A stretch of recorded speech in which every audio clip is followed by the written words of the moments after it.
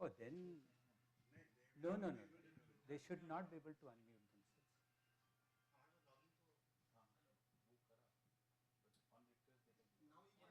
On request means we have to permit them. We don't permit anybody. The rules are very strict. Right. Only these.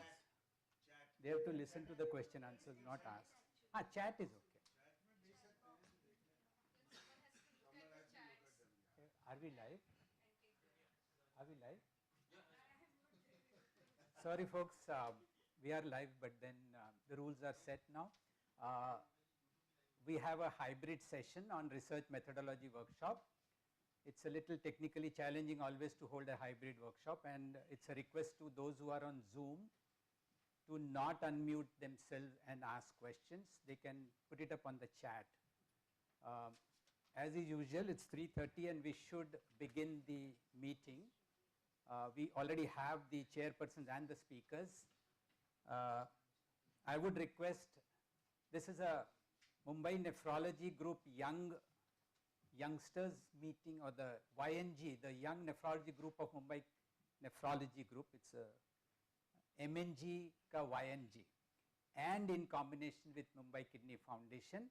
It's an initiative to help people try and understand the research methodology, which is more nephrology centric. The program is more nephrology centric, so that the journals, the trials are all discussed with a nephrology perspective. We have an eminent faculty to talk on it. A lot of them are from outside Mumbai, and we are extremely thankful to them for coming over here. Without wasting much time, I would invite Dr. Ayan Day to take over the proceedings, call the chairpersons and the speakers. And there is only one small request, that we would like to stick to time so that everything moves with clockwork. Over to Ayan. Thank you. Thank you, sir. So I'm Dr. Ayan Day, and we carry forward this research methodology workshop with the first topic, where is we finding the right needle in the haystack, how to gather evidence to answer a clinical query. May I please request upon stage the experts, Dr. Srijit Parmeshwaran, sir, to please take the chair, Dr. Valentine Lobo, sir, and Dr. Tukaram Jamale, sir. And may I call upon stage Dr. Vaibhav Keskar to give this talk.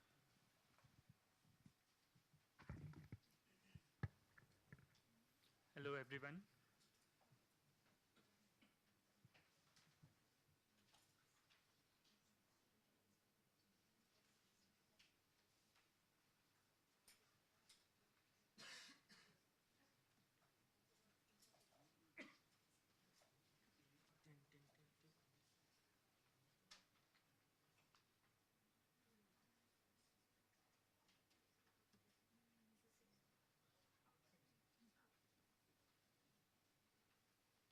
To share the screen. Go in Zoom, share the screen. Not this.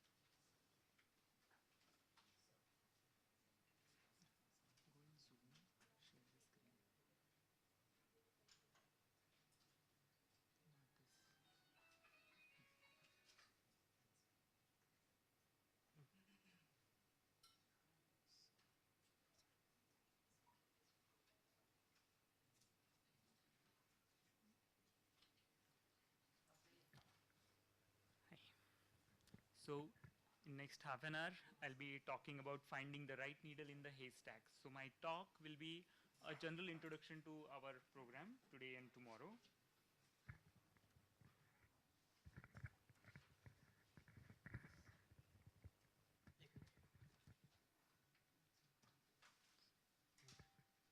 Okay, so while I'm no authority in biostatistics, whatever I learned during my residency and now while treating the patients, I will be talking about it. Let me start with a case.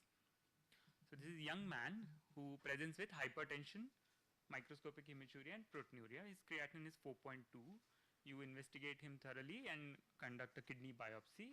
Biopsy comes back as IgA nephropathy, and 5 of the 10 glomeruli have fibrocellular crescents. So this is the young guy you want to treat, and then what next? So what do you do? So whenever you come across a clinical query,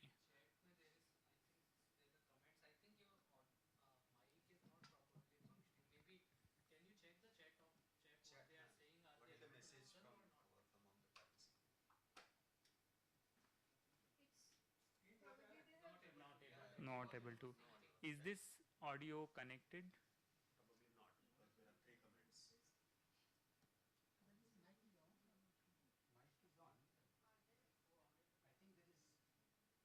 Discordance with the Zoom, is it? Yes, looks like.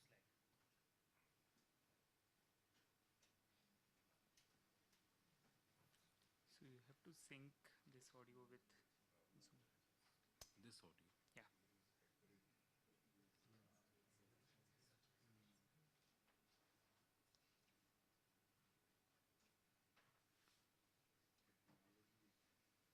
CMS system. CMS system. You can click on this and see. Otherwise, if you have a webcam, Am I audible now?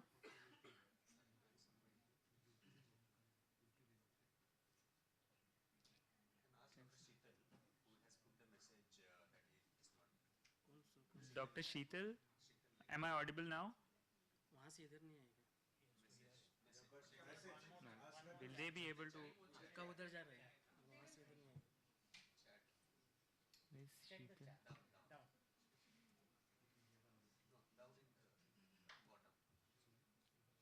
Okay.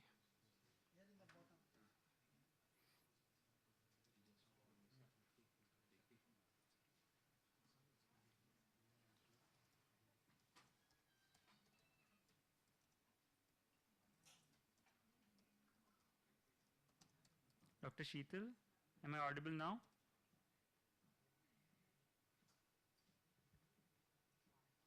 I don't think it's working. So anyway, I am sending a message. YouTube is on. They can go on to YouTube. The link is already sent to them. You can once try disconnecting and connecting again and choose the correct audio. But the problem,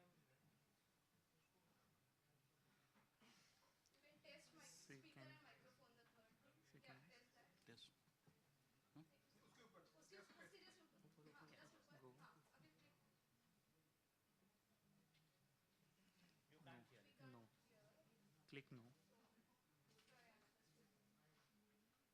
Click no. Just click that arrow. Yeah. So connect. Yes. So, Say yes. give him headphones. Give him a headphone with a mic. They'll be able to hear it. No, you will hear. This mic will pick up anyway for this system. But if he connects a headphone to the computer, they will be able to hear it. Am I audible now? No. No. Yeah. Tell them to go on the YouTube link. इसमें आ रहा है. He's Volume is a little low, but YouTube is working. So आपका speaker कौन सा one you are using? That speaker. Collar mic. Huh. If anybody has a collar mic with a USB, they will be able to hear. आपको यहाँ का आवाज़ उधर भेजना है कि वहाँ से इधर वहाँ यहाँ का बाद उधर भेजना हाँ तो इधर माइक चालू रहेगा ना इसका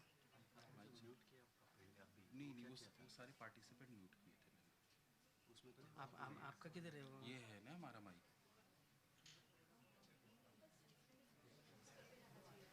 So no. So try.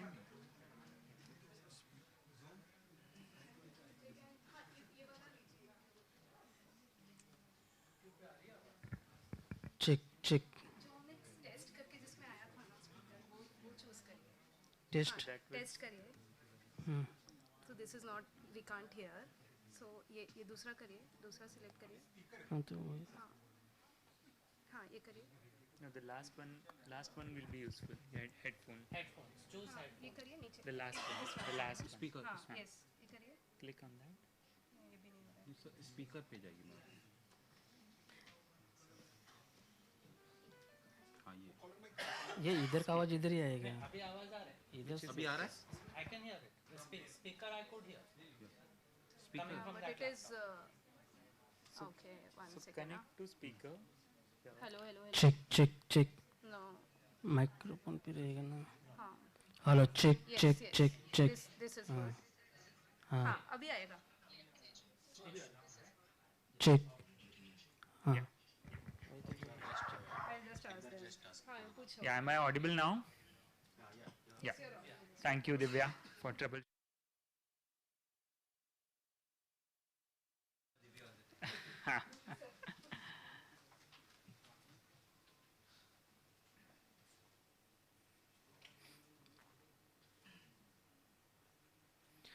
So I just described you a case where young man presents with hypertension, hematuria, and biopsy shows IgA nephropathy with so many crescents.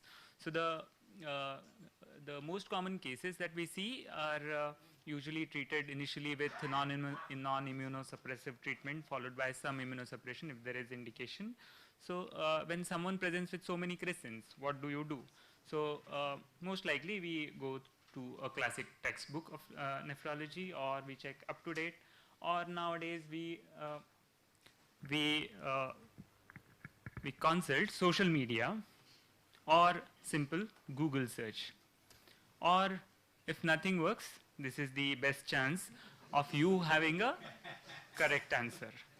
But when we think about day-to-day clinical work, it's usually trying to find answers to questions, whether we take rounds, whether we are seeing patients in OPD, answering phone calls, we are trying to answer questions.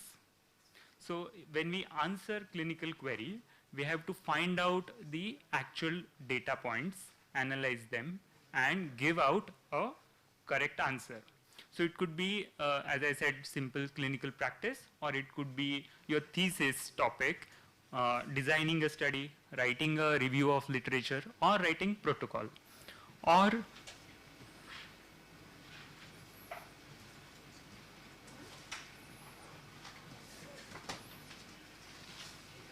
I apologize. Stop then again share.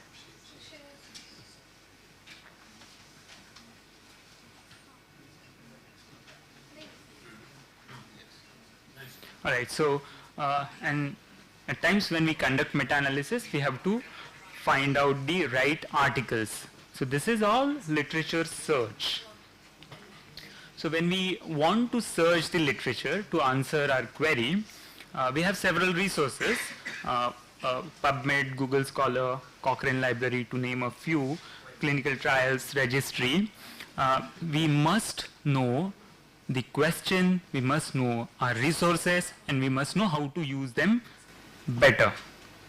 So in next few minutes, I'll talk to you about few such resources and how to use them in right way. Sir, on the Zoom actually the screen is not moving. So if you can unshare and share the whole screen instead of sharing one tab. All right. We have screen. Yes. वो share करेंगे. हाँ. Now go to slide. Now it is moving. All right. As we know, PubMed is run by NIH in USA. It's a open access database. More than 36 million citations are indexed in that, and so many of us use it day in and day out, including doctors, nurses, researchers, patient advocacy groups. All of them find it useful. So let's talk a bit about PubMed. So you can learn about PubMed in the site. On the home page, you will get links to understand what the PubMed is and how to use it. But before we start searching any database, we must learn to answer right questions. So when you have something in mind, you must formulate a question. Unless you formulate right question, you won't get right answers. So as any one of us know, there are parts of questions that we have to formulate. So this is PICO model, where P is patients or problems, I is interventions, comparison and outcome. We must define all of this before asking questions. I'll give you this example. So the question in this case would be, do patients with IgA nephropathy who present with crescents fare better with immunosuppression than supportive non-immunosuppressive management? Here I am defining a patient population, that is IgA nephropathy with crescents. I am defining intervention, that is immunosuppression. I have comparison in mind, that is non-immunosuppressive management, and outcome could be anything. Here I have written a vague outcome, but it could be partial remission, complete remission, or whatever.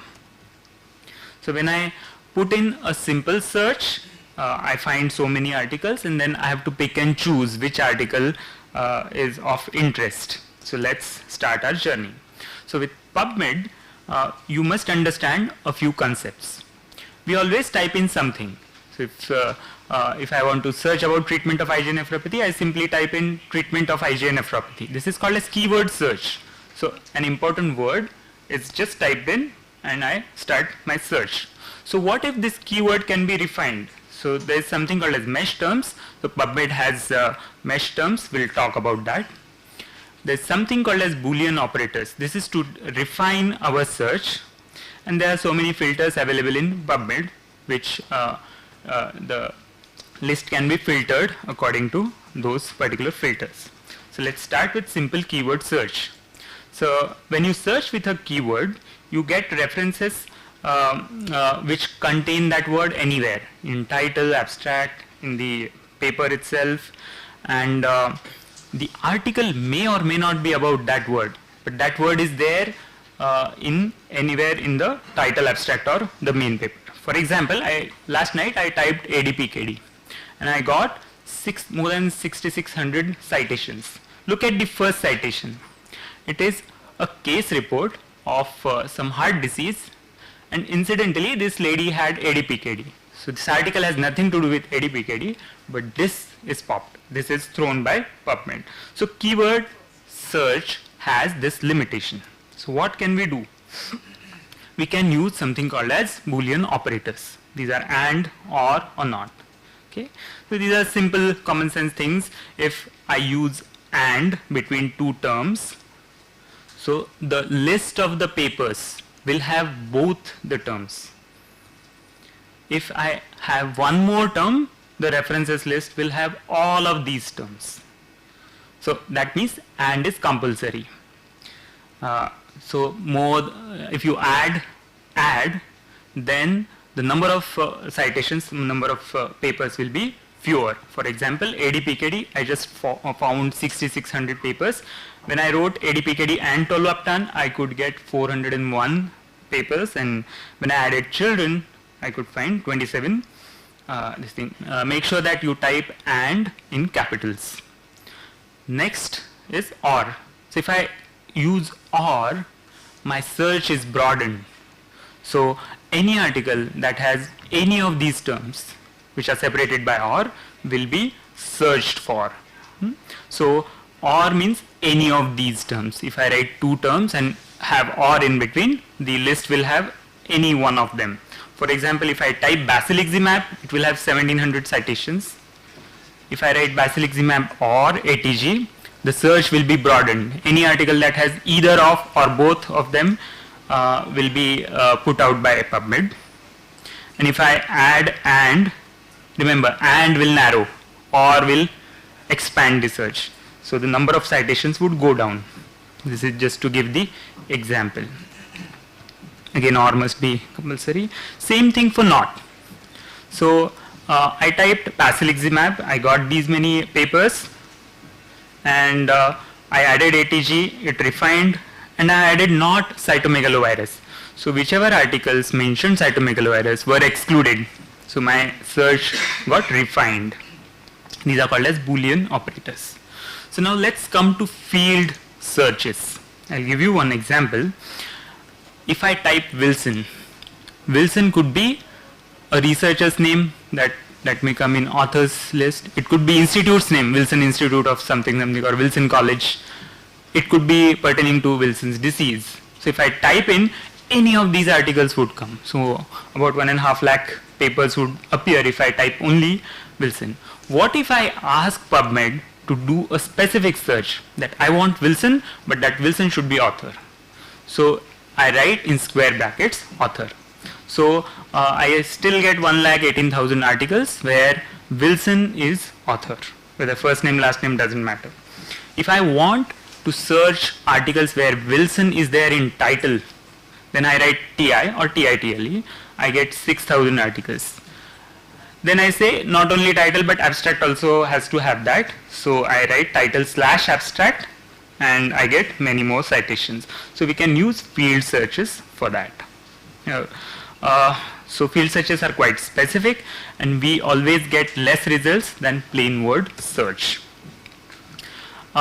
So doing a search, you should use Boolean operators, field searches, and let me talk to you about an important concept, mesh.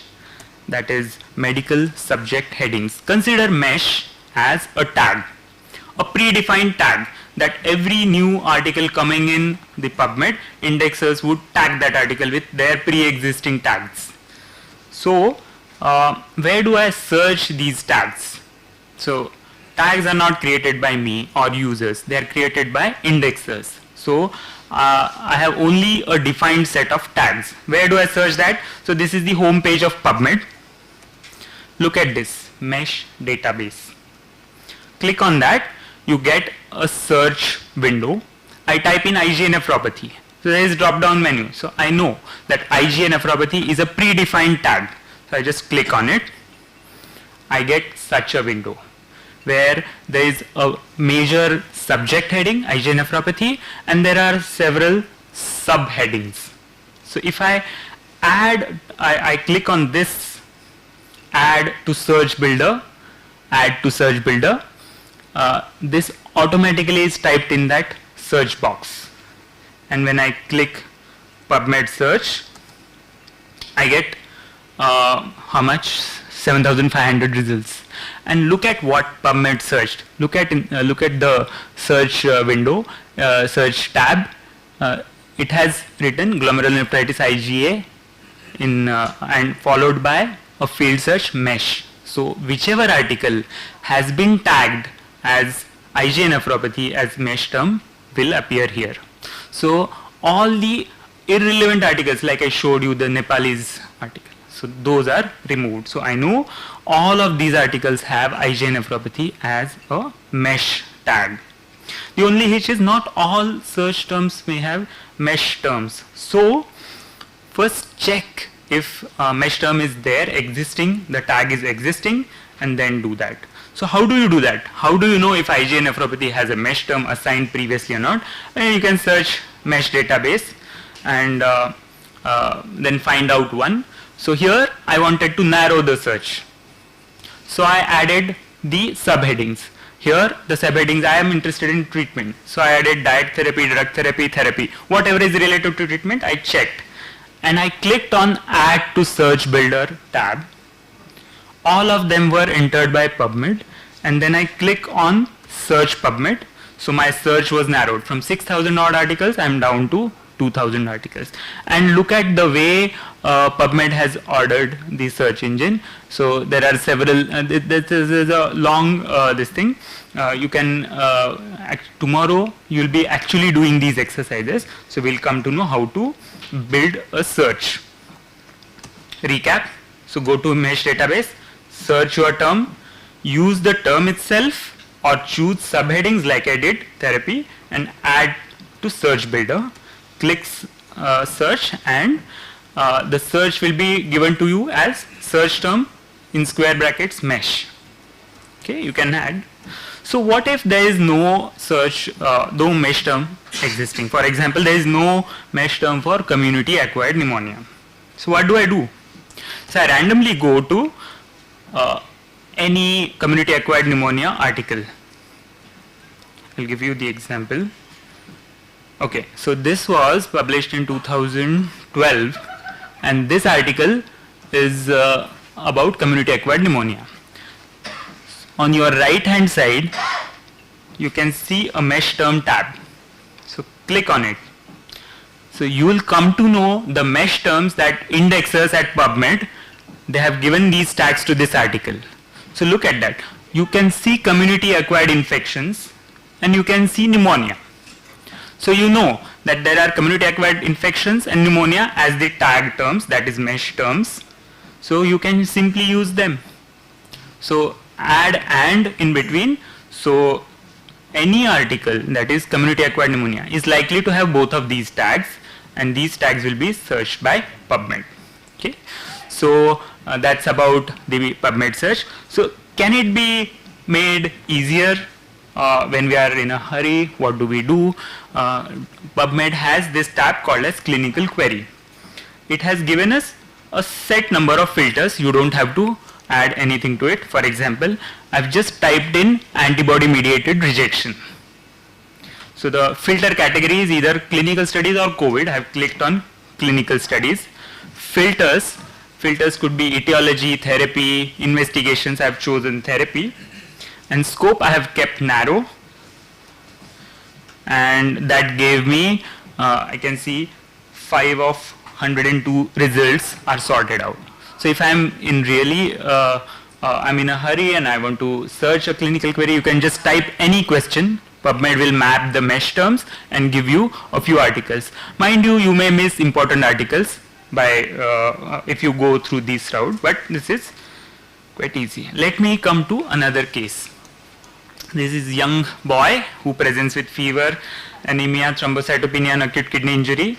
There is microangiopathic hemolytic anemia, and you diagnose this boy to have hemolytic uremic syndrome. You send off all the culture, all the relevant labs, and you see that complement factor H antibody is positive. So now what to do? You vaguely remember that one of your teachers have published a paper on this, but you don't remember the exact year or which journal. So PubMed has a way to find that. So go to home page and click on single citation matcher. Single citation matcher. If you click that, you get this window where you can enter journal, date, the volume, issue in first page, author, and title words. Any one of them is also possible. So I just typed the name, selected from the drop-down menu, and in title words I wrote hemolytic uremic syndrome. I clicked search. I got these 2 articles which were written by the author, which had hemolytic uremic syndrome in the title. So this way I can search for accurate articles even if I have broken link. If I only remember that, in 2010 there was this NEJM paper about PLA2R. I can use this feature of PubMed and get to that article. So this is a very useful tool, single citation matcher. So when I click, so let us talk about the anatomy of PubMed page. So I clicked on that article and this window comes. So it describes the journal, when it was published, then there is title and whole list of authors. If you click on the author name, you can get their previous work as well. Affiliations, you can see their affiliations. There is something called as PM ID, PubMed ID. So every single entry in PubMed is given a number. If you get that, copy that number and search, you will get the same article every single time. So this is unique identity of every PubMed entry. You can see this in up-to-date also. If you see the reference, there is PMID number mentioned. You can just take it and search it. You will get this article right then and there. And then there is this DOI ID also. You can click and get the actual publication. On the right hand side, you can see if it is open access or not. You can get full text from there. You click on a button called Cite. Okay, I'll first finish this thing. There's page navigation, and you can click on the respective tabs to find out only abstract or comment about this article in any other article, similar articles, if this article is cited by any other article, publication type, whether this is clinical trial or cohort study or whatever, mesh terms assigned to this article, then substances means drugs used in this article, related information and other sources. So this is when I click the Cite button. So we know when we are writing papers, we are supposed to write the references in a particular fashion. We can't simply write in any way. So typically authors are listed first, then there is title, and then there is journal name. So every time you don't have to write it yourself. If you click on Cite, PubMed will give this citation in a particular format. You just have to click copy. This will be copied and you can paste it on your Word file. So you can actually write the references in right way, right fashion. PubMed cannot find journals not indexed in PubMed. So this is obvious. So that's when you have to search for other databases. One of them is Google Scholar. Google Scholar is a simple search engine by Google, but it searches all the scholarly articles. You won't get newspaper articles here. You will get academic articles. But the scope is wider than PubMed. You can use it in similar way. The basic principles of search remain the same. You can use filters as well. And if you are interested in one particular research topic, you can actually create alert for that. For example, if I am interested in, for example, pentoxifylline in some diabetic nephropathy, if anyone writes about that, if anyone conducts, say, RCT or meta-analysis and publishes, Google search will send me an email that this and this article is published. So I can create alerts for it. So I'm skipping other databases, but this was just introduction. So I wanted to talk about PubMed and Google Scholar. So now I have clinical query. I have framed the right question. I have asked PubMed to give me papers. PubMed has given me 5 to 6 papers, for example. Then how do I make sense of it? So let us talk a bit about hierarchy of evidence according to study design. We are familiar with this pyramid. The base of the pyramid is basic sciences, case reports, case control studies.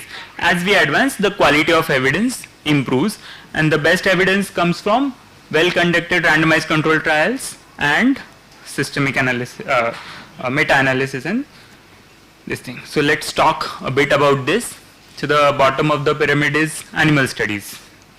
A few months back, there was a news, sensational news all across, that a researcher in Tata Hospital claimed that a simple pill can cure cancer and costed just 100 rupees. So everyone was curious, and everyone started asking their oncology friends what's happening. But actually this was about a study conducted by a pharmacology department of Tata Hospital in rats. So they found that this resveratrol actually decreased the cell burden, and that's how, but all the media claimed that it cured cancer. So animal studies are at the bottom because men are not mice. So whatever works in animals may not work in men or people. So that is just hypothesis generating. The next is case reports and case series. While it is invaluable source, in my personal experience, I have learned the most from case reports. But they have their own fallacies. Like we knew about COVID based on case reports. So it started with case reports. But there is a huge publication bias. So I would only present cases which are, they may have good outcomes or really novel. For example, this study was published. It's a retrospective audit where they actually conserved dialysis catheters with candida peritonitis. But would you do that? Probably not, because case reports do describe experience, but they are at the bottom of the pyramid.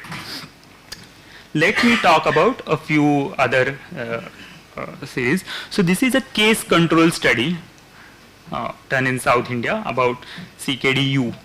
So case control studies, actually they are good for rare diseases, where the diseases are rare. You can't conduct prospective cohort studies. You have to enroll thousands of patients to get few cases. Their case control study is very useful, and you can go back in time and find out the exposure. Problem with case control study is it is possible that you may not be able to choose controls in the right way. If control is from a separate, different population or dissimilar population, this study is biased. Cross-sectional study. So we did this study in school children. We simply went to the schools, we checked their blood pressures, and we found out that 7% of school-going children had hypertension. This is called as cross-sectional study. This is inexpensive, happens quickly. We come to know about prevalence. But it has got its own drawbacks. So I can't have causal associations examined in this study. It can give me prevalence, it can give me hypothesis, but it has its own limitations. cohort studies are better. They are either retrospective or prospective. So we start with exposures and we go ahead in time prospectively to see if outcomes are reached or not. So these are expensive studies. Whatever known biases are there, our statistics friends can help us to negate that, but there are several unknown biases. So that's why the best evidence comes from randomized control trial, where systematically these biases are tackled with. And the last is meta-analysis. We'll have a session, complete session about this. So how to make sense of it? Now I have a clinical query, I have formulated a question, I have asked databases, databases have given me a few papers, I know how to arrange them in their hierarchy, but how can I use that data to answer my clinical query? So you must go in the details, devil lies in the details. So you must know the inclusion and exclusion of criteria. I'll give you one example. DAPA-CKD trial had so many patients with IgA nephropathy and dapagliflozin worked very well.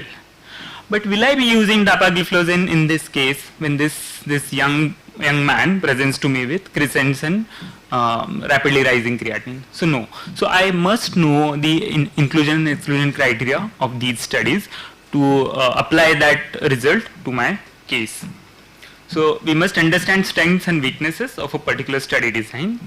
And a search engine can only show what you ask. So we have to learn to ask right questions. And it's about practice. We can't learn it in first go. We have to keep trying it, keep playing with it. And I'm sure we'll be able to do that.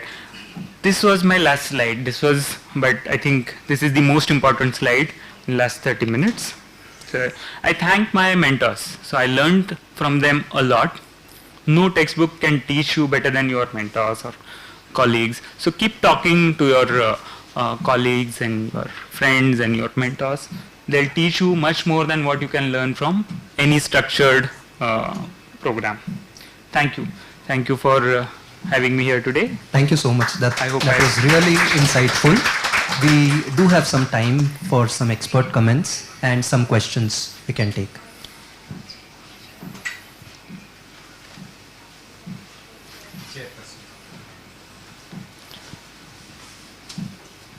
Thank you, Vaibhav, for that excellent introduction. How do we go about the paywall articles?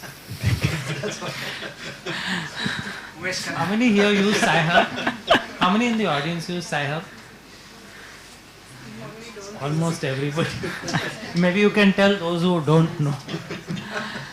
But again, after 2022, you won't get newer articles in that. So now there's about 6 months to 1 year gap. I think longer than that. After 21 or 22, no article feels. The clinical key is also one. Clinical key is that if you have access to it, you can get some articles. All Elsevier articles come through clinical. Hello. If you have any paywall article which you require, you can just send it to me. Yeah, so Manish Rathi has said yes. There are many others who have told us. We have institutional access. Right. You have the National Library of Medicine access. Right. We have institutional access. We can get most of the, I would say 95 to 99%. And any day if Manish Rathi is angry with me, we will make some other arrangements, but you can DM us. We will definitely provide articles behind the paywall also, including some videos or podcasts which are difficult to access. But Manish has been very kind and he has told us from day one that any help required, DM us from mkfacademy.com. This entire site is meant for helping people access articles as well as other nephrology resources. Thank you. And there's a quick hack. If you email the authors, they usually oblige. The corresponding author often does. I will also like to add our help along with Dr. Manish that we do have institutional access to good number. I won't say 95%, but a good number here. So we do, many of our, my friends from Chandigarh do ask even now for articles. So this is a regular business going on. Not business, but activity going on. Right. So there is too much goodness in the world. You just need to know whom to tap. The only one thing I wanted to add, it is also like Dr. Kaskar was telling, in Google Scholar, you can do the same thing with the PubMed also, that you will get whenever a new article published in say CKDU or membranous nephropathy, you will get it, you can set it to be weekend alerts also, so that you will get only once a week. Yeah. I think if you save your search using your email and account, then I get updates from PubMed of anything new that comes on my previous search. Yes. And that's really helpful. Yeah. That's really helpful. Any questions? Anything on the chat? Yeah, it's checking. Okay. Okay, thank you. So nice of you. We have saved 5 minutes. Instead of, actually 10 minutes, 5 minutes of technical glitches and now another 5 minutes. Thank you. Which also means that people are not asking questions. That also should be. But thank you so much to the chairpersons. Talk was very good. Can you just load the next? So after such an insightful lecture to kickstart the methodology workshop, let's move on to the next big question: how to analyze observational studies. May I call the chairpersons, Dr. Vijay Kher sir, Dr. Manjunath, and Dr. Manish Rathi sir to please come be the experts. And may I call on stage Dr. Srijit Parmeshwaran sir to give.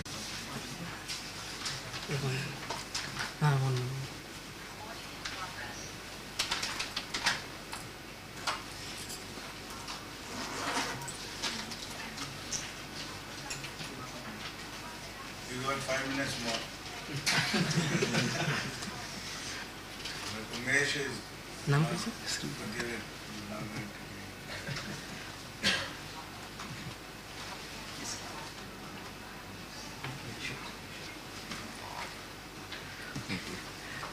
It is again changed. Okay, all right.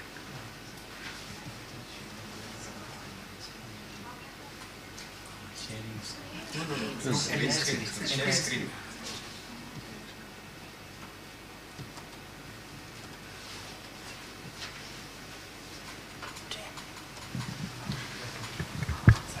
Good afternoon, everyone. First of all, I would like to thank Dr. Umesh for asking me to be here. I have a very strong disclaimer, just like Dr. Vaibhav was saying, that I don't know statistics, but I do studies. My job it is to design and make my residents do projects, and I have my own institutional, like investigator-initiated projects also. So I do something, okay, but I have no claims to be a statistician. So I hope you will reserve the tough questions to the chairpersons.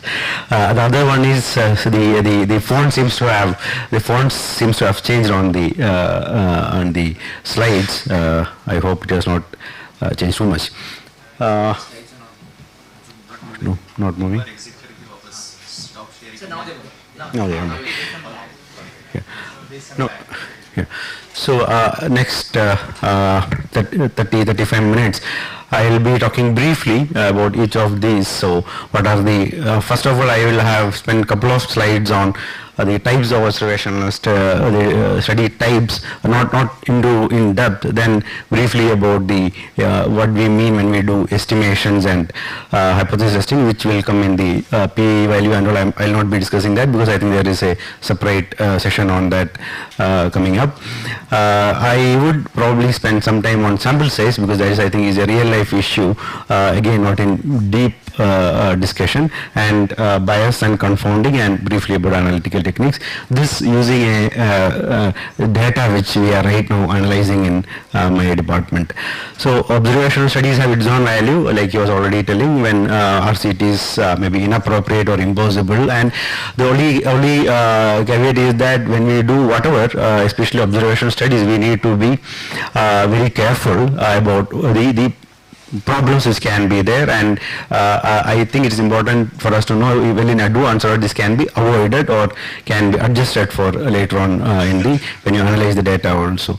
The three observation studies, I am sure we are all aware. Cross-sectional study, Dr. Keskar already referred to that. case control study and the cohort study.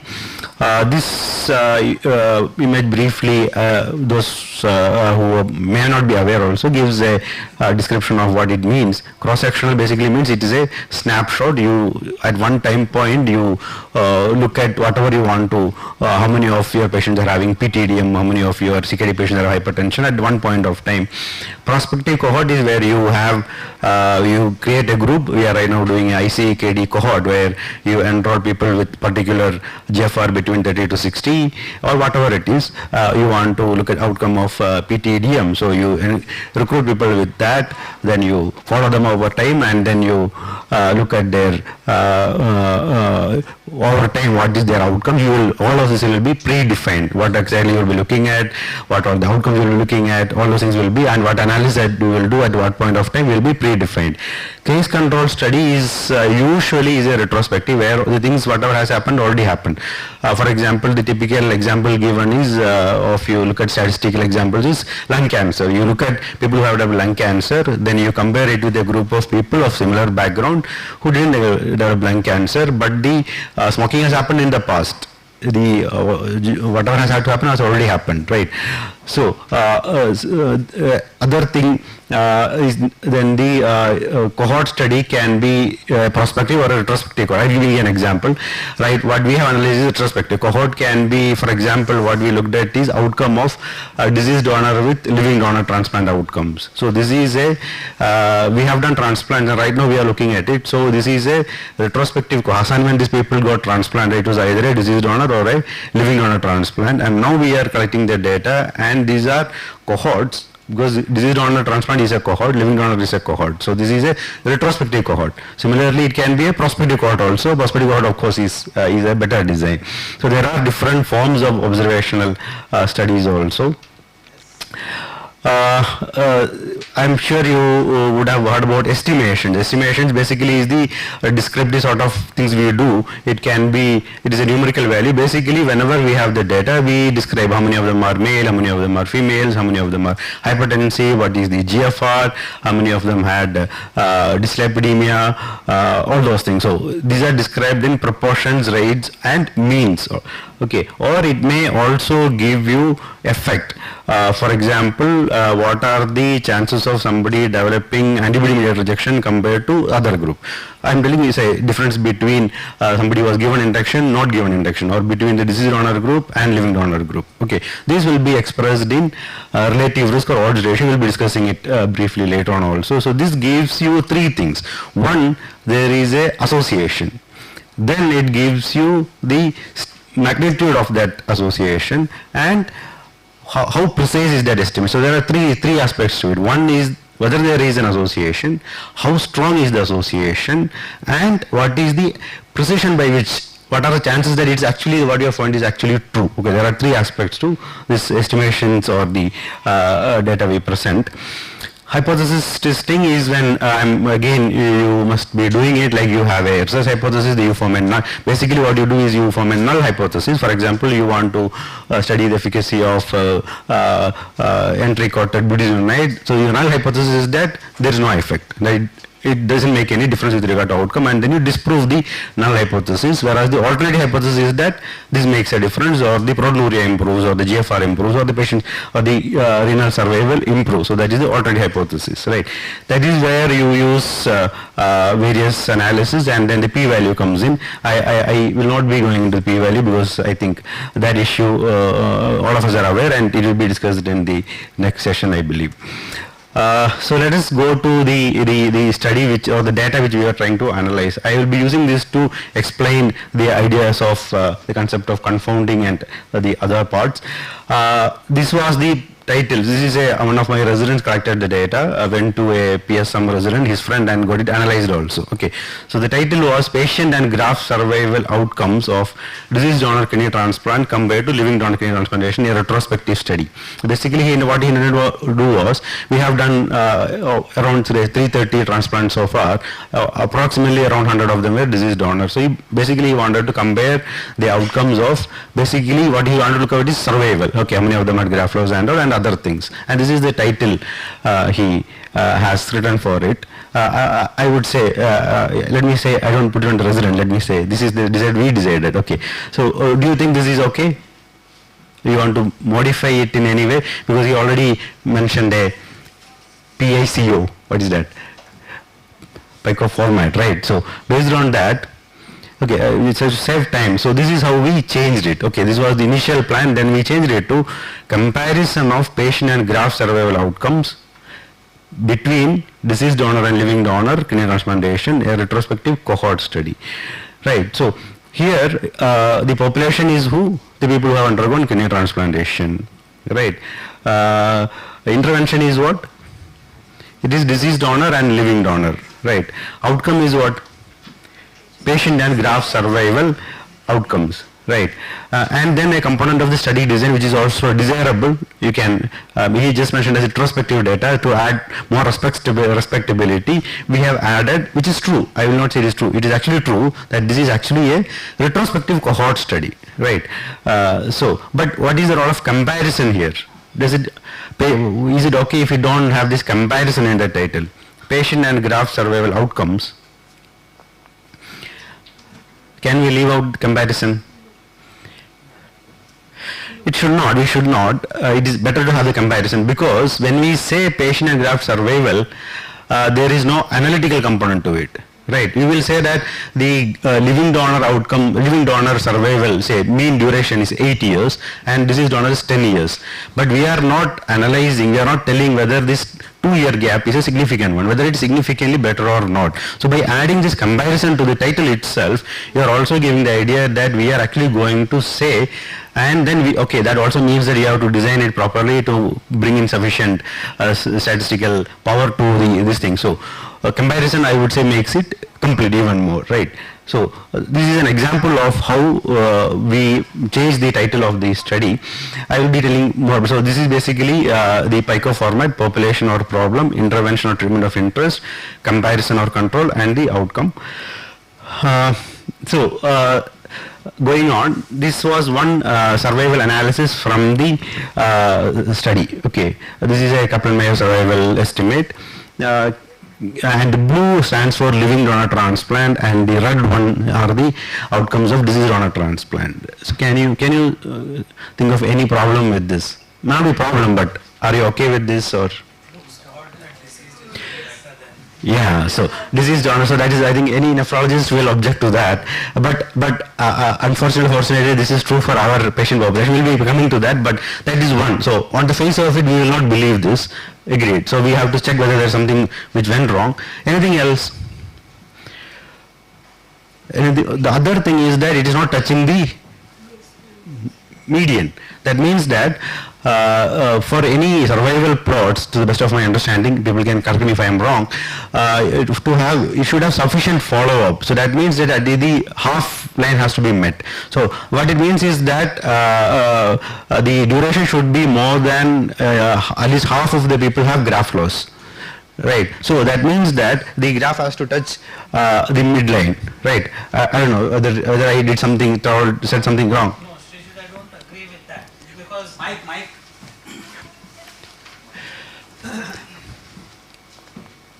If, as you said in the examples, that you have an 8. I think it's not on.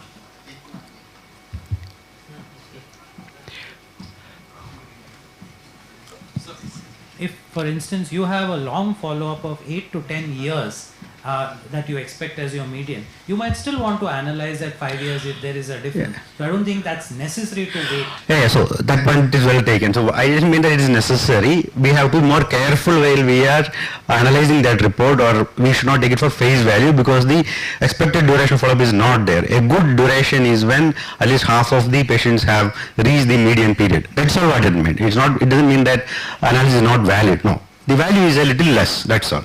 Okay, that was the point I was trying to make. I'm sorry if I was unclear. Right, so this obviously raised questions whether this disease donor outcome is better or not. So let us look at the other thing. So what about the sample size? One by one we'll go. There were a total of 266 transplants. This is still 2022 end. 22 and we had collected the data. So total 26, out of which 172 were living donor and 94 were deceased donor. So don't look at the other thing. I just put it up because I copied a. So is this a good sample, or what is the student's view? Is the sample good enough or it is not good enough?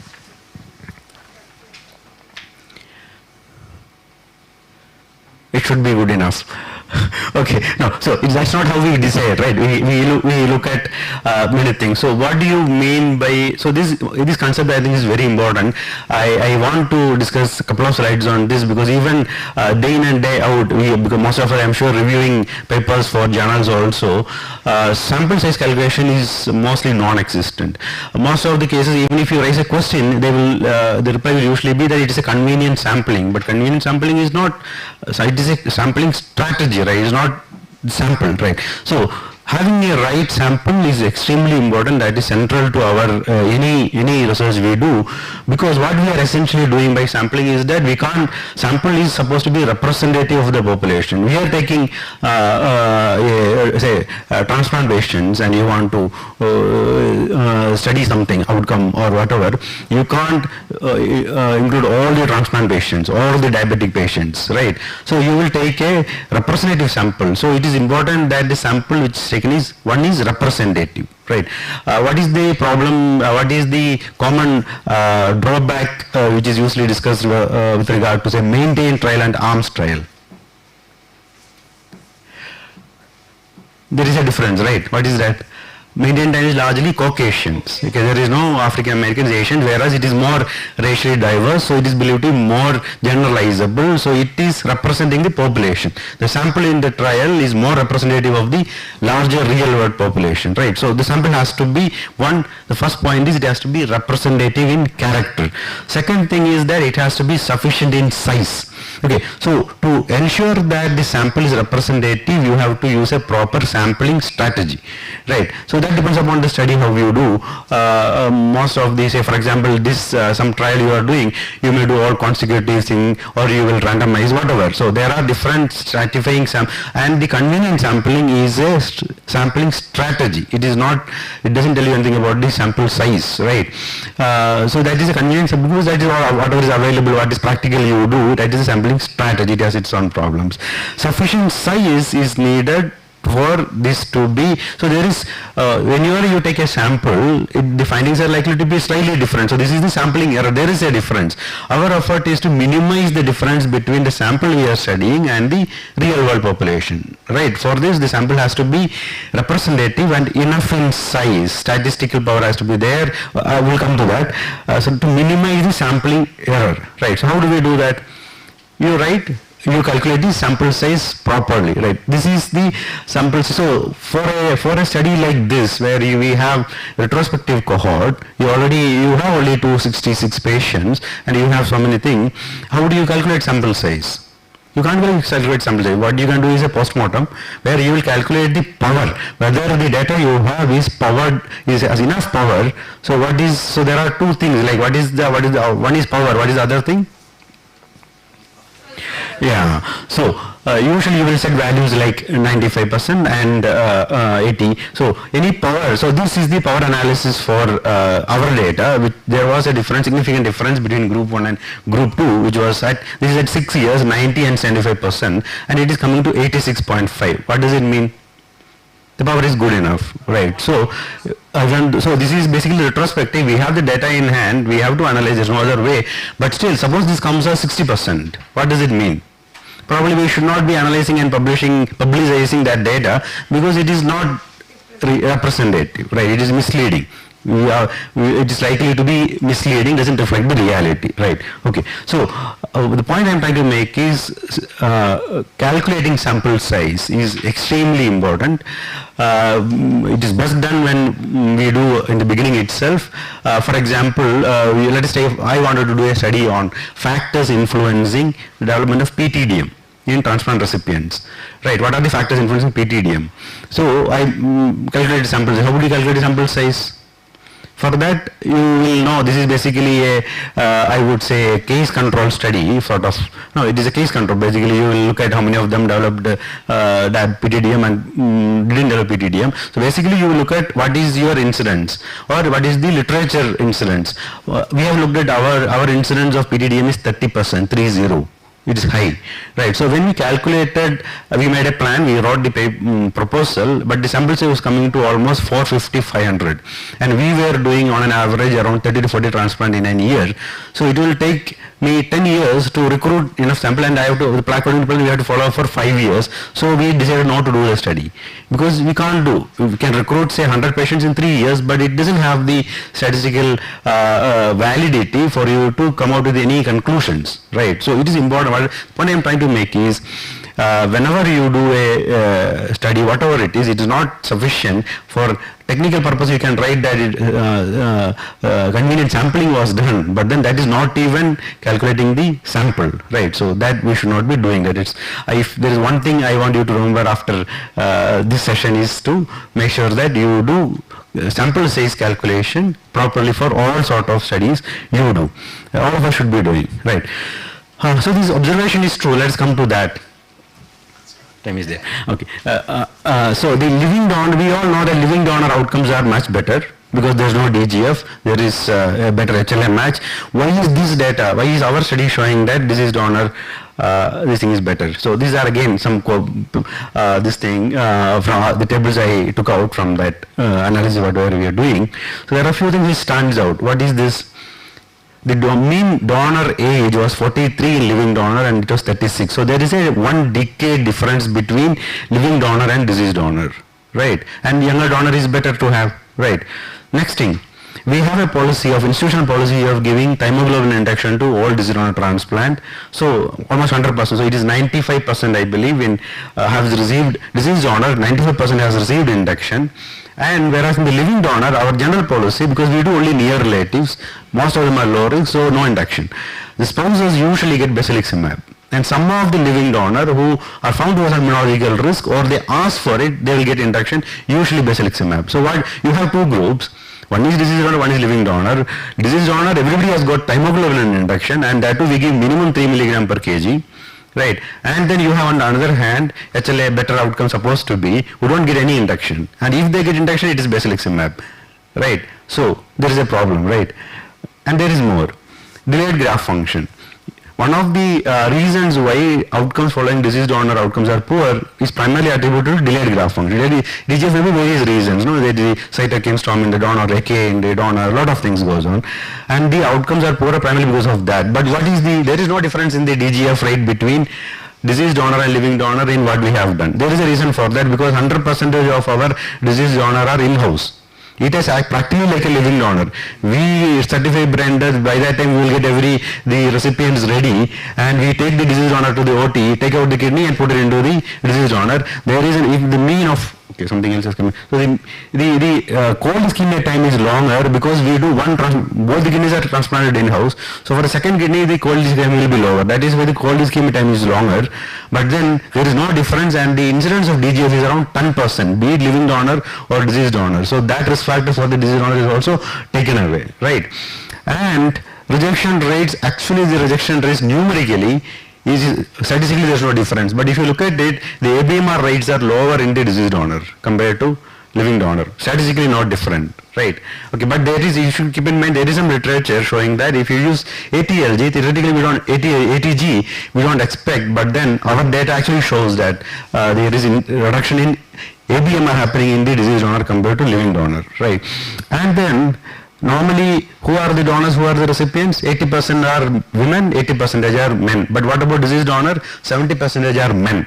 And there is at least some data saying that when the donation is from a male to a female, the outcomes are better. Maybe because unlike the other way around. Okay, when you compare gender-wise donation, maybe something to do with the body size or the glomerular number. So, what are we finding?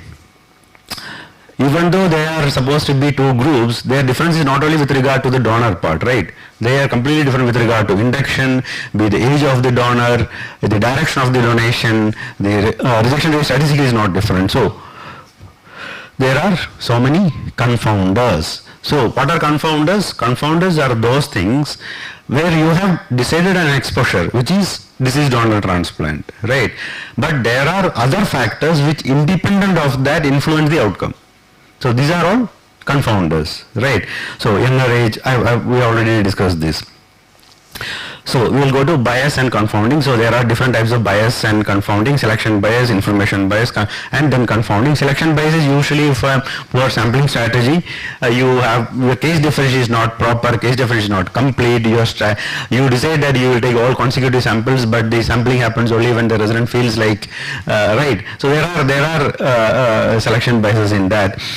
There may be measurement error. There may be here also the antibody mediated rejection rates were initially found to be higher in living donor, then it was found that the data was reversed, right? So all sort of things can go wrong, so we have to be clear with that. There are a lot of things which can result in bias. Then confounding, I already mentioned that the confounders are factors which independent of the exposure influences the outcome. We'll go on to the analytical technique. So what to do? Suppose you have in this patient you wanted to analyze, but then after doing all these things you found that there are a lot of factors which are independently, so you have to do something, right? We can't go back and change it. If you are planning the study, suppose we had planned it as a prospective study, we would have done something. Okay, we would have done some sort of adjustment or matching or subgroup analysis well in advance, so that you will be able to find the difference. So we will discuss now what to do for this patient. There are ways to deal with this confounding also. One is matching. Matching is what? So one matching we tried in this, I am not going to details of that, was basic difference was supposed to be HLA not there and HLA, we do HLA for all living near relatives, it has to be haplomatch, otherwise we send them away because we don't do unrelated. Okay, so we are assuming that spouses are also HLA mismatch. There is no HLA match there. So spousal donor and living donor is HLA matched. Spousal donor is a living donor, but HLA mismatch is not there. So there is some comparison you may be able to do, right? So there are multiple factors. So you basically can match regard to, for example, simple examples: age matching, gender matching, diabetic status, or you can compare with regard to CKD stages. So there are different strategies to match the groups and then do analysis. Limitations: when you do this, your sample size will usually come down and the statistical validity may be lost. So, and there may be overmatching also, unless you are using clearly defined confounders, you may end up overdoing it, and then you will introduce new biases in that. Stratification is what I was referring to. You stratify based on specific confounders: diabetic, obese, CKD stages. So you can subcategorize, and stage wise you can compare the groups. I'm not sure how this thing came in between, like, okay, yeah, I did something, I don't know, anyway, we'll leave that. So there is something called propensity score. So here if you look at it,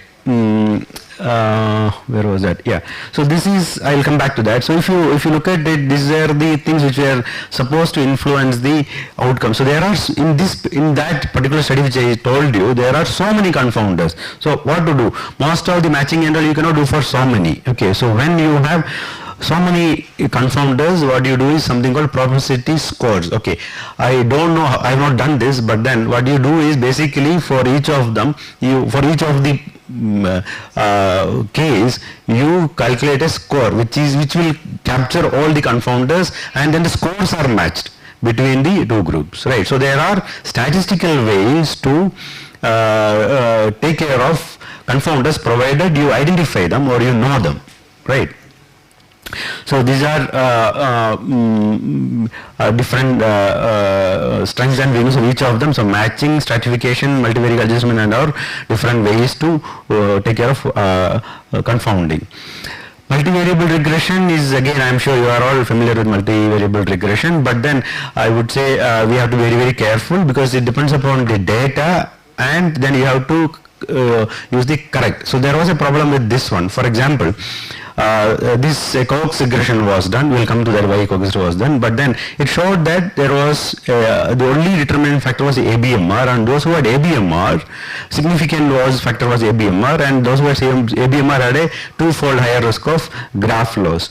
But when they did the analysis, what they used was not the time dependent analysis, where you take the time to graph loss, whereas it was taken as those who had graph loss and no graph loss, those were ABMR and no graph. So that is not where you, Cox regression should not be done like that. Cox regression is, so we will come to that. So there are different ways of analyzing it. So for binary variables, again the font has changed somehow, I don't know how. This is not a font, I had put it there anyway. So binary outcomes, for example, you have infection, rejection after kidney transplant, rejection, no rejection. Okay, that is binary, yes or no. There you use logistic regression and you express it as odds ratio. Odds of something happening in one group compared to the odds of it happening in this group which is not exposed.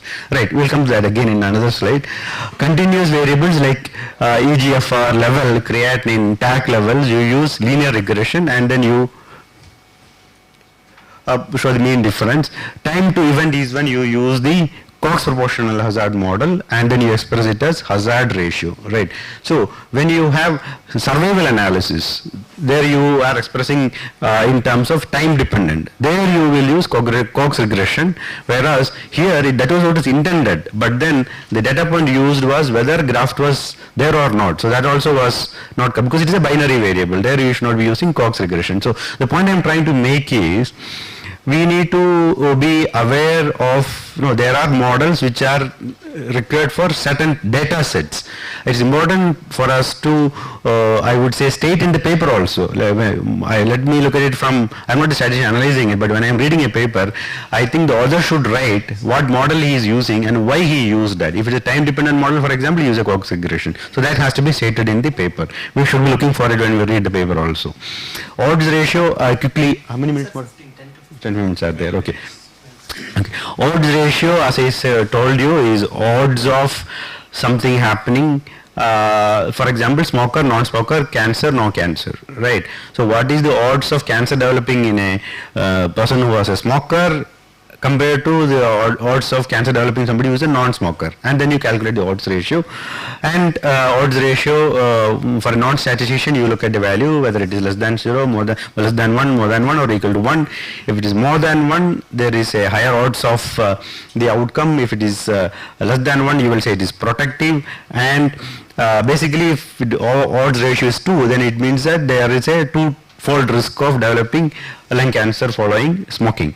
And the confidence interval is what give you, so I was telling you, one, it will show an association. Second part, how strong is the association. So here you are telling that it is 2 times, and then how precise it is. The confidence interval will tell you how good it is, right? So it has, if the considered, normally it is usually taken as 95%, and if you know, you also know that if it crosses 1, then that is insignificant.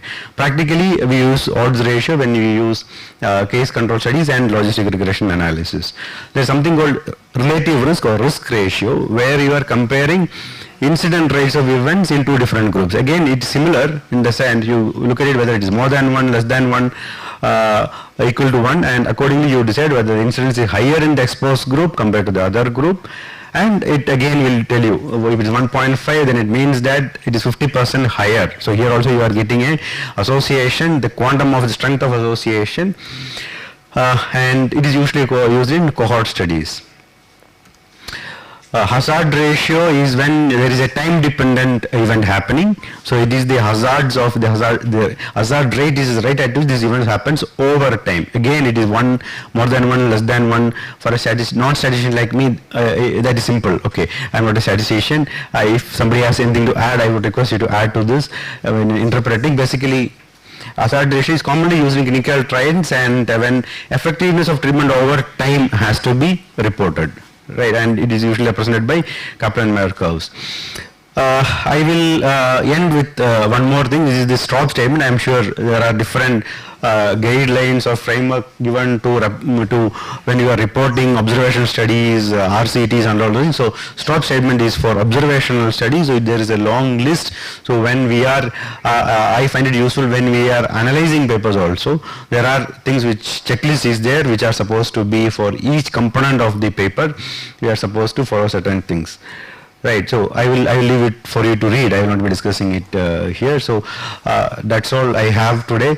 I was trying to talk from a, as I mentioned, non-statistician point of view, based on the actual problems which I also face when, be it a project done in the department by a resident, under my guidance of course, and when we are reviewing papers, right? And one single takeaway I want to impress upon everybody is about the sample size, which I feel is a very, very ignored issue, and but it is central to all sort of studies we do.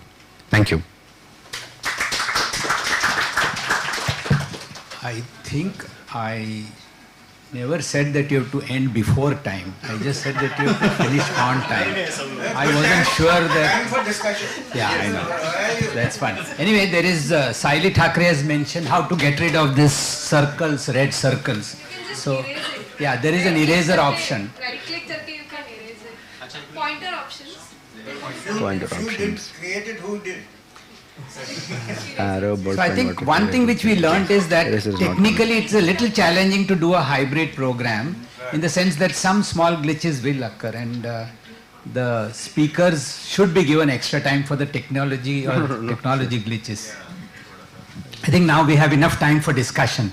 Please, we have a lot of specialists around in this audience, and maybe they should give in their gems of wisdom to help the youngsters. Yeah, thank you, Dr. Srijit, for this wonderful talk, and I personally also have learned many new things.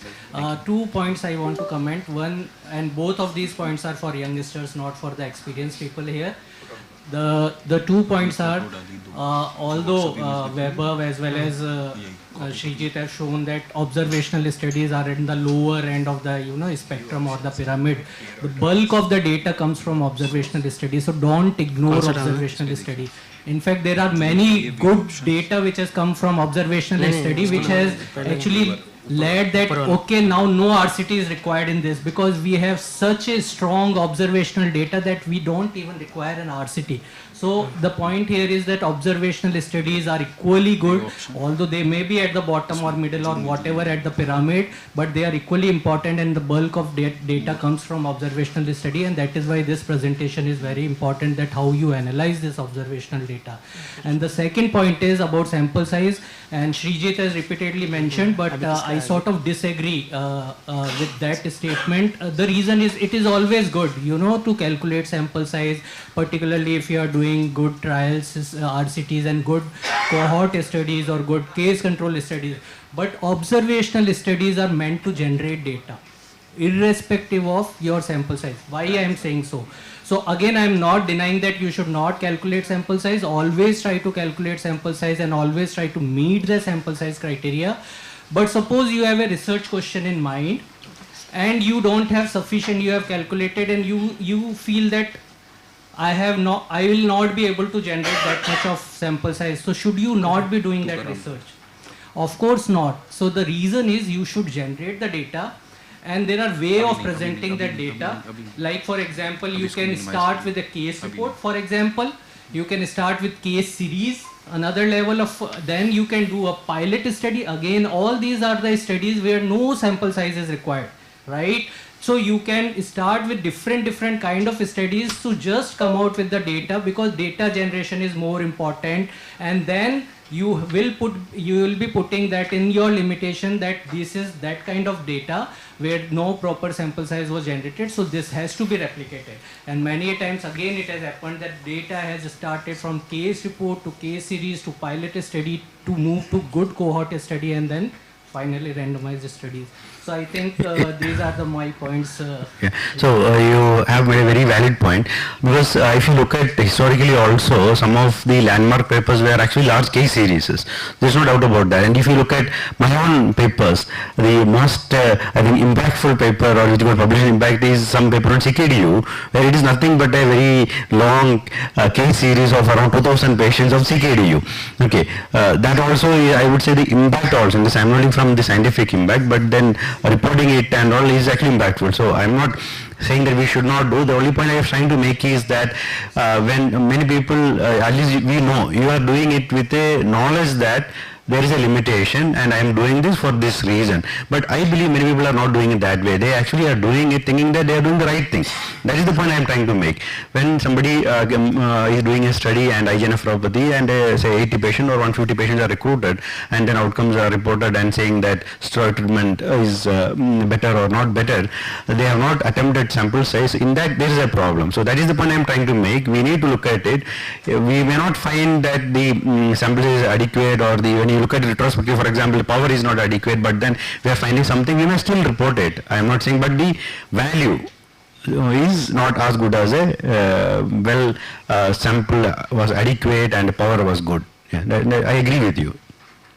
Building on what Dr. Manish said, if you go back in history of epidemiology, the first study which brought epidemiology to forefront was Dahl and Hill's study on smoking. Till now we don't have any RCTs done on smoking telling that it causes cancer.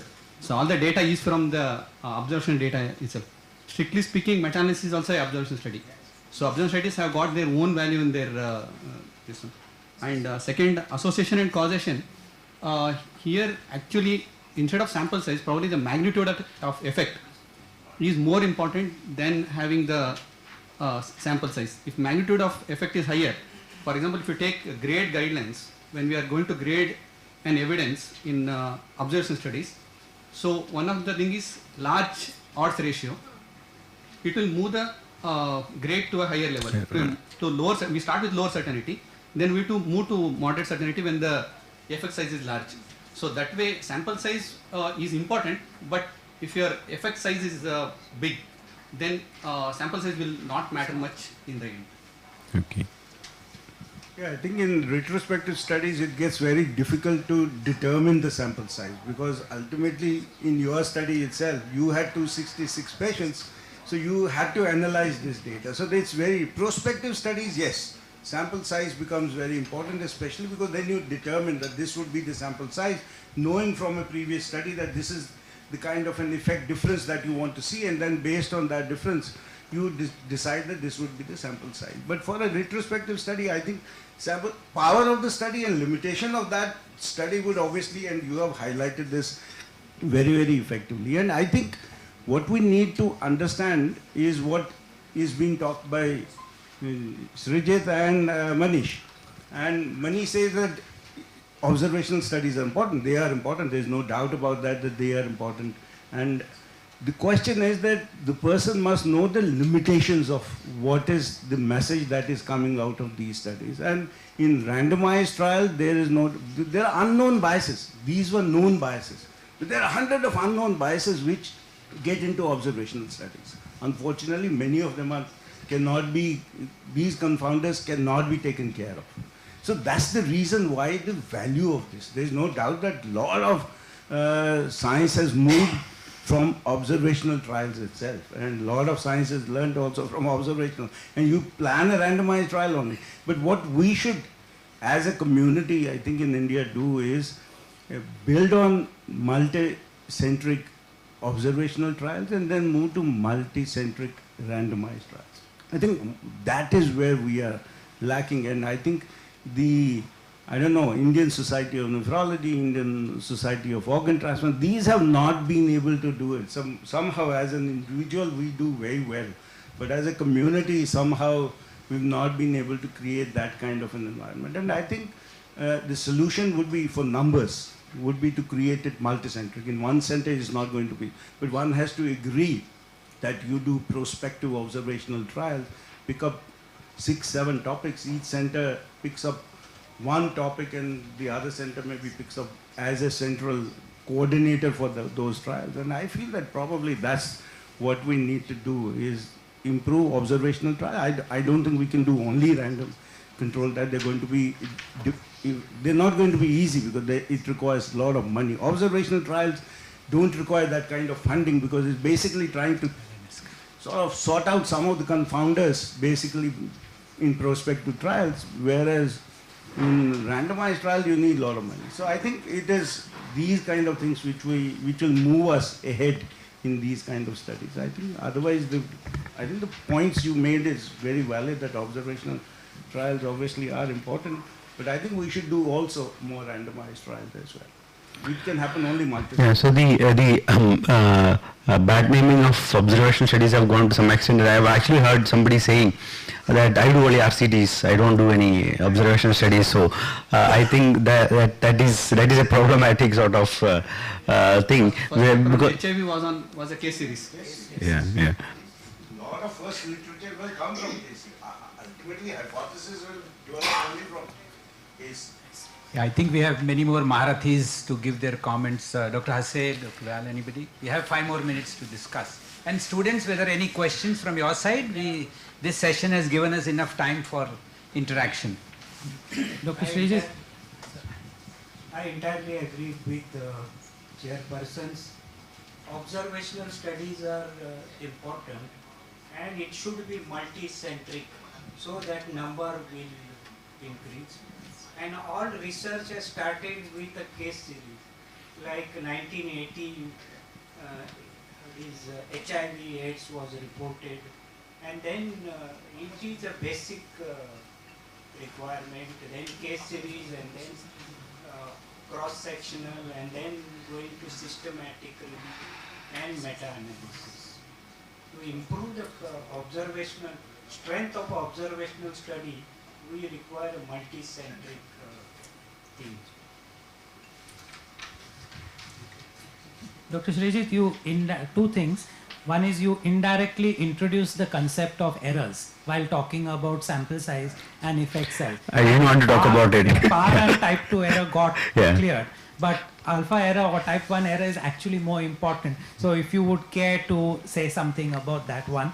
And the second was that when there is a null hypothesis, as you said, there is an alternative. There is not one but 2 alternate hypotheses, because we are trying to say that our intervention is better than standard of care, but it might actually be worse, and there are trials which have shown that. So a member of the Mumbai nephrology group taught me a quotation from Huxley some years ago. He said, "The great tragedy of science is that a beautiful hypothesis is often slain by an ugly fact."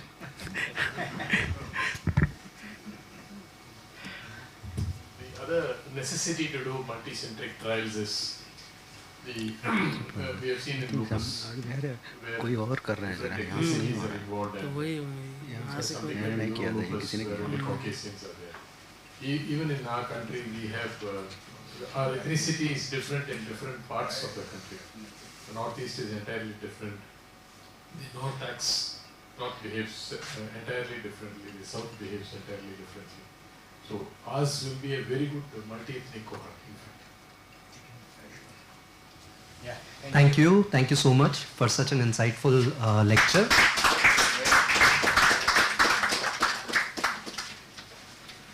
So we quickly move on to the next topic, which is as important, where we learn how to analyze randomized controlled trials. May I please call on stage Dr. As chairpersons, please, Dr. Edwin Fernando sir, Dr. Narayan Prasad sir, and Dr. Nithya Gupta.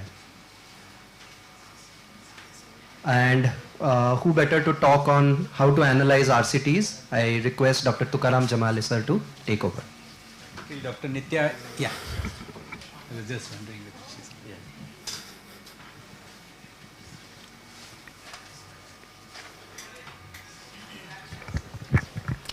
Good afternoon, everyone.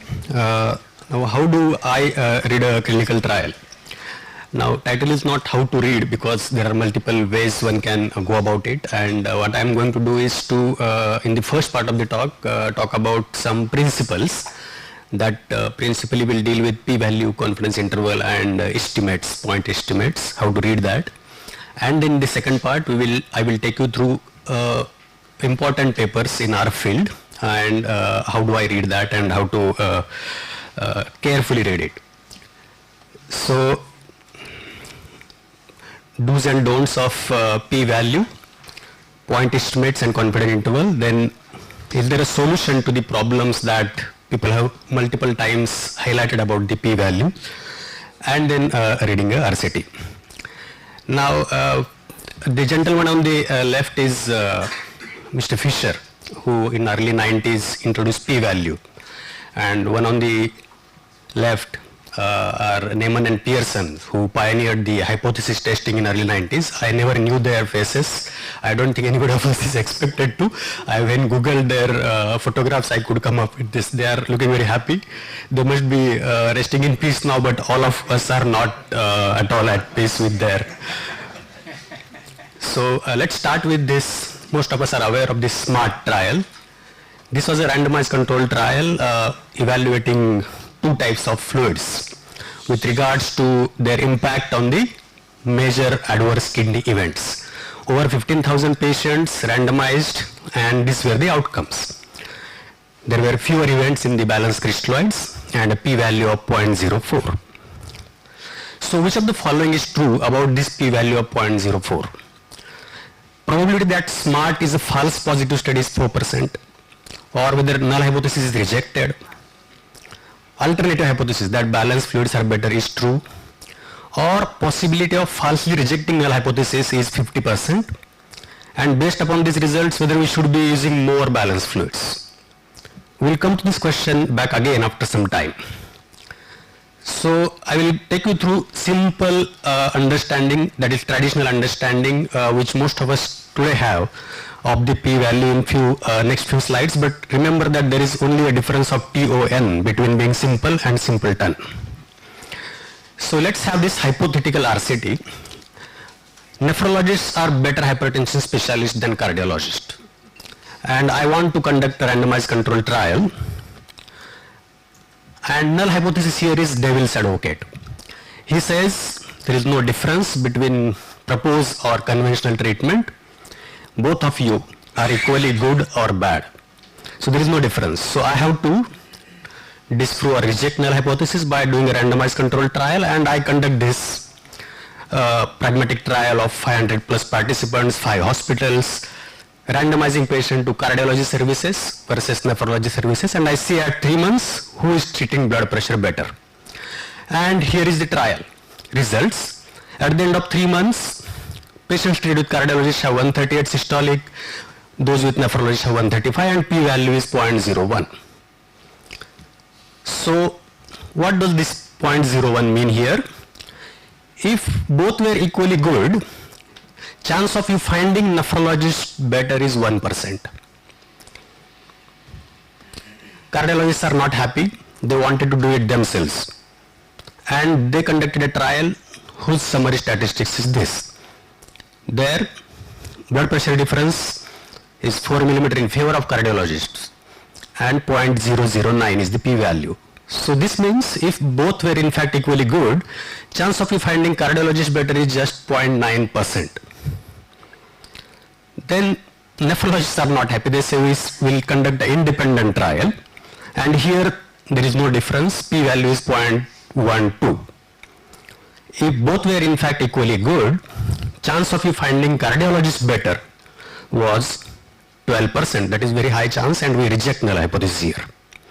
So what is p-value? What is the probability of results that you have found if null hypothesis were true? If there was no difference, what is the likelihood of you finding a difference? So in our case, in this trial 1 result, nephrologists are lowering blood pressure better, p-value 0.01. What is the probability of finding that nephrologists perform better when in fact they are not better? That is only 1%. So why this 0.05? Because we have assumed that chance of less than 1 in 20 is a small enough risk of being wrong. That's what we have empirically assumed, everybody of us, and then we declare that moment we get there, results are statistically significant. But we may get wrong with this approach on two sides. One, you may get a statistically significant result, 0.05, when in fact there is a difference, or when there is no difference. So you may find a statistically significant reduction in the blood pressure when there actually is a difference in the treatment between two specialists, that is true positive. But sometimes you may find a difference when in fact it is not there. that you have committed an error called as type 1 or alpha, or you may find that there is no difference, 0.05 and above p-value, but actually there was a difference. So you couldn't detect this difference, you were false negative, that is type 2 or beta error, and there is a possibility that you may actually find that there is no difference and there is really no difference and you are true negative. So it's something similar to the diagnostic testing. But why do we error? Because of two occasions, and these errors are inherent to the hypothesis testing. First is the random error. Random error is because of inherent variability of the measure that we are assessing as outcome. Here blood pressure can vary because of random error, and there is no reason for it to increase or decrease, and this error cannot be controlled, and that is random error. But other type of error is non-random or systematic error, we call as bias. This may get introduced because of several reasons, because there may be more senior cardiologist at the clinics, or nephrologist may be dealing with more severe hypertension or such factors, and they can introduce an error that is bias or systematic error. So it is very interesting or important to understand that goal of hypothesis testing, we are not addressing a question whether chance is responsible for the finding. This is very commonly misunderstood purpose of the statistical testing. We are not asking whether chance is responsible for the finding. We are asking how likely random variation is to account for the finding under the particular circumstances of the study. So coming back to the question we asked about the SMART trial. Option 1 is probability that 0.04 means false positivity is probably 4%. So p-value is not type 1 error. So this is one of the most important misunderstanding about the p-value. It is not the false type 1 error or false positivity rate. How does p-value relates to type 1 error? There is a relation, but it is not type 1 error, because p-value is estimated assuming that null hypothesis is 100% true. It just tells you how consistent is your data with true null hypothesis, whether it is consistent, whether it is inconsistent. So it cannot determine which of the two possibilities are there. If null hypothesis is true, but your sample is such unusual, distributed, or your random sample error is such that you have detected a difference, or it doesn't tell you whether it is more likely that null hypothesis is false. So 0.04 incorrect interpretation is there is 4% chance of making a mistake by rejecting null hypothesis. Correct interpretation is that assuming that there is no difference at the population level, you would obtain the observed effect or a larger effect in 4% of the studies because of random sample error. It is little confusing, but bear with me for some time. So coming to the next option, that is null hypothesis is rejected. Do we reject null hypothesis because 0.04 is the p-value for this trial? So p-value is likelihood of your data if there was no difference. It cannot reject null hypothesis because p-value is estimated by assuming that null hypothesis is true. It doesn't tell anything about alternative hypothesis. It just tells probability of your data if null hypothesis were true. It doesn't tell anything whether it is alternative hypothesis or some any other hypothesis is true. You will be surprised to find this, that possibility of falsely rejecting null hypothesis in this instance of p-value 0.04 is almost 50%. We'll come to there. So this was done by the bias method, and you can see here if you have a 0.05 p-value, it is not 5%. You can have a minimum of 23% error rate and commonly 50%. Commonly 50%. With 0.01 it gets better, but still there is a significant chance of committing error, typically about 15%. So p-value gives you a false impression of considerably more evidence against null hypothesis than is warranted. Am I clear here? So p-value is telling you something that is, we are interpreting out of p-value something that p-value doesn't or can't tell. That's why we need better measurements to make decisions which probably will be of more clinically relevant to the patients also as well as clinicians, and that's why we have point estimates and confidence intervals. As Srijit has already introduced this terminology, they are estimated variously as odds ratio, risk ratio, hazard ratio, etc. They put emphasis where it actually belongs. We are interested in knowing how well the treatment works as compared to the placebo or as compared to the conventional treatment, how much reduction in the outcome, how much benefit in the outcome. So that is what clinician and patient is wanting to know. Also, confidence interval will tell you how precisely this effect is estimated. Now this is a cartoon about confidence interval. Temperature tomorrow can be as low as 40, as high as 200. So this guy is never wrong. So confidence interval can be sometimes very wide, but wider the confidence interval, imprecise is the estimation of the effect. So this is the range of value within which true effect lie. 95% of the time, if you repeat the experiment 100 times, on 95 occasions, the true effect will lie between the upper and lower bounds of the confidence interval. And there is a formula, it is not very difficult, we will come to this again. So this is estimated by basically a sample mean, and upper and lower bounds are calculated by Z is the confidence level. Typically it is set at 95%, but we can set it at lower or higher, usually 95%, and then standard deviation divided by square root of your sample size. So this is a question, larger sample size, what is not true, I think we will skip, we will go to the another example in the trial and then come back to this confidence interval question. But we can have various permutations and combinations of effect size with confidence interval. You may have a big effect that you have found in your study, but confidence interval will be very wide. You may have a big effect and narrow confidence interval. You may have a small effect and small confidence interval. So any combination and permutation of these two can happen. So when we want to ascertain the clinical significance of the statistical results of an experiment, these are the steps I would follow. This step 1 is often missed, and that is probably, in my opinion, the most important step. What do you think is the clinically meaningful difference that you are looking out of the intervention that is being evaluated in that particular patient population? Then you go and check what is the effect size that trial has observed and how precisely, that is, what is the confidence interval around that effect size. Now, take for instance a drug A.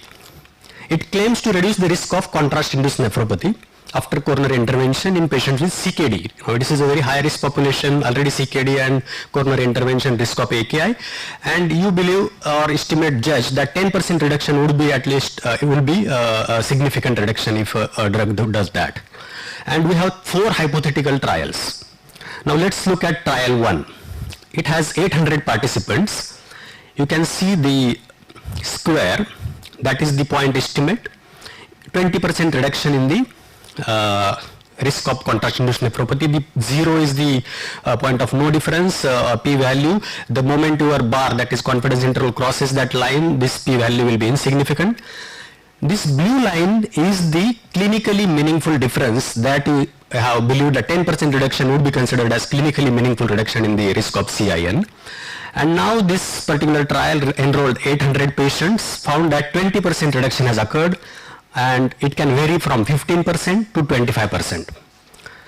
Now these results are very significant because they are not only statistically significant, 0.05 and less, they are clinically also significant because your predefined 10%, it has reduced the risk more than 10%.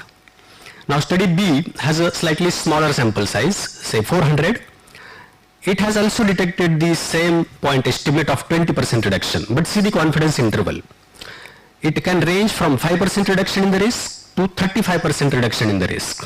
So it is less compelling than the study 1. Study C has still lower patients, say 200 patients. Again the 20% reduction, but this time these results are not only clinically insignificant, but even statistical significance is not there because p-value is more than 0.05. The bound of confidence interval is crossing the point of no effect. Study D has large number of patients. We have some 900 patients here.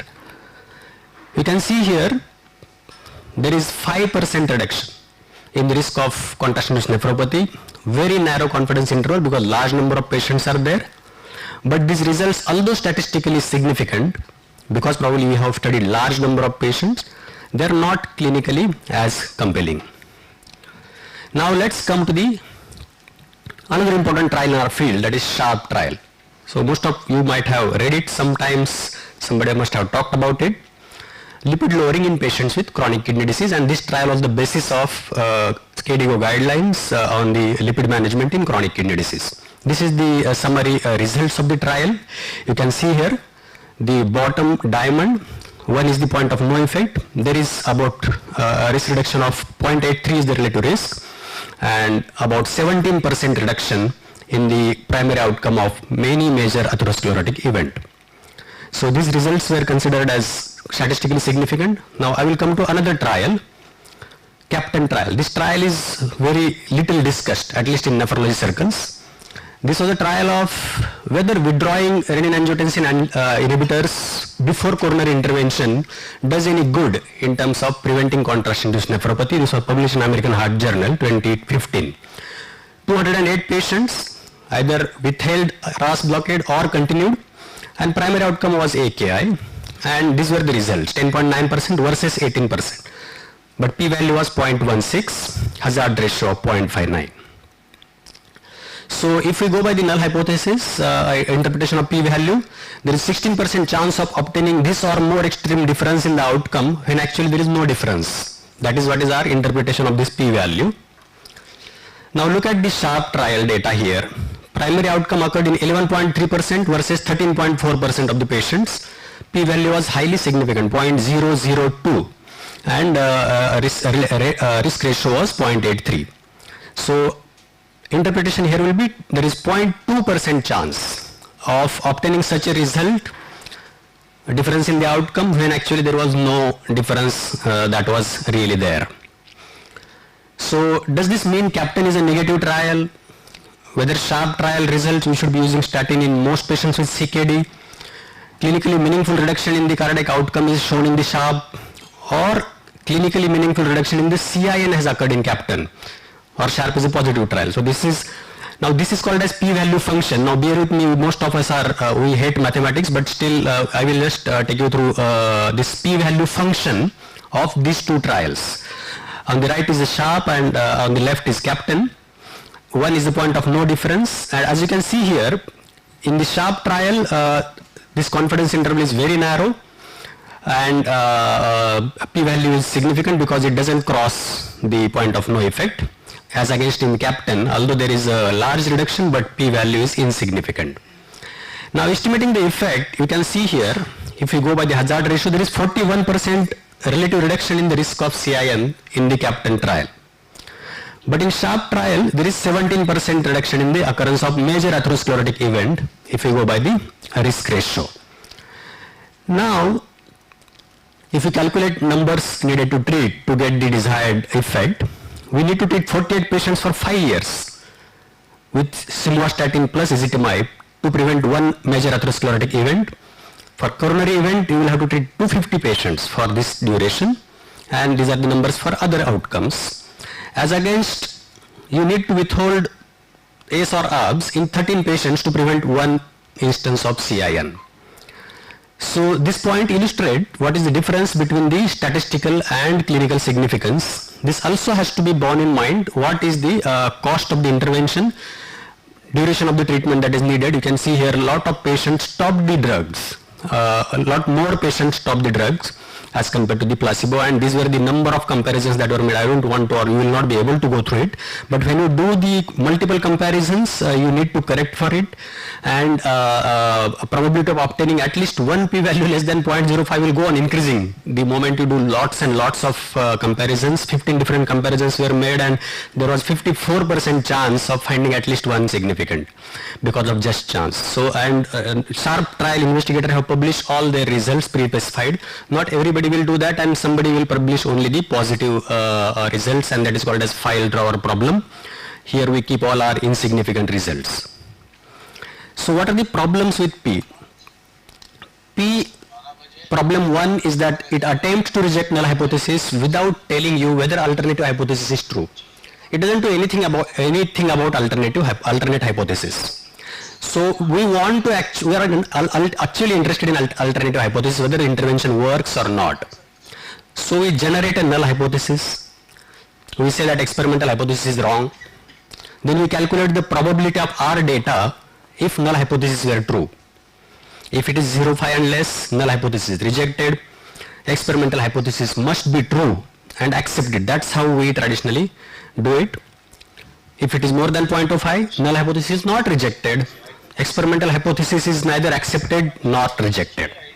But null hypothesis is unlikely but not rejected when it is 0.05, because null hypothesis p-value cannot reject, and we assume that alternative hypothesis must fit our data better. So p-value is 0.05 and less tells likelihood of observed data occurring if null hypothesis is correct. But what is the probability of alternative hypothesis being correct? That is the question we are interested in. P-value doesn't tell you anything about that. Now let's consider this patient, young guy, end-stage renal disease on dialysis, gets admitted for cholecystectomy. And somebody in emergency, because he was found a little breathless, somebody did a trop-I and it turns positive. Now specificity of this test is 95.9%. Assuming that null hypothesis, that boy doesn't have coronary syndrome, this result will be expected in 4% of the time. 0.04 is the p-value, and this will tell you that this patient must have SCS. But then it completely ignores what is the probability, clinical probability, that is pre-test probability of this patient having a coronary syndrome. So going back to our hypothetical trial, what we want to know is what is the chance that nephrologists and cardiologists are same. That's what we want to know. But what we get from p-value is what is the probability of your data if they were same. So in other words, somebody knocks the door and wants to know whether Mr. Jamale is there inside. So somebody else opens the door and say, I am Mr. Damle. I don't know where Dr. Jamale is. So that is the answer we get from p-value. Another problem with p-value is poor reproducibility. If it is 0.04 and less, there is almost only 20 or 30% cases it will be reproduced. We have created this arbitrary dogmatic separation. What if it is 0.04? What if it is 0.06? How does it differ? Actually, it will be a continuum and not a. So problem has become so worse that this esteemed journal has completely banned the reporting of hypothesis testing and p-value in there. So this is extreme step.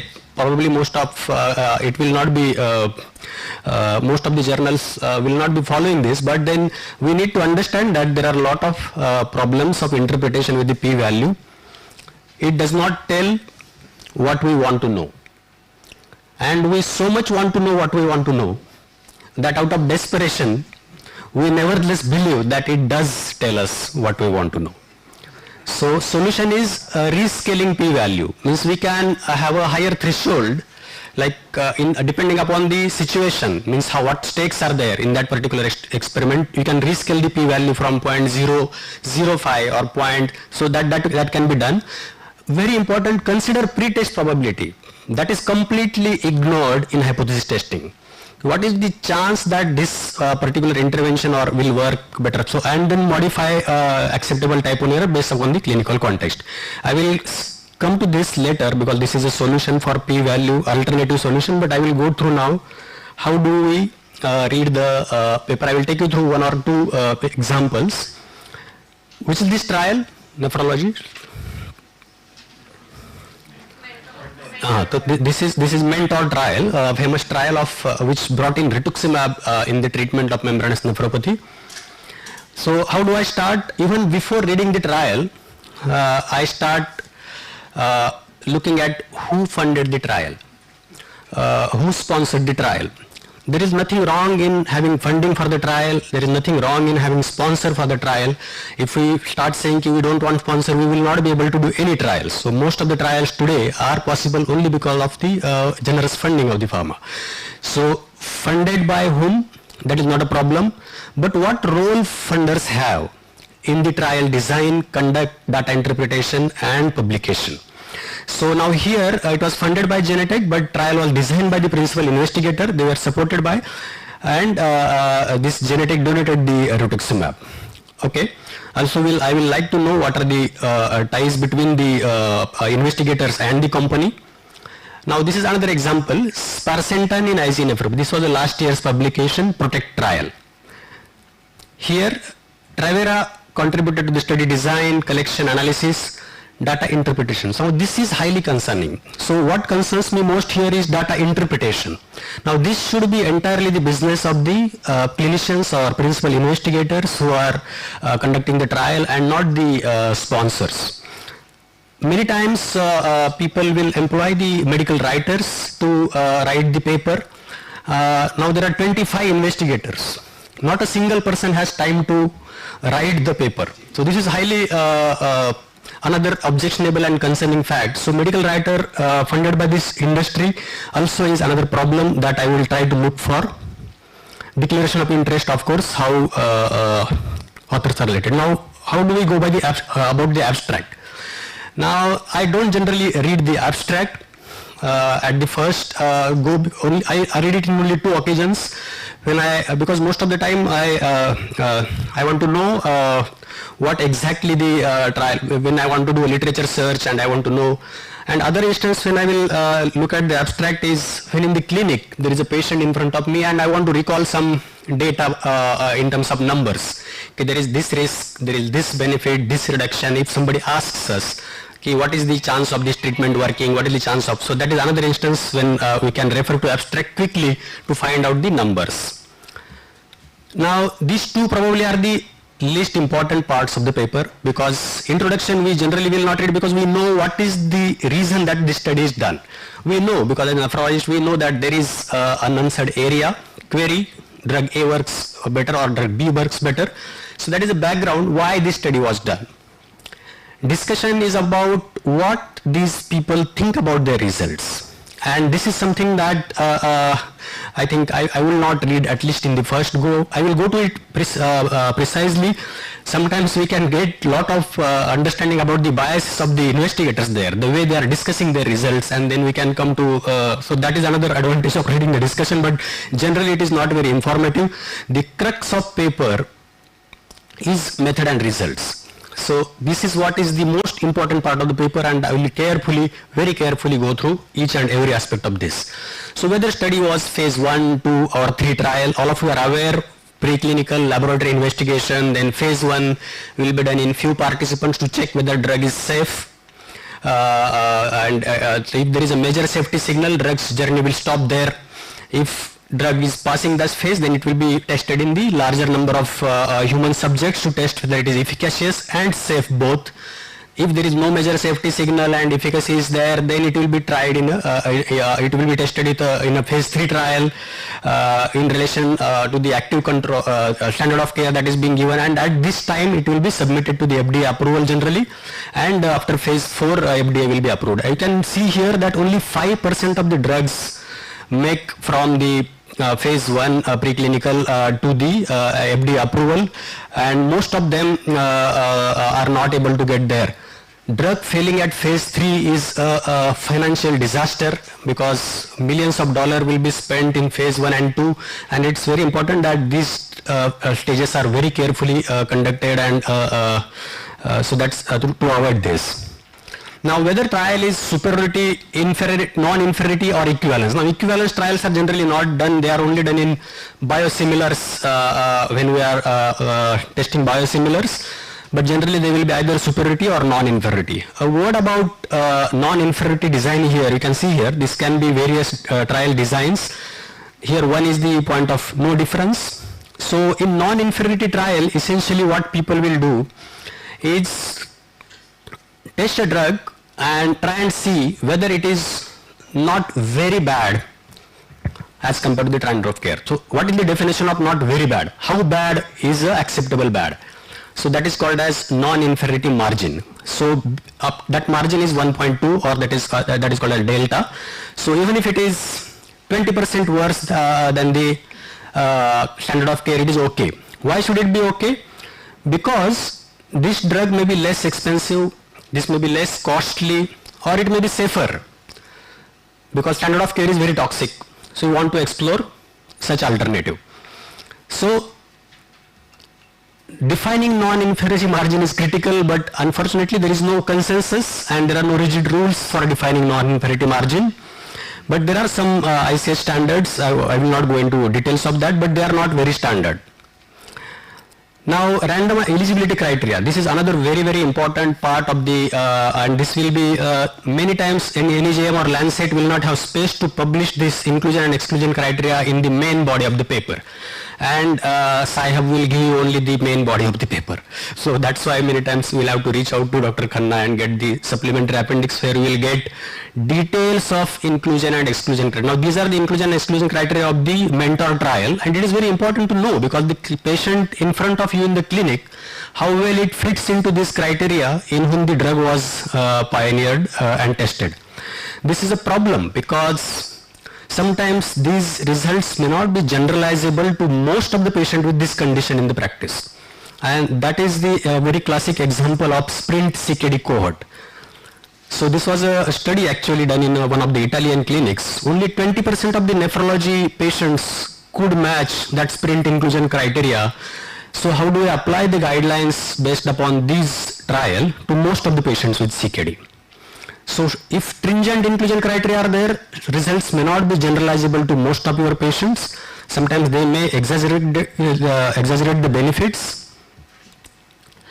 Now randomization and blinding, now mostly it is not a problem. Gone are the days when people used to alternate patient to this and that and this toss up a coin. Now nobody does that. So that is usually taken care because trials are now conducted by the professional bodies of research organizations. So this is generally not a problem. End point is very important. We need to see whether clinical endpoints are the endpoints of the trial or they are surrogate endpoints. We will put more confidence in the trial which have evaluated the clinical endpoints. Essentially that means whether they have looked at how patient feels, functions and survives. Whether these endpoints are robust endpoints. So these trials will carry more weightage. Although there are not every time we can have these endpoints, and sometimes you have CR, PR, a reduction in the proteinuria, cyst size reduction in ADPKD, or acute rejection in transplant, eGFR slope, and so many criteria can be there as a surrogate endpoints. Now that is a problem with surrogate endpoints because you are aware of this trial TEMPO 3 for trial tolvaptan in ADPKD. So here significant difference in the kidney function was demonstrated with tolvaptan and this led to approval of this drug. But this change in the kidney function corresponds to creatinine level increasing from 1.05 to 1.2 as compared to an increase from 1.04 to 1.2. The mean difference is 0.09 milligrams. So as we know, the creatinine measurement can have at least that much of a noise is not very uncommon with the creatinine. So that's why these hard endpoints are important. Of course, this trial has different endpoint, that is cyst size as a primary endpoint, but then GFR endpoint may not be very robust. What is the control arm? What is this drug being compared with? Whether the control arm is what most of us will do to our patients against which this drug is compared. Now, is cyclosporine a standard of care? So that is a problem, but then let us okay. Now how cyclosporine or control arm was treated? Now this is from the mentor trial again. Blood level will assess every 2 weeks until trough levels was achieved. If complete remission was observed at 6 months, cyclosporine was tapered and stopped over 2 months. Whether this will be done to most patients in your practice if you happen to use cyclosporine in membranous. So most of us probably would go a little more slower in tapering cyclosporine. At the end of 12 months, cyclosporine was tapered by 1/3 of the maintenance dose monthly and discontinued after 2 months. Again, this is something that many of us may not want to do, maybe go slower for stopping. And there was no surprise that less than half of those in remission at 1 year with cyclosporine maintained it at 2 years. Most of the patients after cyclosporine withdrawal came back again with the proteinuria. So this control arm probably was not the best, not received the best of the treatment, that is. Other thing is censoring. What do you mean by censoring? The patient was enrolled but they were lost to follow-up. So censoring can be non-informative censoring that occurs in both the arms. For various reasons, patient may have lost to follow-up and may not be available for the analysis. But sometimes it may be a differential censoring or informative censoring. That particular study arm had lots of patient lost to follow-up, or control arm had lots of patient lost, and then it becomes a problem. So this is a mentor trial. You can see in the follow-up, more patient in the cyclosporin arm discontinued the treatment, 11 versus 2 patients in the rituximab arm. And this is a problem because more patients, there is a differential censoring, there is a non-informative censoring. Also, this probably reason that they have lost to follow-up is there was 4 times higher incidence of adverse event in the cyclosporin arm, mainly acute kidney injury and other events. So that is the reason, we would have loved to have a comparator as a standard of care, which high-risk membranous. Standard of care, by the way, for membranous will be no immunosuppression in most patients and in many patients as a first line. But then in immunosuppression requiring patients, comparator would have been cyclic cyclophosphamide and corticosteroid. And in this trial, which was not very large trial, but it wasn't realized that it was very toxic standard of care. This is the problem with non-inferiority trial, what is called as bio-creep. Like suppose A is a standard of care, then B is compared whether it is non-inferior to A, and yes, it is non-inferior. Then B becomes a standard of care. Then C is introduced, whether it is non-inferior to B, and then C becomes whether it is a good alternative. So you can replace C with cyclophosphamide, B with cyclosporin, and C with rituximab. So that is called as bio-creep, that you are progressively accepting less and less effective treatment as standard of care as we move on. Many of you may be aware of this transform trial. This is a de novo everolimus trial in kidney transplantation. And again here, example of censoring. Lots of patients in the everolimus arm had discontinued the treatment, maybe because of side effects or maybe because of higher rejection risk. So that is important to bear in mind. Most trial will report what is called as intention to treat analysis. That means patient has been assigned to a group and then finally is analyzed in the same group, whether or not it remains on the treatment or discontinues for some reason. And that is a reflection of decision, effect of decision to take path A versus path B, rather than actually you traveling all along the path or not. It prevents overestimation of benefit, but in non-inferiority trial, this approach sometimes can be a problematic, and you might also want to have a per protocol analysis. Subgroup analysis, this is important because subgroup analysis are most of the time not considered definitive answer to the question we are looking for. They are at the most considered hypothesis generating, but unfortunately this subgroup analysis became the basis of latest KDIGO recommendation about the target blood pressure in chronic kidney disease. This was a subgroup analysis of CKD patients from the SPRINT trial, and you can see here actually there was no statistically significant, although there was a difference, but in the CKD group there was no statistically significant difference, but guideline embraced this target. We were not happy. We protested, but I don't know what will. Another thing, important thing is harm. That is often not reported adequately and completely in many trials. Vague words will be used, manageable side effects or reversible side effects, non-significantly increased side effects, but this is something that our patient will want to know more about and will be bothered and interested more than the small difference in the outcome. And this is important to bear in mind.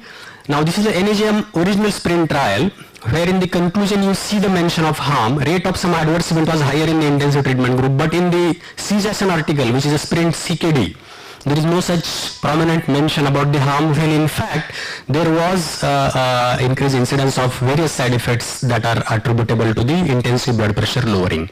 Same is with transform trial. Comparable incidence, though distinctly different pattern of adverse event. So there is no clear mention about the unequivocal higher incidence of side effects in the patient treated with the intervention drug. So you have to remember that statistics, although is important, it's not a truth machine. scientists develop a hypothesis, put it to the test of destruction with Amrish Puri. But what survives this test is ultimately not the truth, but the best approximation of the truth. We have to understand it like that. And this is a disclaimer like mutual fund investments.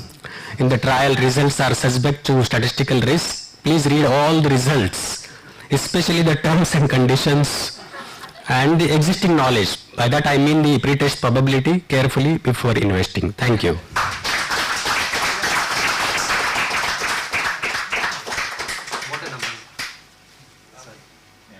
What an amazing insight. Let me ask the chairpersons to share their comments. We have around 5 to 10 minutes.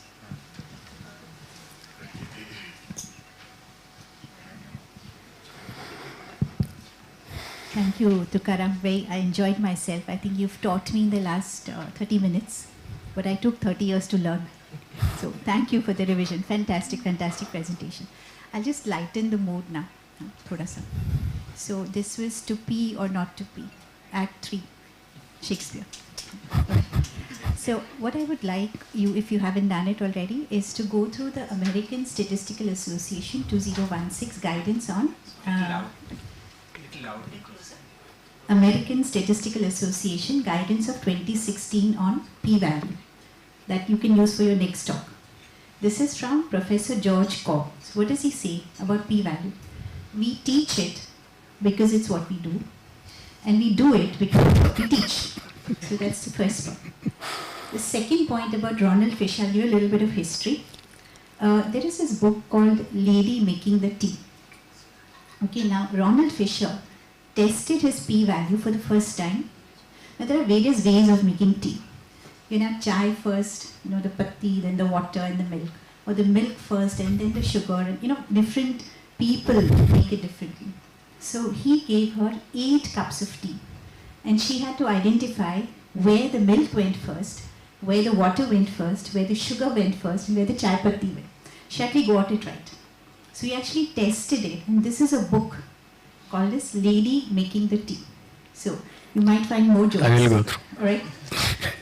The scientific comments, just 2.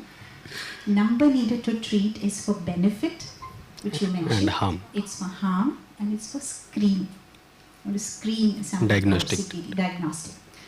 And the last thing is, if you have a paper with just the p-value, not the CIs and everything, test it using a fragility index. Yes. Yeah. When you test it using the fragility index, and if your p-value breaks quickly with the small numbers, then you know that the study has its problems. Well done. Thank you. Myself. Thank you. I really enjoyed your talk and madam's comment here. Actually, when you talk about really many postgraduates might be there online and here also. So what happens when we give any data and go and get it analyzed from the statisticians, they come back, nothing is coming significant, so no p-value is coming. So everyone is bothering about the p-value. And as you have seen the comment of American Statistics Association, that I also wanted to make comment. And many of the journals have stopped, don't give p-values, don't write p-value. Even NEJM has recent instructions in many of the randomized control trials, don't write p-value. Write your OR, RR, whatever you want to write, HR and 95% confidence interval. That itself gives you a lot of ideas about whether this zeta values are really how appropriate it is and how correct it is. So that is one comment that always we should think of. Rather, our students should know to analyzing and to knowing more about the 95% confidence interval, lower bound, upper bound, odds ratio, whether it is coming towards the lower bound, it is going towards the upper bound, or it is in the middle. So that kind of the interpretation should be known by all our residents. Then definitely, whenever you go about the presentation of the formulae, different kind of complex formulae, definitely we medical students or medical fraternity are very low, having low IQ, you can say, or you can say poor in mathematics. So we don't want to go into that jiggle. So, they get scared. we are scared of getting this. So definitely for that help I will give suggestions that there are many calculators are there. That makes so easy that sample size calculation. Initially it was looking like you are going to your biostatistician gives this formula, that formula, you comes confused, you will not be able to do anything at your home. But now you have the MedCal, you can calculate your own odds ratio, or everything that is all open, you can give your data and you can get within a minute on your own.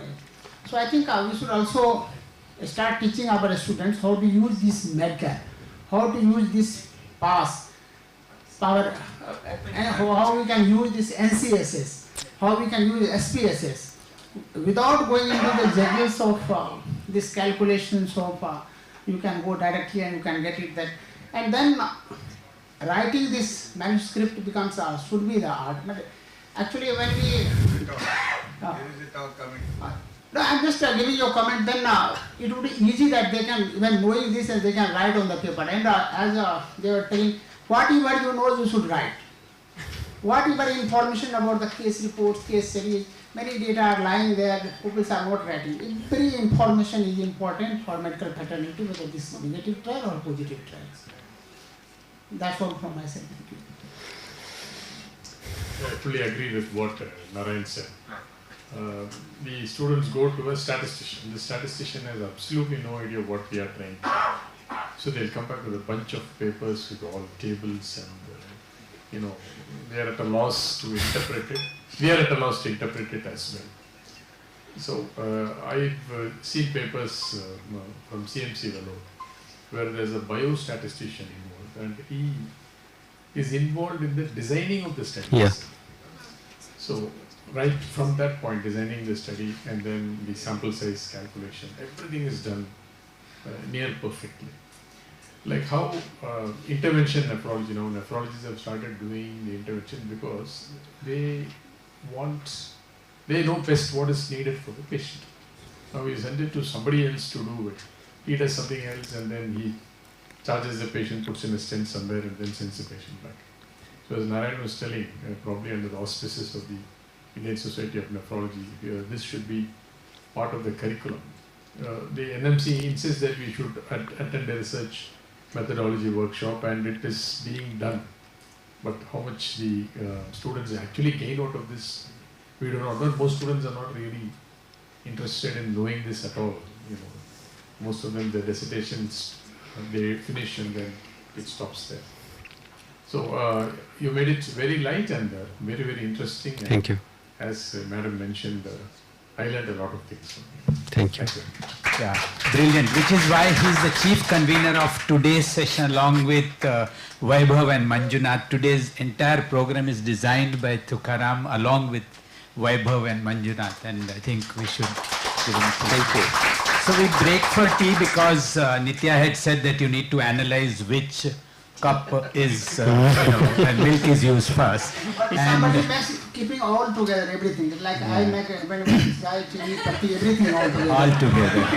But remember to come back so that we start exactly at 6. Otherwise you can bring your cup of tea here and use the rest of the time to empty your bladder. Thank you.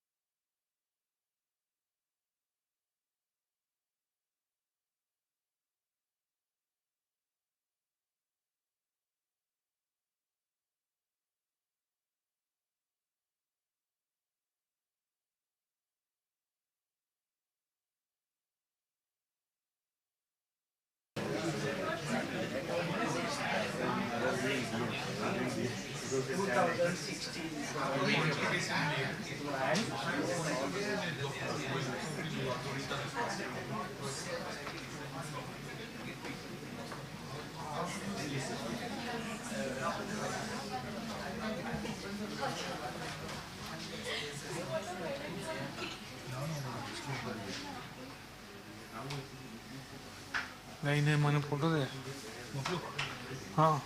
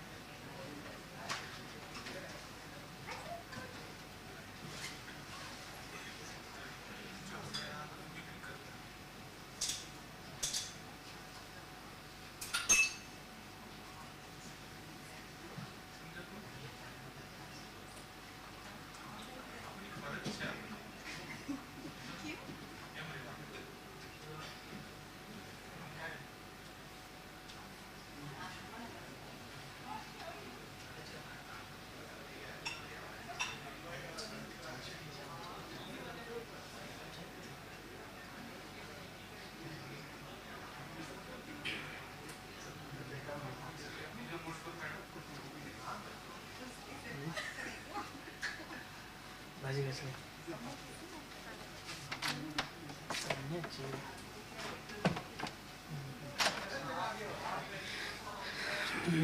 ठीक आहे चालेल काय बनवून खाल्लेलं नाहीस आज का कशाला म्हणजे उपवास आहे ना का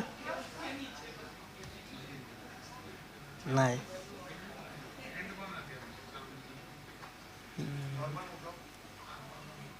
काय मी पण नाही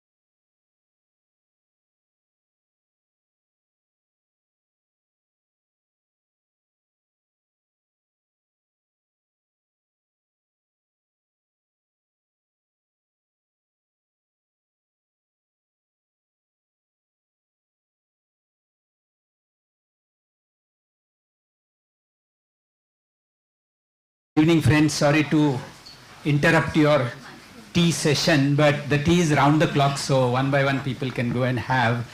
The session should begin on time, so the last batsman should not feel he is discriminated against. Over to Dr. Nikhil Saxena. This program is done by the Young Nephrology Group of MNG, and therefore they are actually conducting it. We are just holding the क्या आम्ही तुमच्या पाठीशी आहे तुम्ही आगे जा.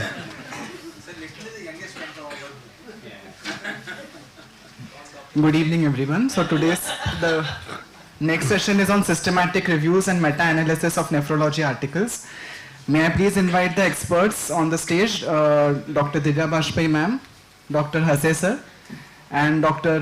Manish Rathi sir. And the eminent speaker for the session is Dr. Manjunath sir.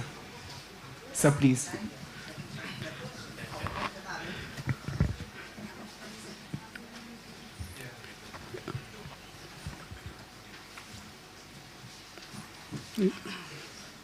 Good evening, everybody. First of all, I would like to thank Dr. Umesh Khanna for providing me this opportunity, and I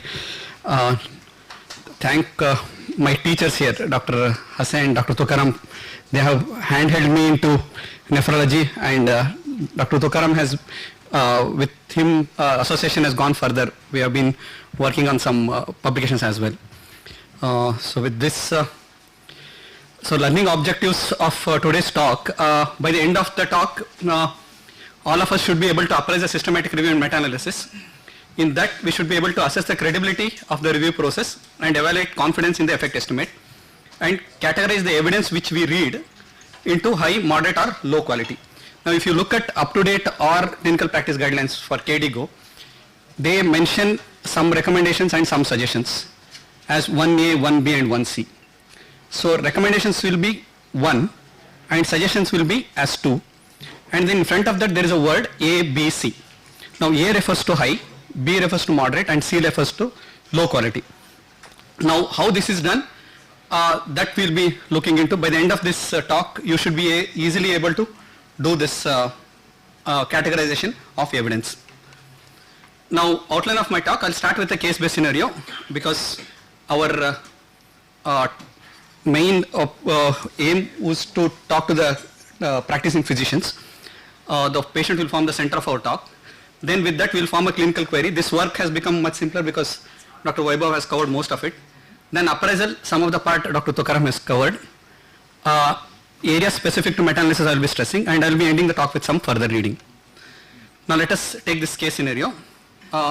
We have a 45-year-old male patient who presents with rapidly progressive glomerulonephritis. Serum creatinine presentation is 5.5. Immediately started on dialysis. Then we do a renal biopsy and it is suggestive of ANCA-associated vasculitis. He started on methylprednisolone and oral cyclophosphamide as is the standard of treatment. There is no lung involvement, but we are see that there is no improvement.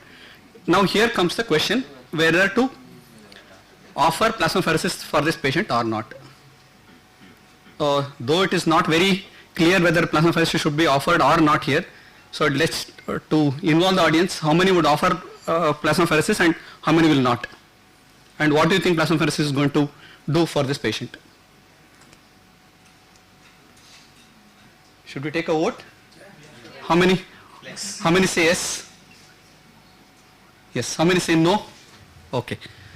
Now when we are looking at whether use of Plex or not, what are you trying to treat here? Whether are you trying to avoid dialysis for this patient, or are you trying to see to it that the patient does not die because of ANCA vasculitis? And these are the two things which most of the times we try to focus on. These are the positive outcomes which we are looking at. There are some harms which are usually neglected. Plex comes with its own problems. It's immunosuppressive therapy, so patient will develop serious infections. There are problems with Plex. Patient may have hypotension, which may increase the prolong the recovery from acute kidney injury. There are problems with access, problems with catheters. So there are multiple issues. So with this background, we can just jump and say we'll offer the newest and the expensive care available for the patient, or we analyze a systematic review. Now with that we'll form a PICO as Dr. Vaibhav has told, P refers to P patient, where we have a patient with ANCA-associated vasculitis. Intervention is plex.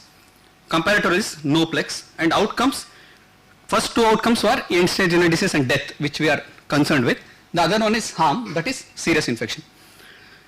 Now, there are many considerations when we are forming a PICO.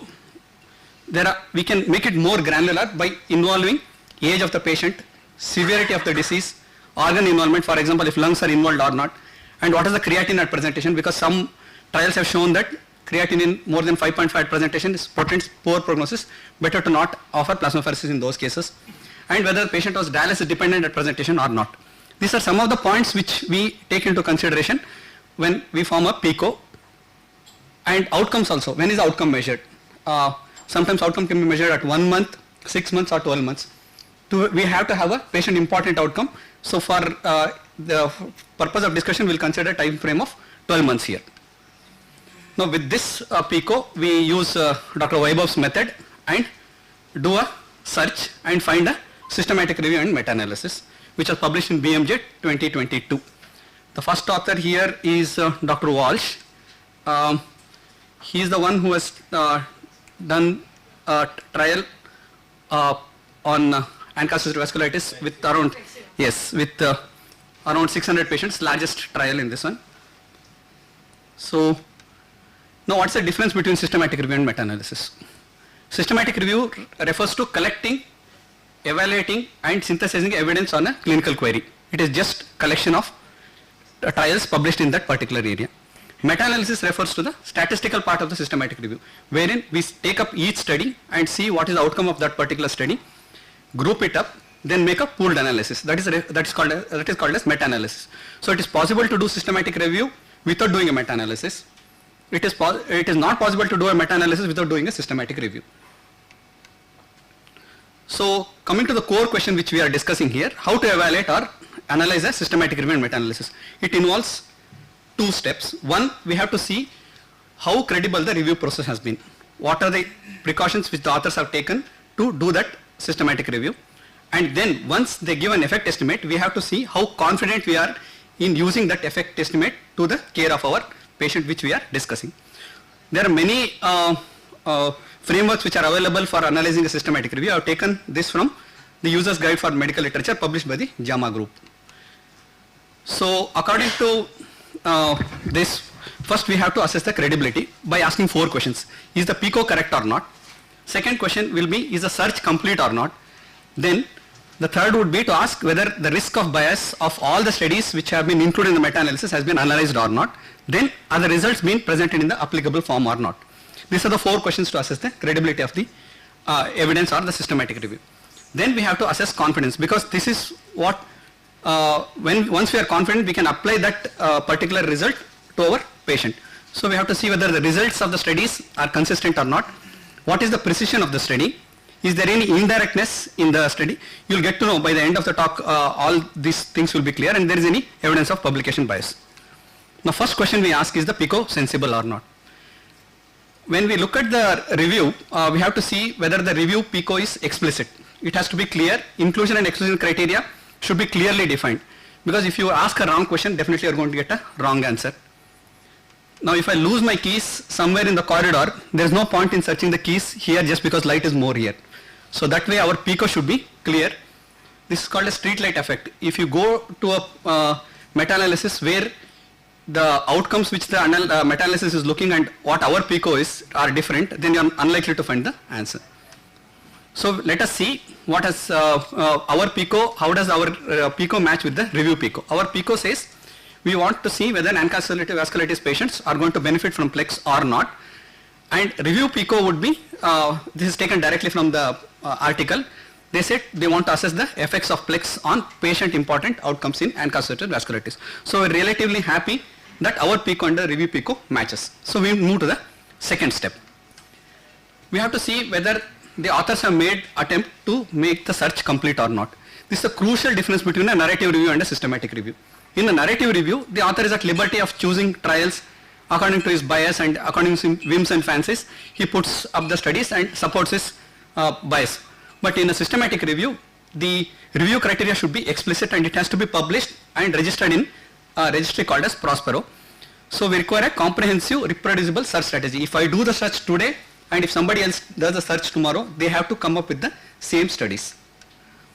So what are the sources? As Dr. Vaibhav said, there are many sources here.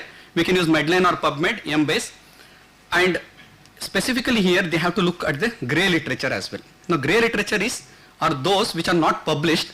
They are theses, internal reports, non-peer reviewed journals and pharmaceutical industry files. Now you might ask me, why should we include unpublished data?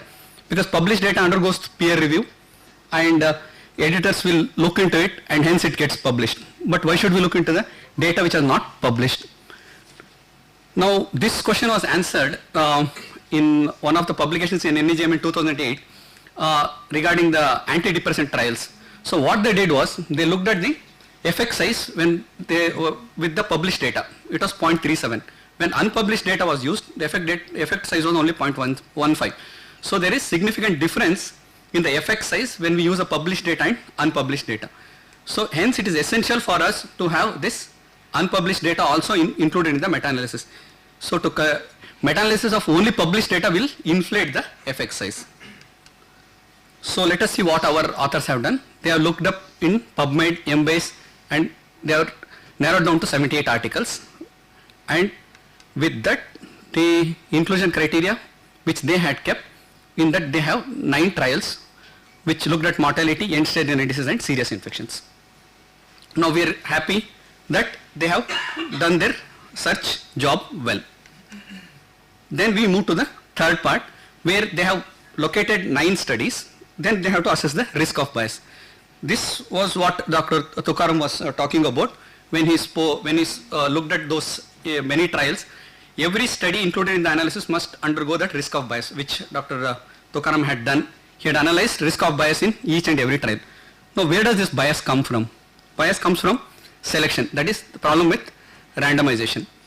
Performance bias, wherein one arm is treated significantly different way as compared to the other arm. For example, here he gave an example of cyclosporin. One arm was given rituximab, the other arm was treated half-heartedly with like a stepmotherly treatment. They gave only cyclosporin for 6 months and stopped it. Then the other one is detection bias. Now measurement of outcome, sometimes death and all, there is no problem with detection.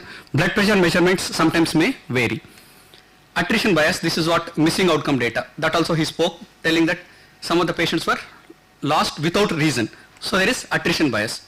Then something called as reporting bias. What you do is you tell that I am going to study 10 outcomes, and then when you are publishing, you publish only 5 outcomes, because other 5 there was you found either negative result or there was a harm which was noted. So you decide that you are not going to report this. So that is selection of outcome. So with all these criteria, we come to a overall risk of bias. Now this we are using different terms here. There is Cochrane risk of bias 2 tool, which is popularly used to assess the risk of bias. Most of the Cochrane trials and most of the meta-analysis use this Cochrane risk of bias 2 tool. This has clear guidance regarding how the risk of bias analysis has to be done.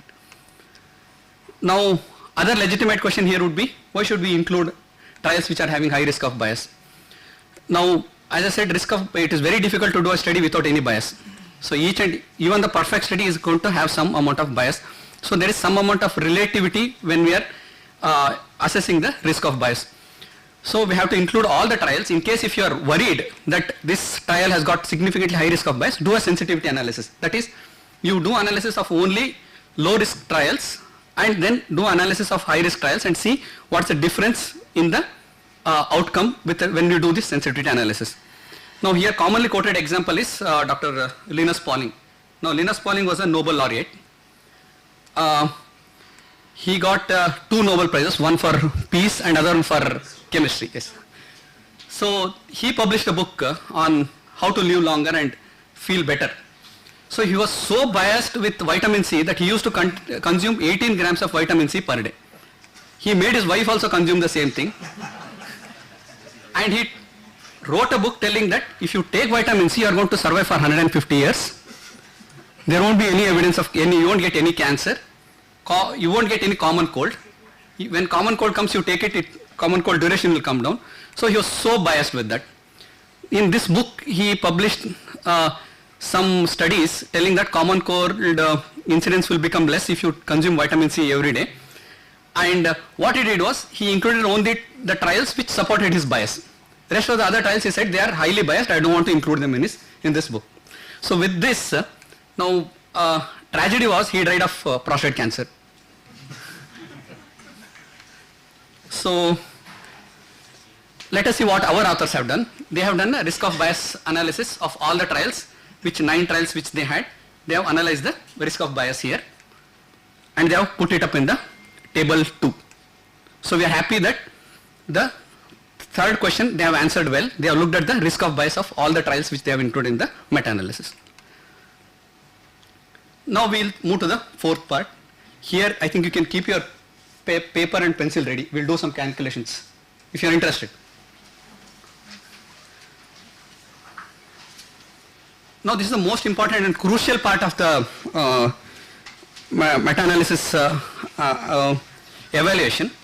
So are the results, see whatever you do, you search, you come out with a document of 100 pages or 200 pages, unless it reaches the mass, unless it reaches the practicing clinicians, your work is of no use.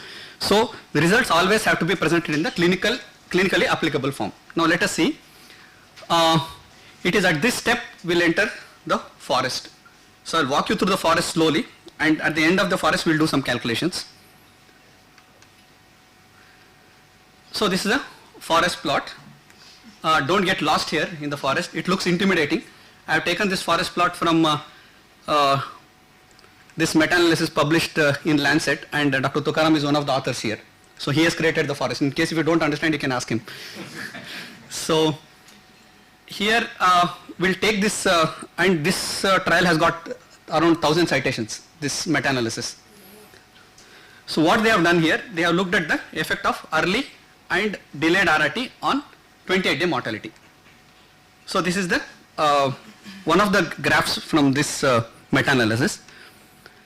So how to read a forest plot?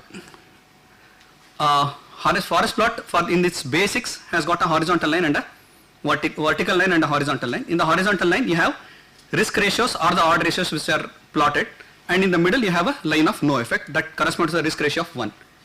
Are you with me till here? Yes. Then what we do is we plot some trials. We have a trial A with a risk ratio of 1.1, but if you see on the either end of the square you are having a 95% confidence interval.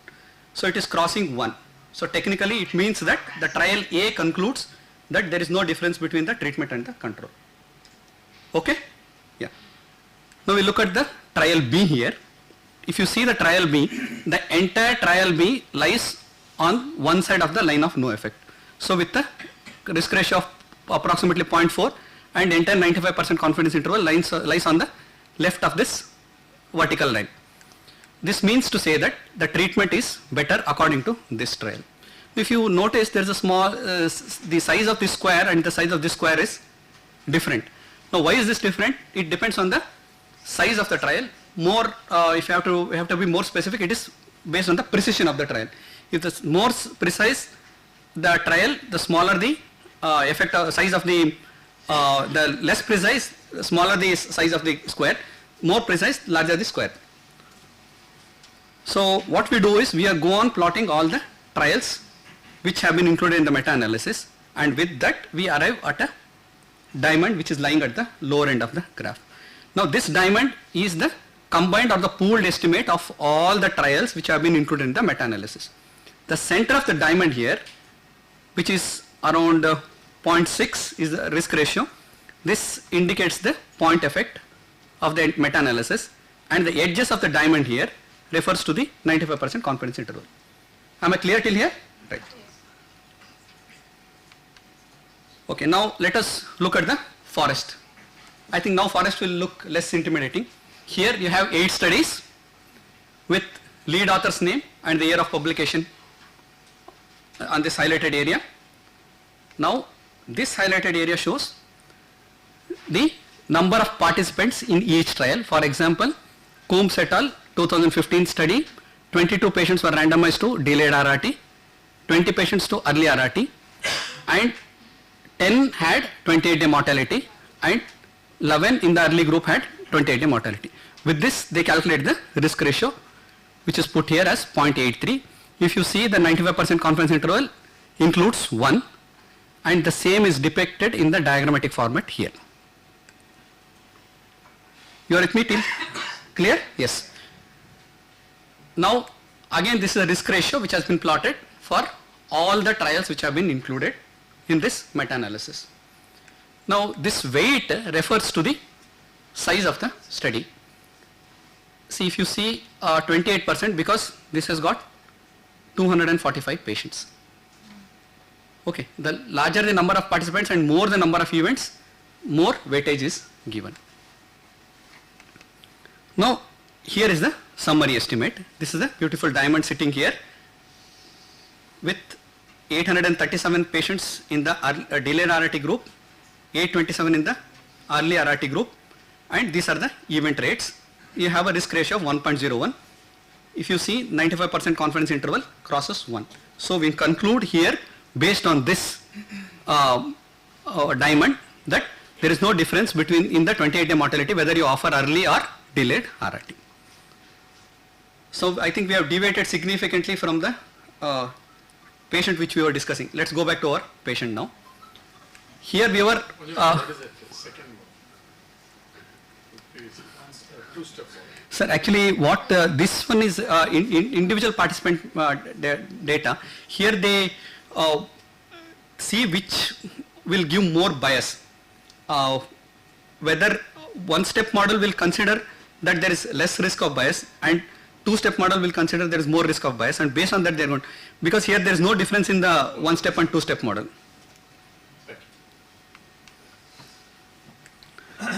Now coming back to our patient here, Plex offered or not offered, they have 6 studies which looked at death as the outcome. If you see, our risk ratio is 0.9, but it is crossing 1. The 95% confidence interval is crossing 1. So that means to say, whether you offer Plex or not to a patient with ANCA-associated vasculitis, the risk of death is not going to change. Now let us see ESRD. These are patient important outcomes: death, end-stage renal disease, and serious infections. Now what happens to ESRD? If you see ESRD, if you look at the diamond here, the diamond entirely lies on the line of, to the right of the line of no effect. So if you see the risk ratio 0.62, it does not include 1, 0.39 to 0.98. So it means to say Plex reduces the risk of end stage renal disease. To interpret properly, there is around point estimate 38% reduction in the risk of death if Plex is offered. Okay, now let us see what happened to serious infections. Serious infections, here there is an increase in the risk of serious infection. That is almost 27% increase with respect to the serious infection if you take as a point estimate. So to put it together, we are patient important outcomes of death, no difference, end stage renal disease 38% decrease, serious infection 27% increase. Now this we cannot explain to the patient. This is very difficult. Now for the lack of time, I will be taking only end stage renal disease for calculation. Now let us calculate something called as absolute risk reduction. Nitya ma'am is here. I will use her analogy. She tells that relative risk in Mahabharata, when there was a war going on, Dronacharya, it was very difficult to kill him. So what they did was, they made Yudhishthira tell that Ashwatthama died. So relative risk is like telling Ashwatthama died.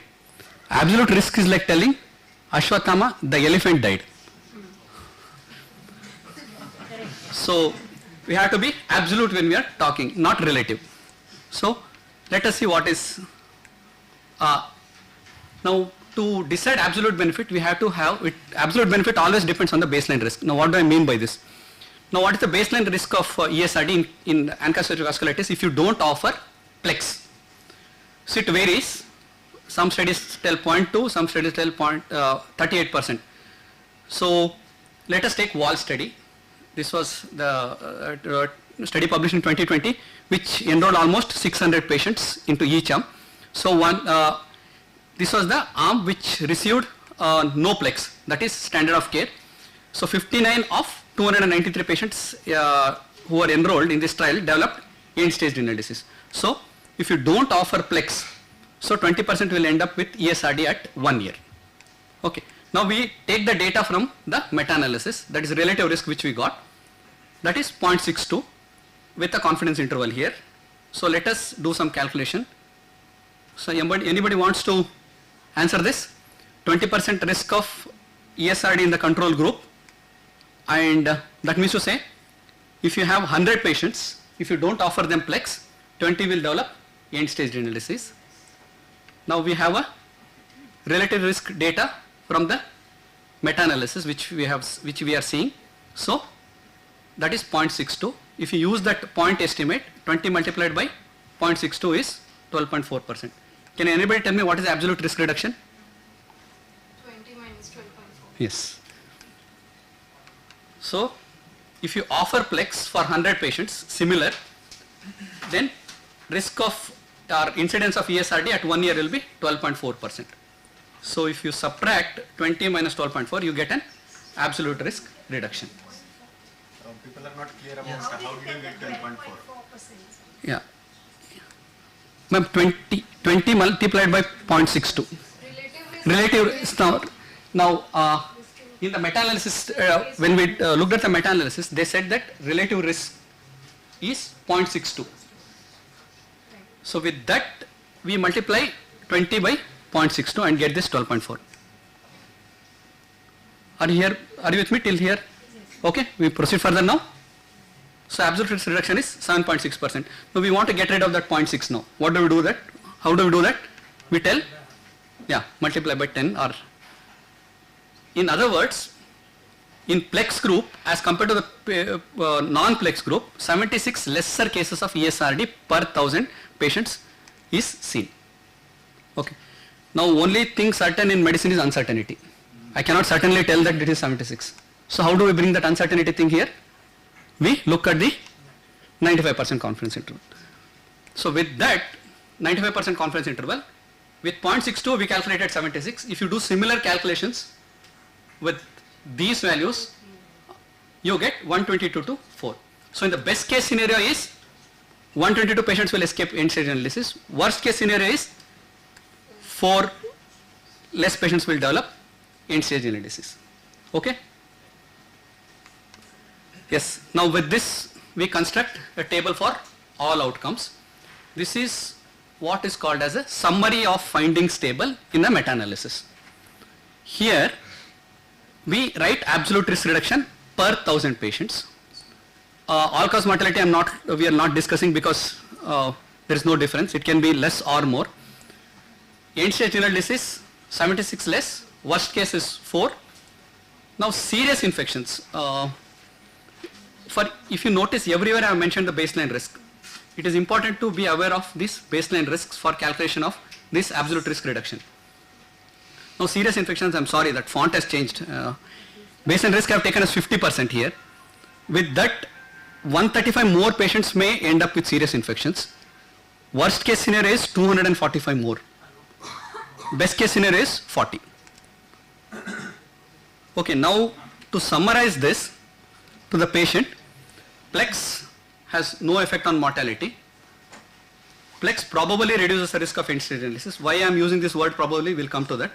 Plex probably increases the risk of serious infections. So absolute reduction here is around 28%, 38% reduction, and increase in risk of serious infections is around 27%. Okay, with this we have reached halfway. Now we are relatively convinced that the review has been well done. They have answered. Their PICO is matching with our PICO. Search, we are happy. Risk of bias assessment, they have put up a table that they have done risk of bias assessment for all. They have presented the results in the clinically applicable form, which we can explain to our patient. Now with this, this is only halfway through. We have to see how confident we are in using this data for our patient care. So here we take the help of grade. The very first pages of our KDGO clinical practice guidelines are up to date. They mention they have assessed the evidence with something called as grade method. Grade refers to grading of recommendations, assessment, development, evaluation. This is from a work group which is working since 2000. The methods developed by this group has been used by WHO as well. So in summary, they will be looking at whether the results are consistent or not, whether results are precise, is there any indirectness, or is there any evidence of publication bias. Now here we have to, in this step, we'll see whether the results are consistent across studies or not. Now what I mean by consistency is that all studies will tell that there is a reduction in end-stage renal disease. That is consistency. If 1 or 2 studies tell that no, it will increase the risk of ESRD, then there is heterogeneity. Now all studies cannot be same, they'll have different results.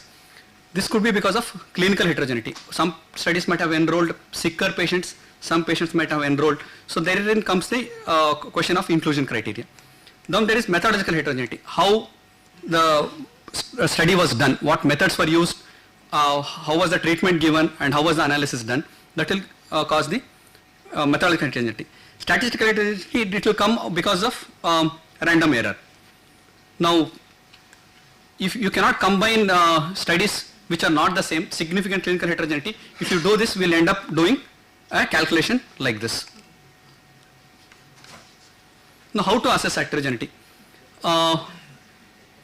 Here is the one place where statistics might not help us much. We have to depend on our vision. Visual assessment is the most useful method for assessing heterogeneity. There are other statistical methods as well. I'll be discussing that one for the sake of completion. Now let us take three hypothetical meta-analysis. The first one here, if you see first 2 studies, the effect estimate is falling on the left of this line of no effect. 2 studies are falling on the other side of the line of no effect. So this is visually clear that there is significant heterogeneity because one study is positive, so some studies are positive, some studies are negative. Now let us take the second diagram here. If you see, all the point estimates are falling on one side of the line of no effect and their confidence intervals are also overlapping. So it is clear that there is no significant heterogeneity because all the studies are telling that there is reduction. Now things become a bit more complicated here. Point estimates are falling on the either side of the line of no effect, but 95% confidence intervals are overlapping. Here probably we might require help of statistics. Now that was our visual assessment. Statistical analysis would be to use a chi-square test. I'll give you a rule of thumb here. You need not go into how chi-square test is done and all. Just see, look at the degree of freedom. Now by degree of freedom I mean the number of studies in this particular meta-analysis minus 1, that is the degree of freedom. If your chi-square value is less than that, then there is no heterogeneity. If the chi-square value is more than the degree of freedom, then there is heterogeneity. Now if you see, we are having 1, 2, 3, 5, 6 trials here. So degree of freedom is 5. Our chi-square value should have been less than 5. If it is more than 5, then there is heterogeneity. So this will give an yes-no answer. Sometimes we are not interested in yes-no answer. Now p-value also will give you an yes-no answer. We are not interested in that sometimes. We want to know the amount of heterogeneity. So how is that seen? We can use this I-square statistics. Now if I-square value is 0, then there is no heterogeneity.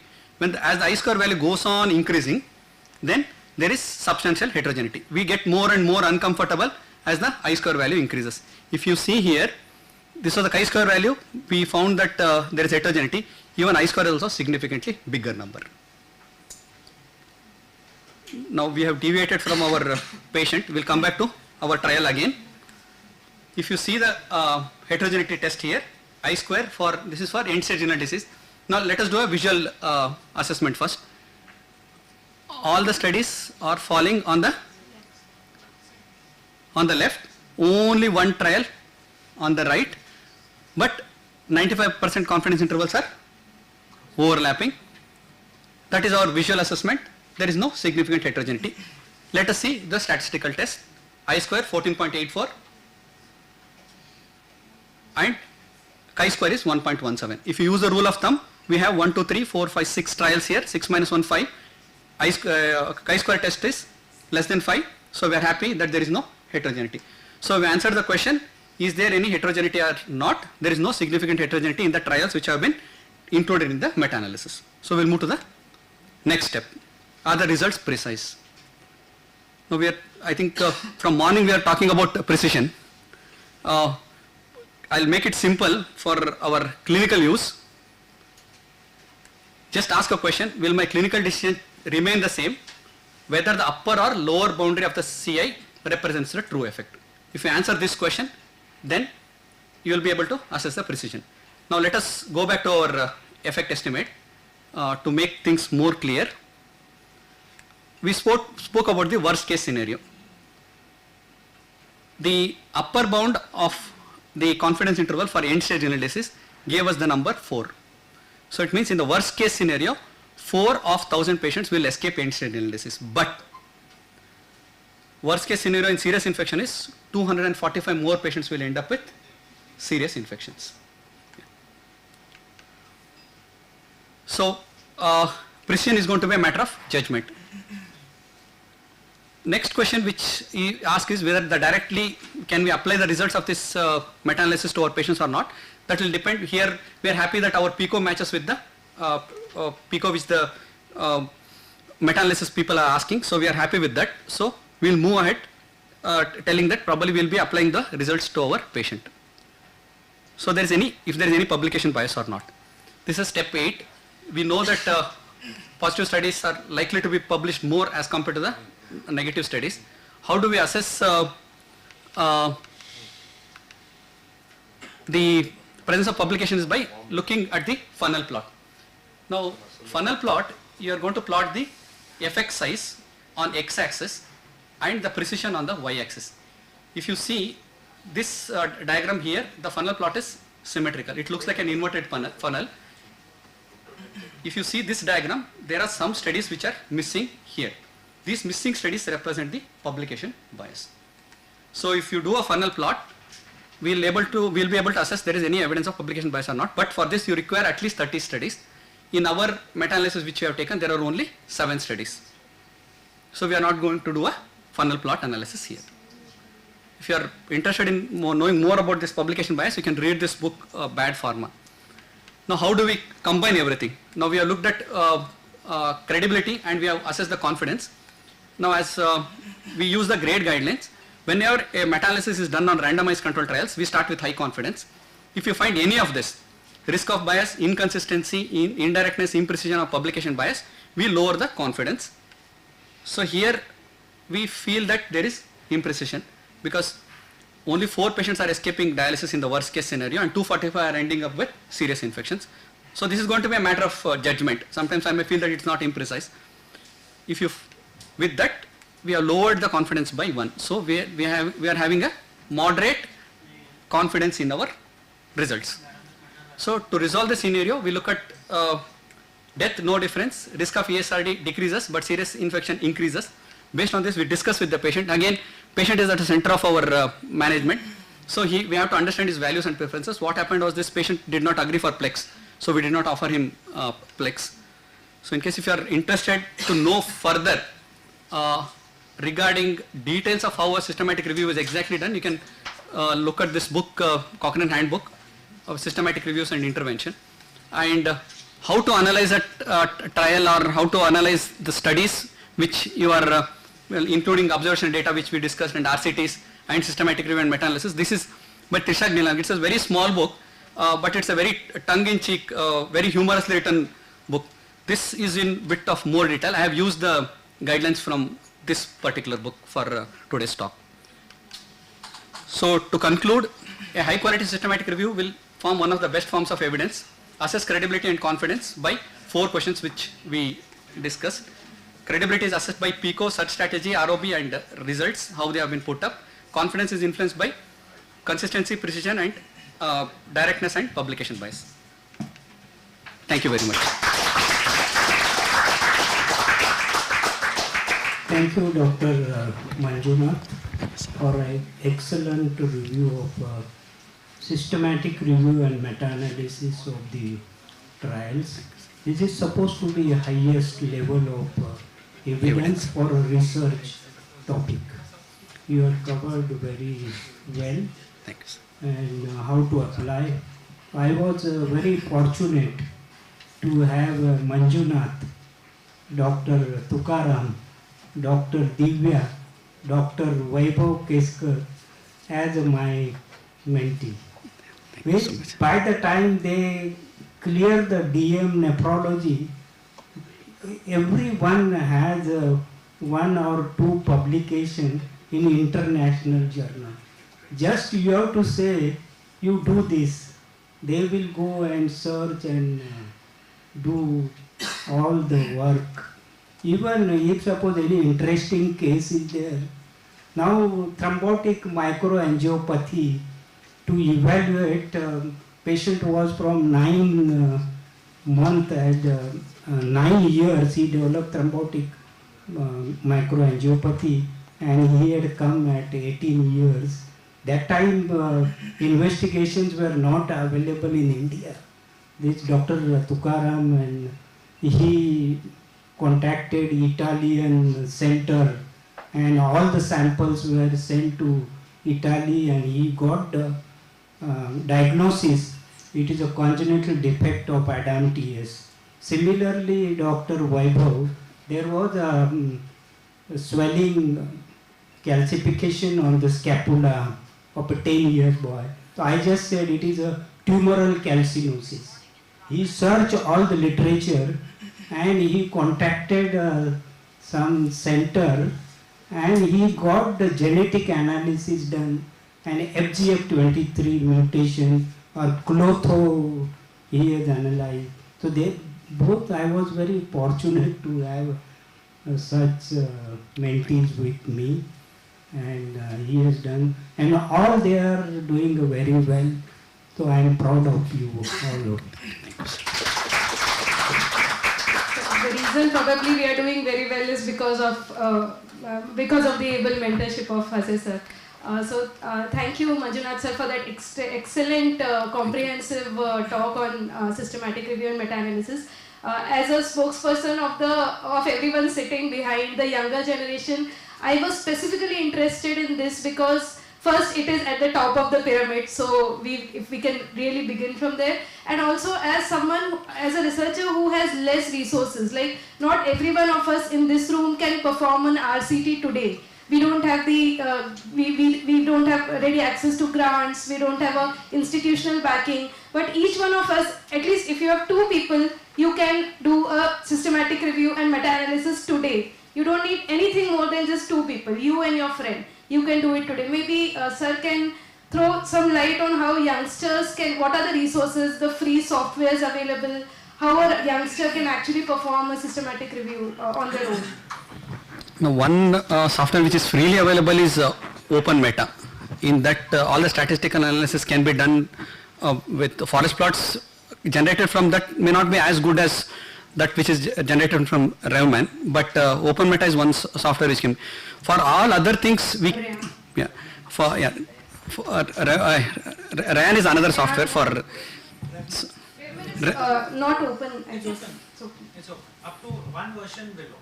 So you can take Revman 5.2 when 5.3 is the current version. No, actually it has now become web-based. Revman has become web-only software from last like 6 months or a year. It has become web-only software. Only thing which we have already downloaded can be used for meta-analysis. And rest of the things you really don't require any other. Covidence is another software, but again it is paid. We can use our Microsoft Word and Excel for most of the work, but it's going to be time consuming. We have to enter the data first in our Excel sheet and then enter it into Revman or OpenMeta. So only work is going to increase. If you have help of software, it's relatively easy to transport data, because when you are the other, like the Prisma flow chart which was shown here, it gets automatically generated. It's not difficult to do that, but again when your two people are seeing those reviews, one will tell it can be accepted, other one will tell not accepted, all those things. To put it exactly in this one, you require help of software, but it can be done with mechanically, it can be done. And the second question of Divya about research grant, Mumbai Kidney Foundation along with Evervital, who is hosting this meeting, has announced a 5 lakh research grant every year for good research proposals. There will be a committee which will scrutinize, made up of people like Dr. Rajapurkar, Vijay Kher and many others. So the grant is available now if possible. 1 minute comment from Manish and then we'll just go one comment that actually it was very nice overview, and I also learned very much from your presentation. Just one comment is regarding weight of the study. Actually, that you have not commented.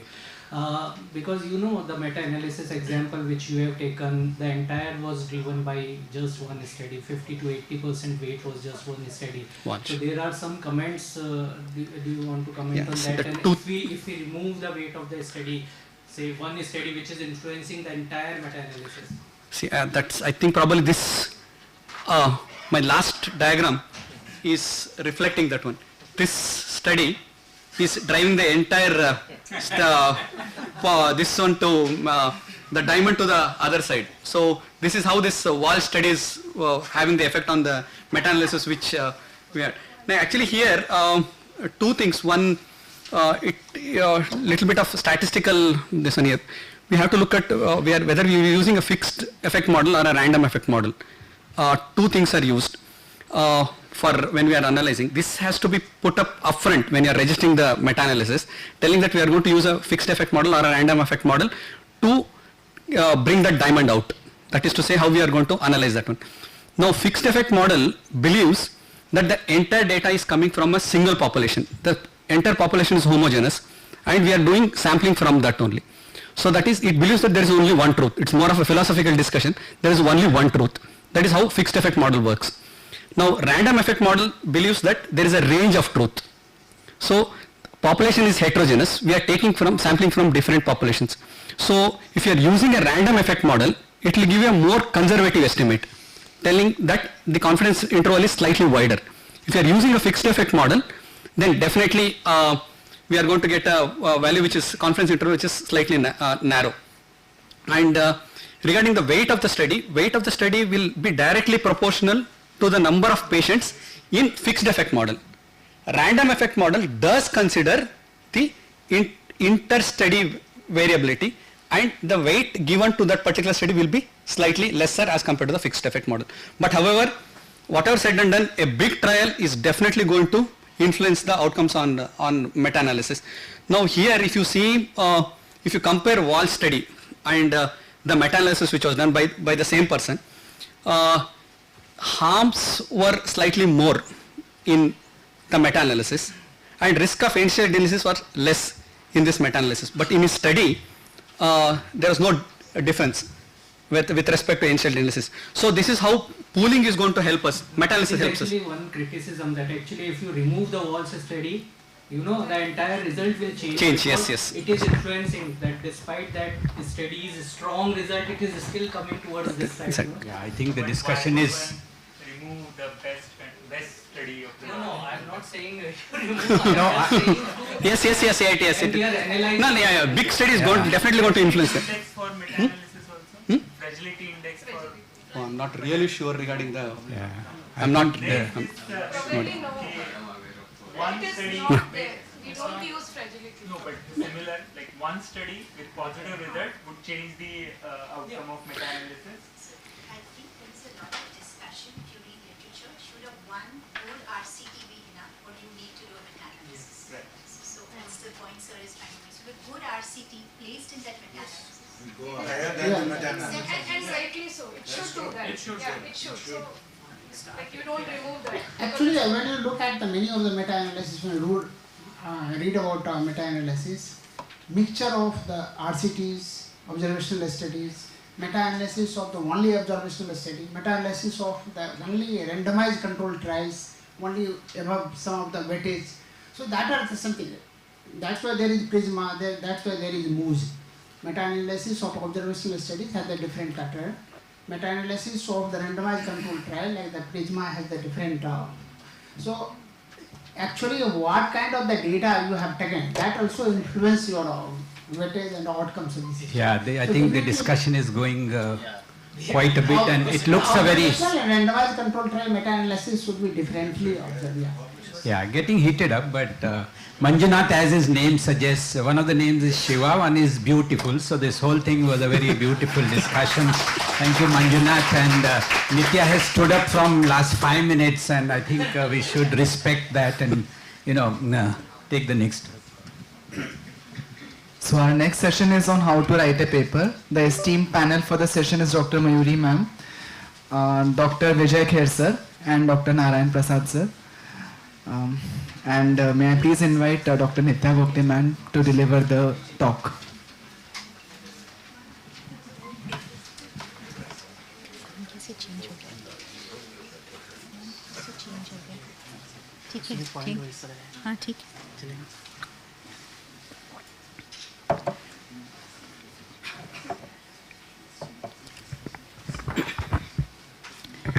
Good evening, everybody.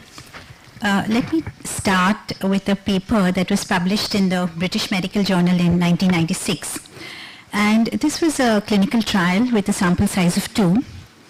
In the late 18th century, King Gustav III of Sweden decided that coffee was poison, and he ordered a clinical trial. This was the study design.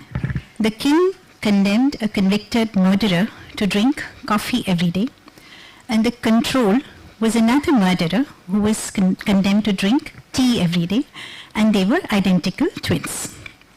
The outcome of interest was death, and 2 physicians were appointed to determine the outcome.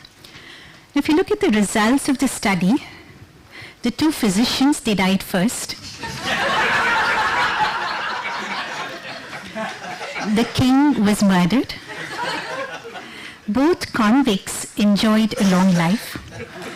The tea drinker died at the age of 83, and the age of death of the coffee drinker was unknown.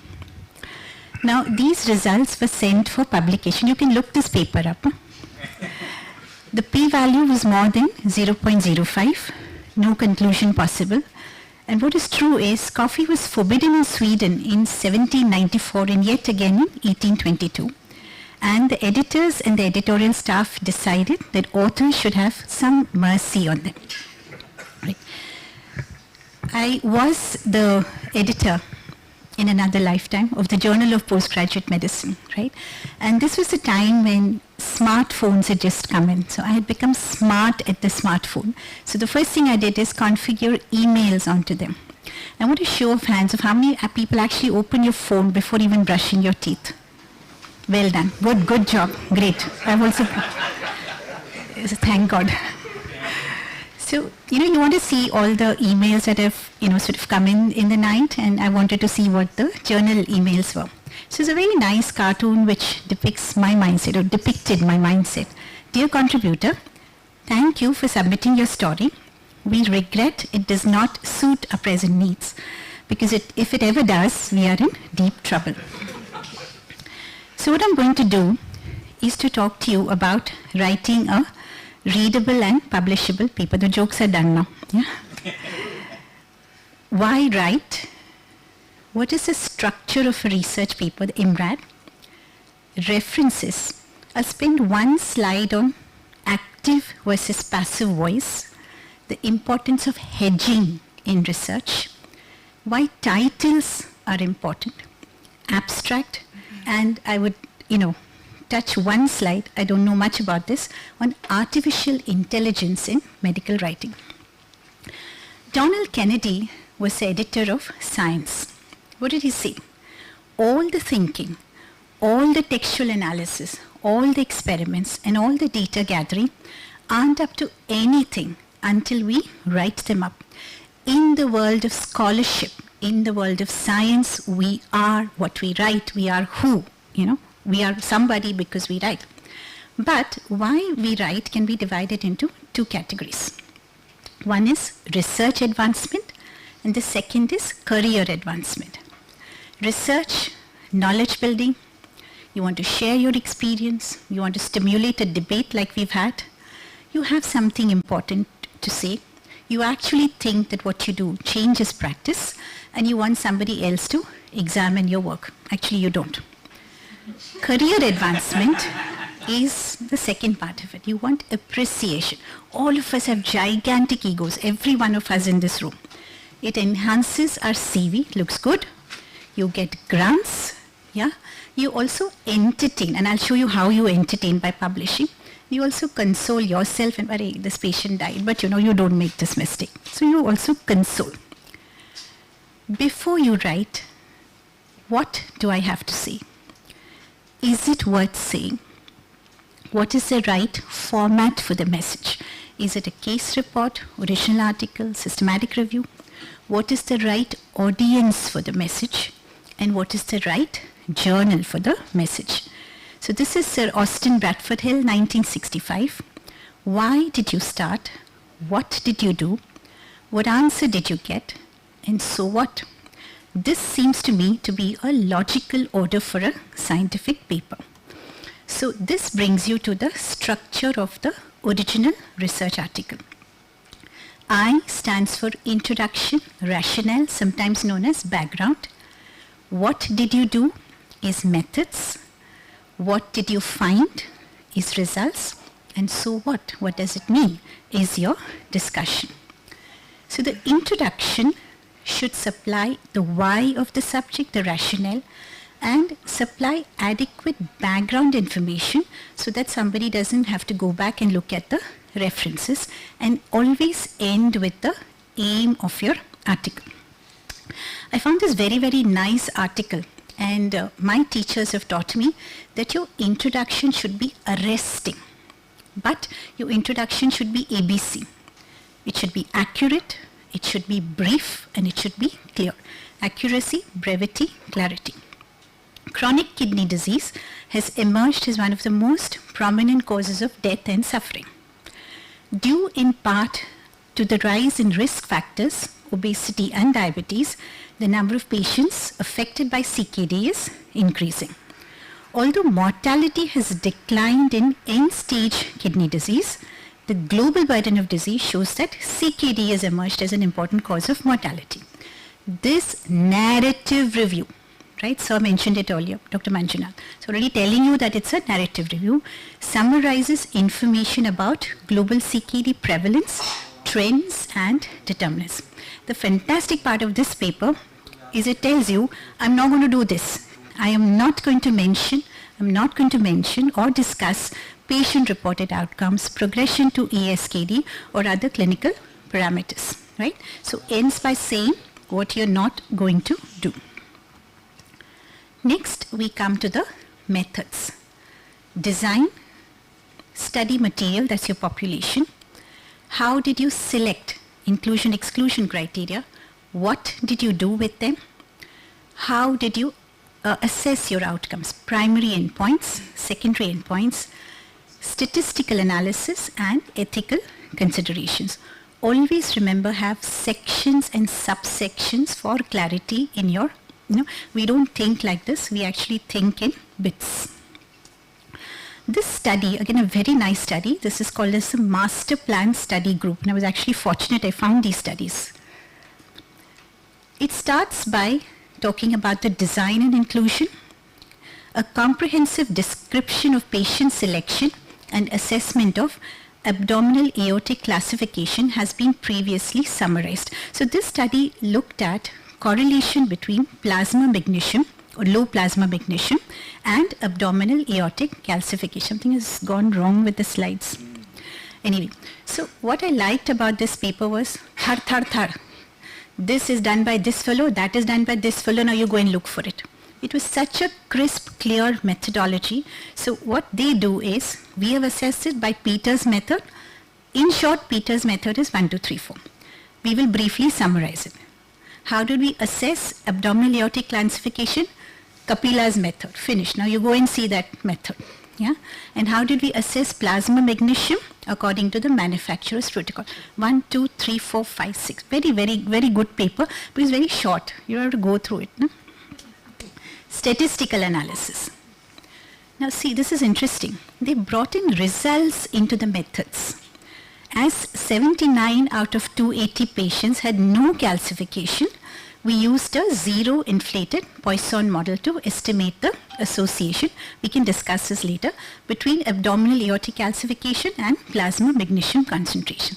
Finally, we took consent, we took ethical approval, and we followed the Declaration of Helsinki, very crisply written. This is the master plan study group. It's a free article on PubMed Central. The next part of your paper is the results. What do you do with the results? You go from what you know to what you didn't know when you started the study. So what is known? Patient demographics, males, females, age, body weight, that's your known. Then you present your group characteristics, that's usually table 1. NEJM versus other journals, to be, to P or not to P. That's there in your table 1. Report actual p-values and confidence intervals, very nicely described by Dr. Tukaram. Summarize your findings in figures and tables. You know, a picture speaks louder than 1,000 words. Account for all your observations, and as Dr. Tukaram very rightly said, also focus on safety. So let's look at the same master plan study. Now, this fellow, this Ted, whoever, he just starts by saying table 1 shows everything. Table 1 shows baseline characteristics of 280, so please go and see it. Which is not a bad thing, you know, instead of summarizing so many males, so many females.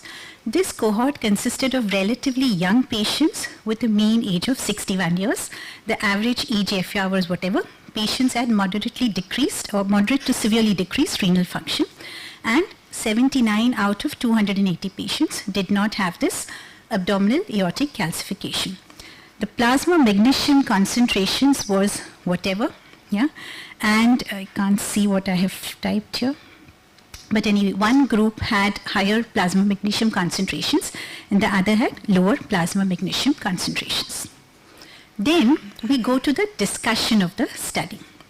How do you write the discussion? You summarize why you did, what you found, who says similar things, who says dissimilar things, for and against, state your strengths and your limitations, and finish off your discussion. Again, cut. In this study, we aim to investigate whether plasma magnesium concentration is a determinant for the presence and severity of vascular calcification in moderate CKD. See this we, I'm coming to this.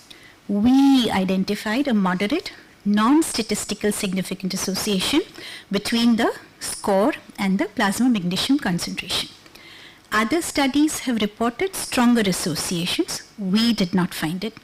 The strengths of our study was a well-characterized study cohort, and a major limitation of our study was that we had a relatively small sample size.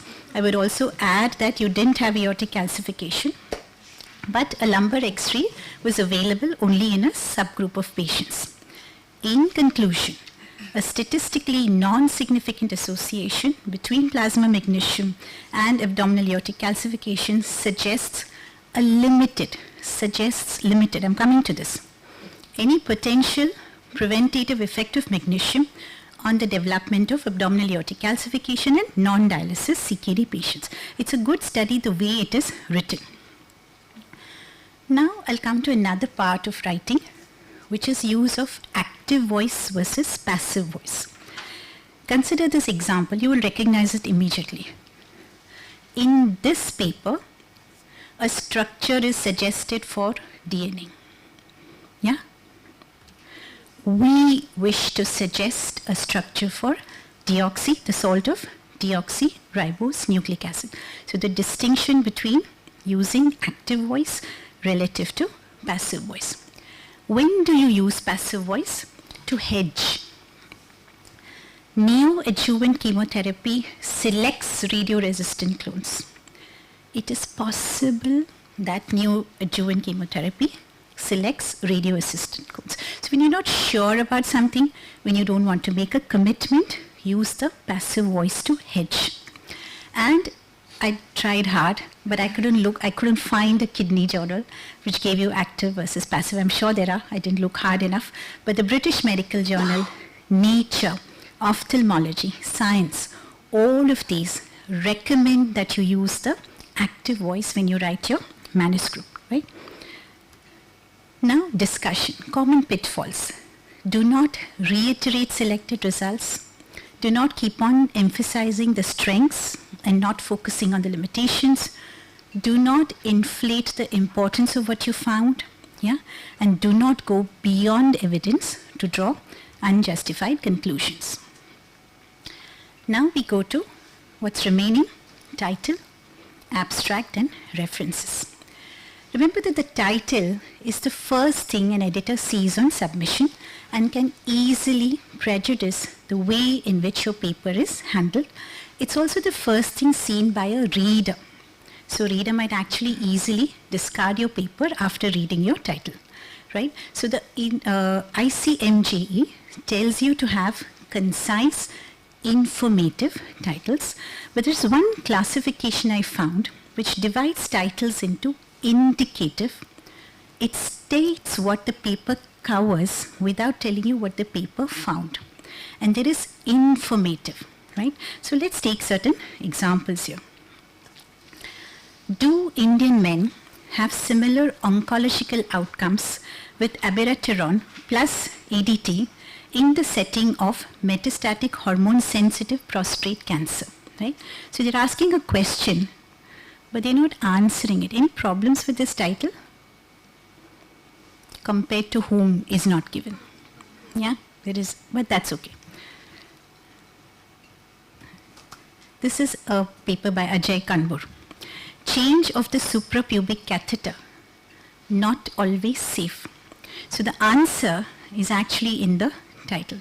Yeah. So what's the other problem? You don't want to read it, no? You know it's maybe occasionally it's not safe. So there is no right or wrong answer, but this is it. Okay. Case reports, okay, and titles. An unusual pen pal, case report and literature review of posterior urethral injuries secondary to foreign body insertion.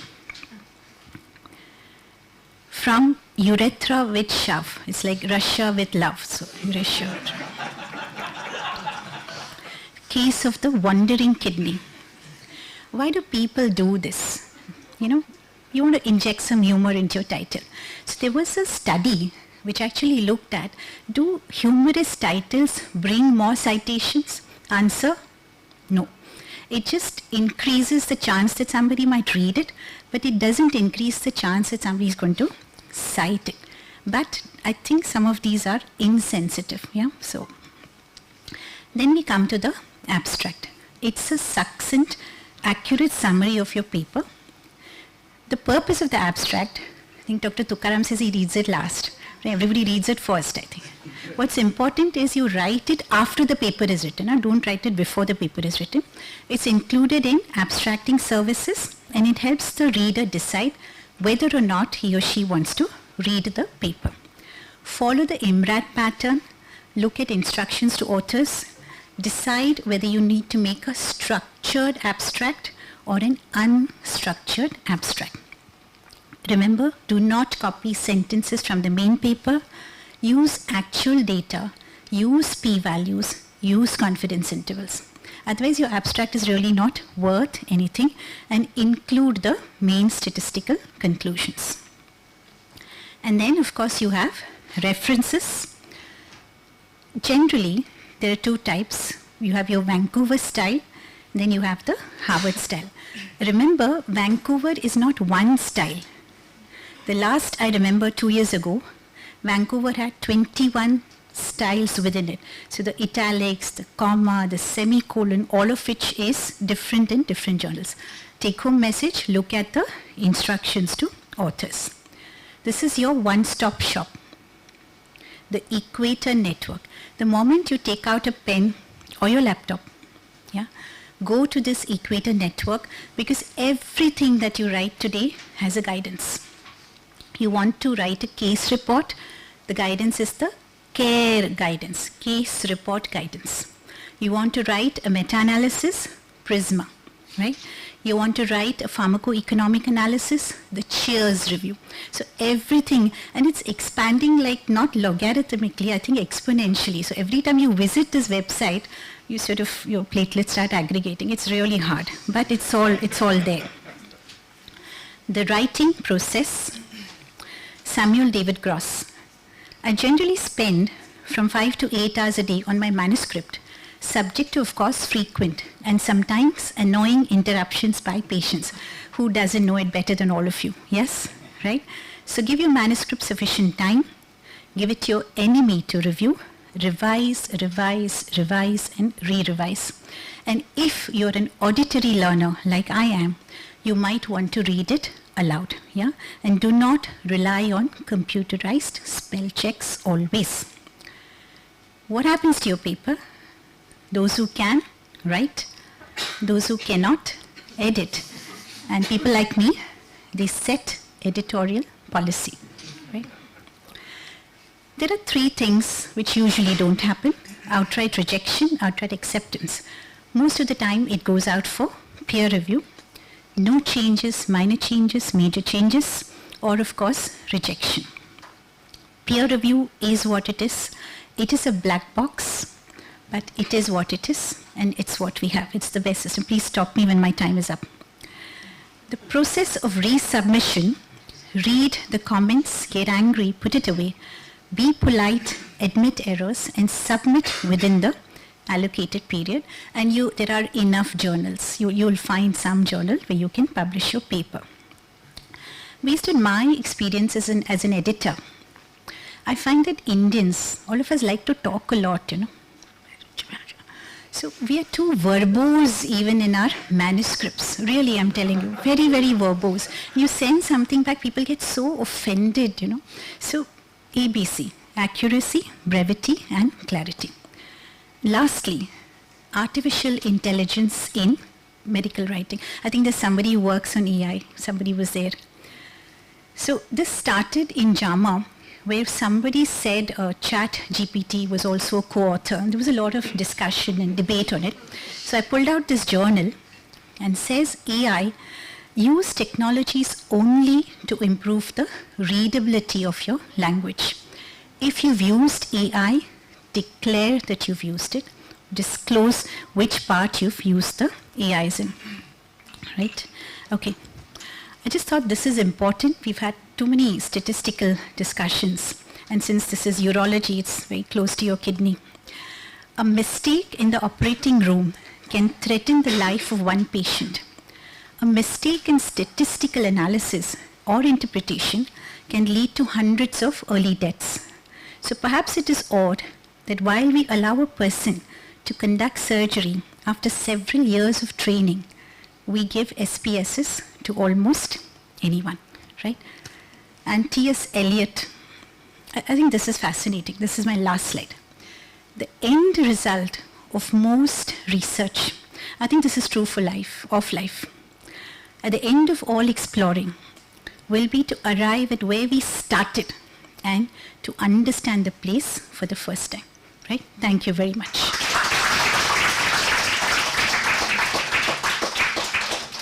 It was wonderful, Nitya. And thank you, sir. I must say that I would agree 100% with you that your articles get much better after reviewers don't get offended. I tell you, our submissions, the English writing is basically flawed. Because that's not our primary. It's not our primary language, yeah. And many times I found that why couldn't I write so well when the reviewer had completely changed the sentences in my article. And it does feel that you do feel that you're lower as far as your evaluations go. Scientifically also we don't accept that there are basic flaws in the methodology itself. And I can tell you that in India in general, and it's probably true today also, by and large, where the article is published, if we have to review New England Journal article, usually we don't criticize it that much in our journal clubs. That's what happened when I was trained. KI, New England Journal, we used to most often say that this is very good article. There were good articles, there were no. But I went to US. I was in the lab, and every day, 7 o'clock, we had a journal club. Every day.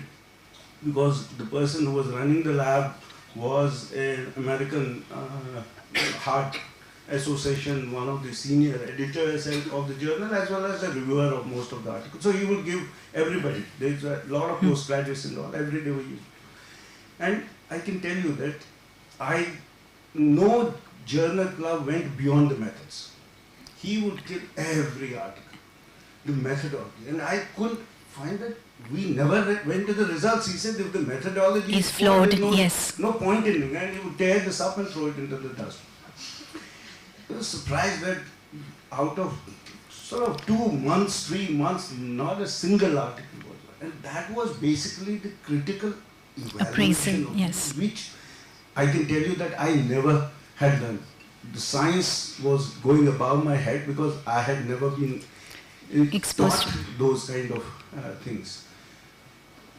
I could only change the English. This was a South American group from Argentina and from their English. So after 2 months, the only positive thing that I found was that the English reviewer of that group came back and said that your English of the submissions has improved. How has it happened? And then he called me, my boss called, and he said that this is the guy who's. I said I have not been able to understand the science of it, but the only thing I could have contributed was some improvement in your English language and all that. But I agree 100% with you.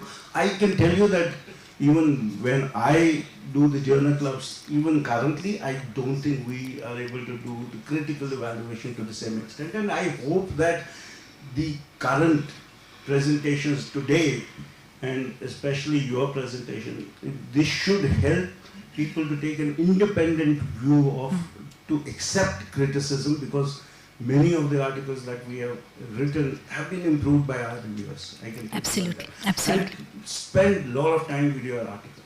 As you said, keep on reviewing and reviewing. Give some time. Don't submit it in the first write itself. You will find that you will keep on revising it and making it better and better. That's true. I really enjoyed, ma'am, your presentation. Thank you, sir. Okay. Many times I was confused, you were telling taka like that. So whether you are really commenting or really appreciating. You've learned one new word, not to impress. So I thought that it is coming like Rahul Gandhi taka. But I really enjoyed, ma'am. Really, this was the message. I'm just giving my one example. I have got one invitation to write a review article, some rare viral infections in kidney disease patients. I have written this everything. Went to the reviewer. What they have told, they are returning time and again because this is written in very subject matter is very good, so I am keeping it. Otherwise, you could have returned it back. But this was invited, so they are forced to take this. So what ultimately, every time they were returning to me because you are not writing punctuations, everything is properly. Do punctuation properly.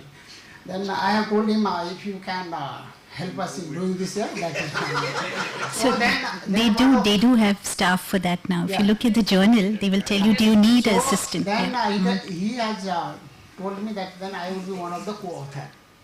So he is also one of the co-author. I will like this, that's fine for you. You can be co-author. I am just giving you. Now I am the editor of the Indian Journal of Transplantation. I know this. Now that was the reason when I have purchased AI you are talking about. Which one? Grammarly. Grammarly. So I used to put every correction, punctuation, everything with into Grammarly. Same time when I was writing this any paper. There's one more, Wordyful. Wordyful. Yeah, I haven't used it. Grammarly, excellent, excellent. Yeah. That was good for this. I'm just giving you all postgraduate that you can expand. 8,000 rupees from the premium for the Grammarly, and Yes. you can take care of this here. So that is the So good- that the good focus is on the science and not the, yes, absolutely. Other important things, what we encountered were the plagiarisms, because as sir was telling, many of these articles written in such a good English that you are tended to keep and paste it, copy and paste. So that becomes the problematic. So plagiarism is another important Very thing fine. that we should always keep in mind when you are submitting your articles. Well Both taken, is sir. a Point good well thing. taken. Copy paste, because they are veteran in writing. Some of the good authors in any genre written in such a good small things in so much clear language. You are tended to copy and paste. So don't do that. So that is all from my Absolutely. side. Thank you very much. Thank you, ma'am. That was really a very Thank you so much. entertaining talk. Ma'am, I just have one question for Yes. you. When, you spoke about the table 1 with the Takata comment to it. So do you suggest that we do the p-values for the table 1? Because my understanding was that the p-values in the table 1 don't have any So meaning. my suggestion to you would be look at the instructions to authors. There are journals which ask for p-values and journals which say if you have an RCT then the p-values have no meaning, because you might find a difference between the two groups even though your, I think sir it was the point that you made about your the known biases and the unknown biases earlier. So my recommendation would be to look at the instructions to authors and then follow whatever you see. But if you did find a difference between the two groups, then make sure that you take care of it in the statistical analysis. Dr. Khanna has got up. Yeah, you would have realized the only talk we allowed extra time was Nitya. No, no, no, no, And no, the no, reason no, is- no. And See, the no, reason no, is it no, was no. So good. 25 minutes. I No, timed it your last. talk was the discussion, because it was so good it could not be stopped. It had almost a spiritual touch to the talk which she gave. Thank you so much.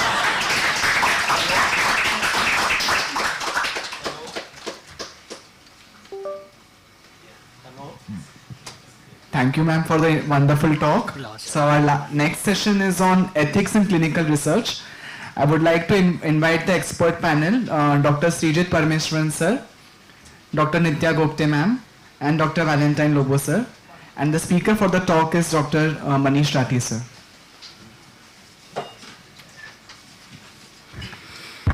So good evening, I am the last batsman of this wonderful innings, and thanks to Dr. Umesh Khanna for keeping this topic.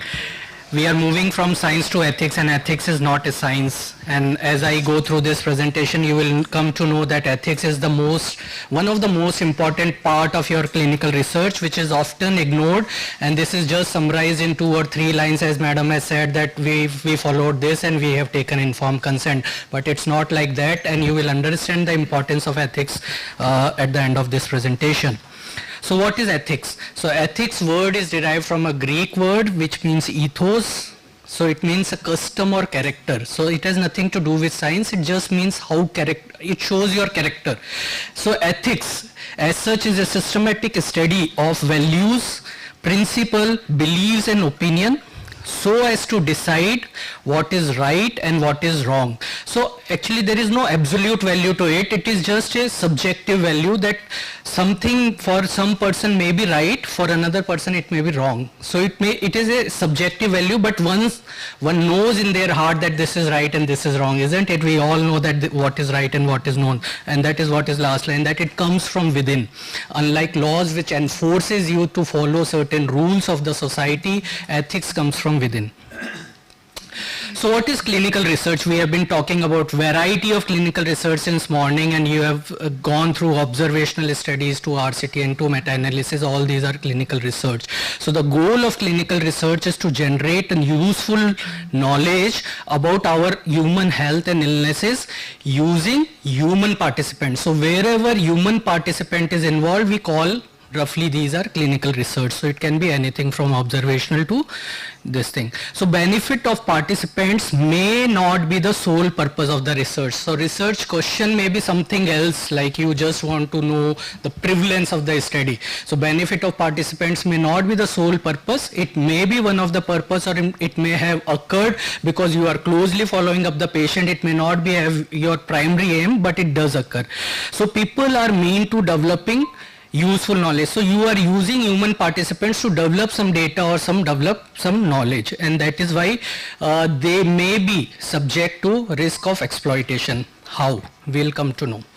So ethics in clinical research, so basically what we mean by this is that we minimize this exploitation, we minimize the harm to human participant, and we maximize their benefit, and we ensure that the right and the welfare of the participants or the human subjects or human participants are respected.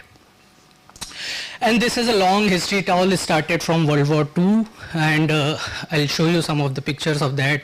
And it all started from there, and how this ethics came into human experimentation. So it first started with Nuremberg Code in 1947, and then we all know about Declaration of Helsinki, which was first given in 1964.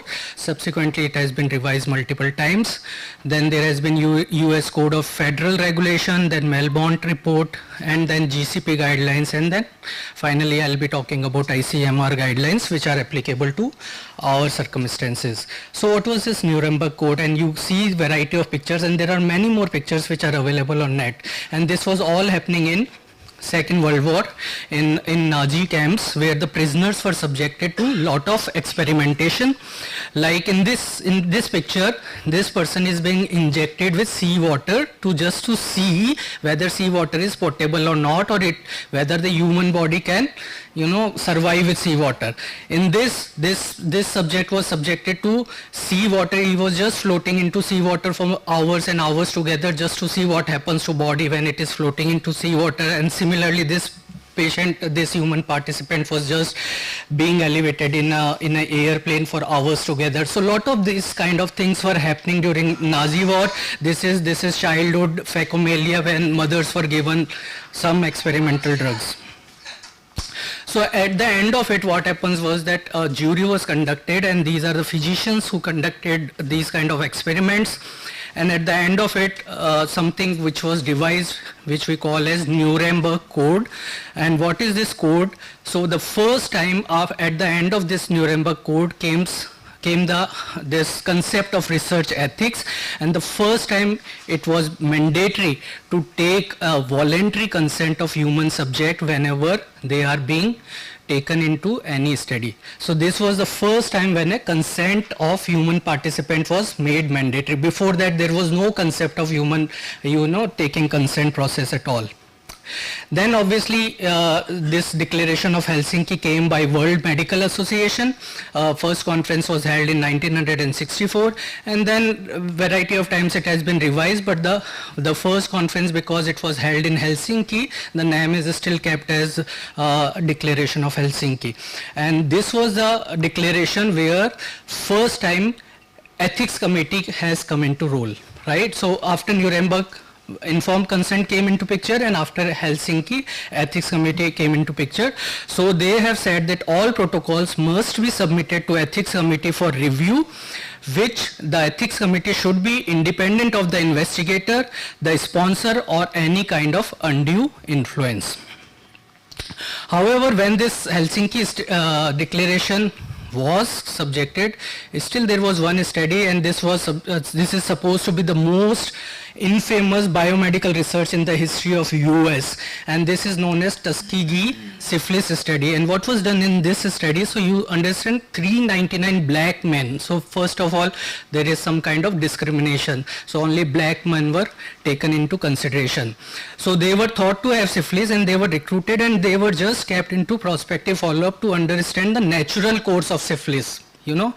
By the time this study was ongoing, penicillin came into picture, and in 1947 it was known that penicillin is an effective treatment for syphilis. However, the subjects were not informed that this now drug is being available, and they were kept on follow-up till 1972 just to understand the natural history of syphilis without giving any active intervention to these patients.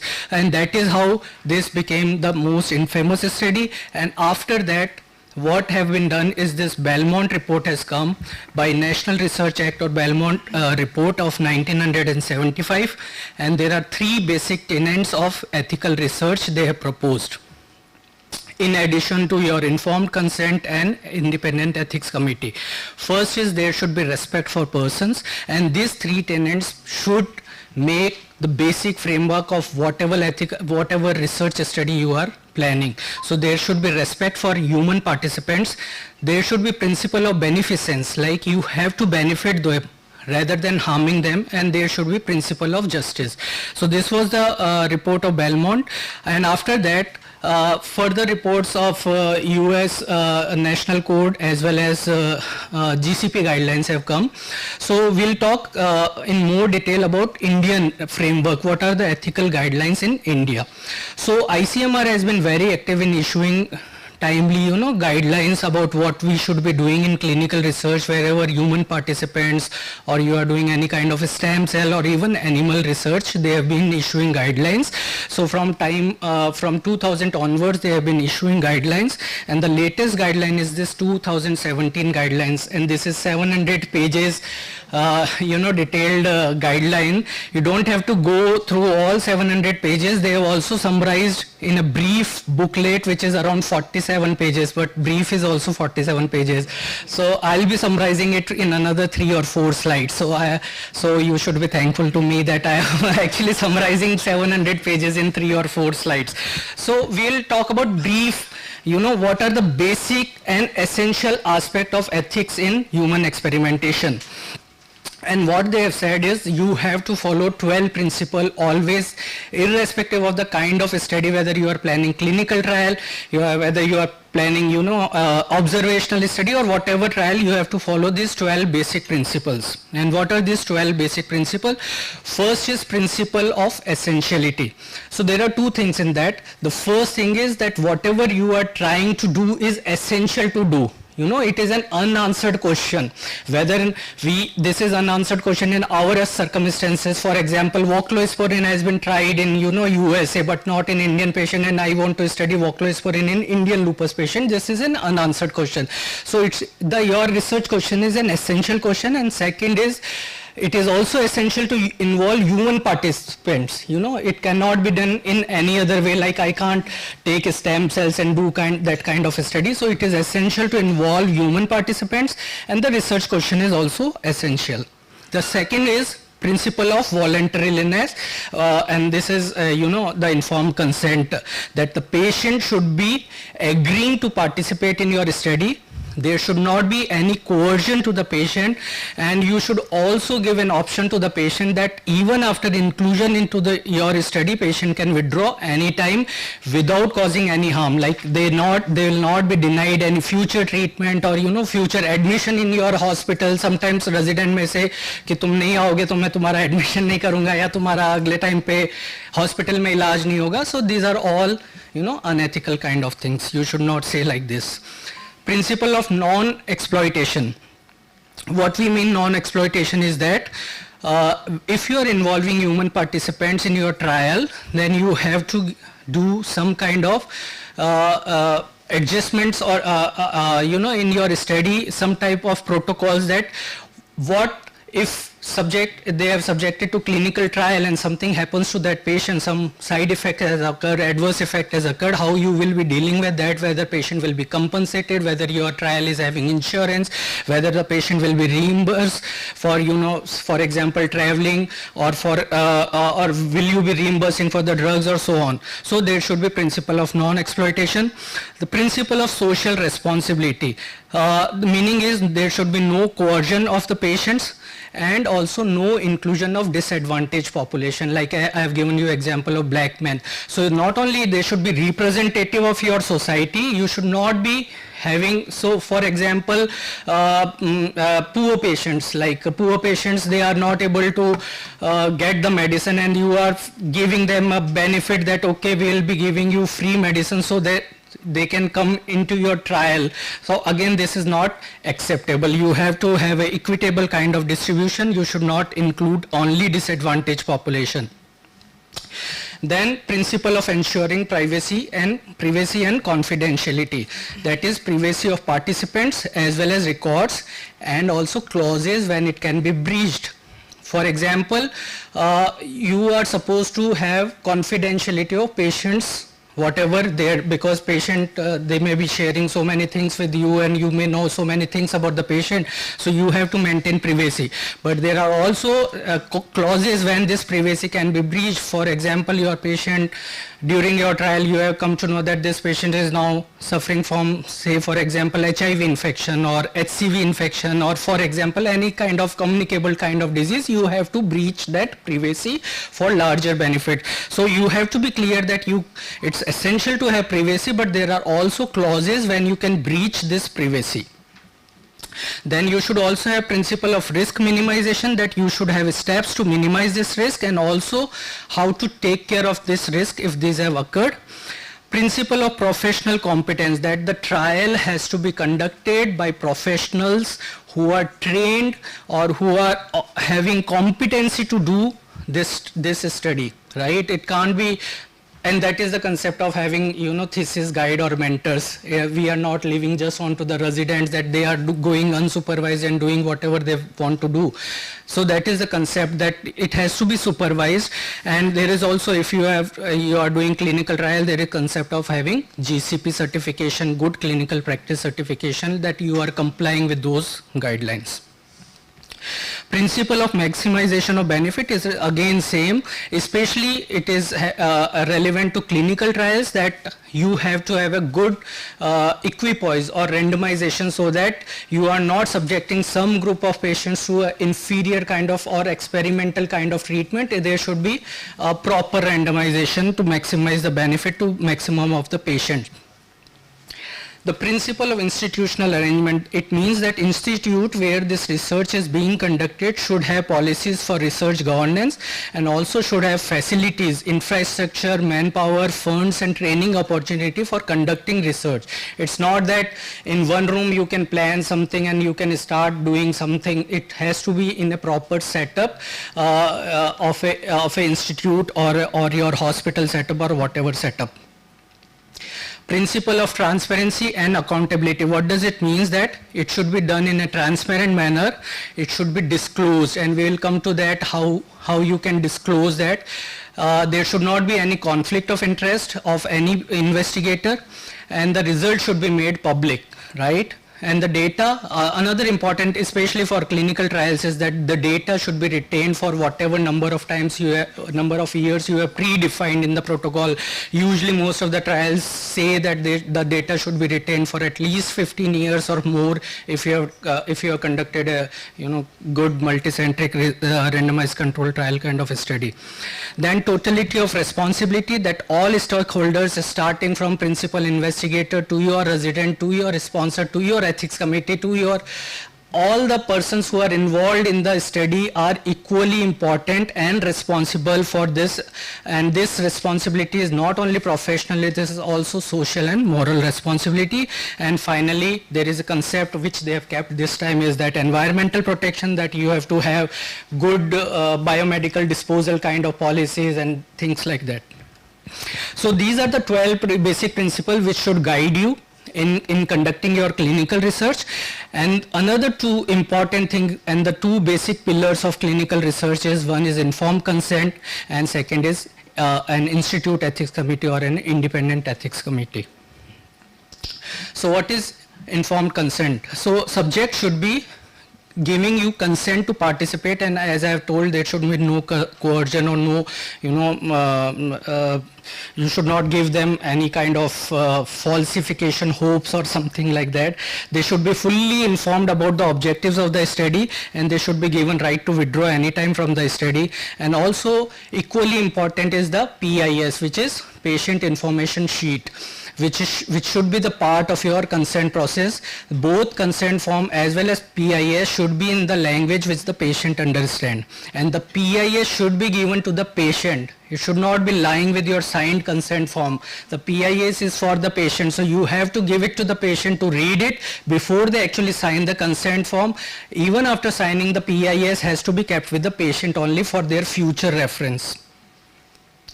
And this is the table, important components of ICF, what should be there, which are as per ICMR guidelines, that your ICF should have all these kind of, and these are mandatory. There are some things which are optional also. So your aims and studies, why you are doing this research, what the patient is supposed to do, will he get any benefit, monetary benefit, medicine benefit, yes, no, what kind of, who is the sponsor, and also whom they can contact in case of any problem. That should be there in your consent form itself, like contact number of not only your the resident but also the supervisor, that is the mentor, or the principal investigator, which is the faculty, their consent, as well as the consent of convener of ethics number of convener of ethics committee should be there. All these three numbers should be there in your consent form.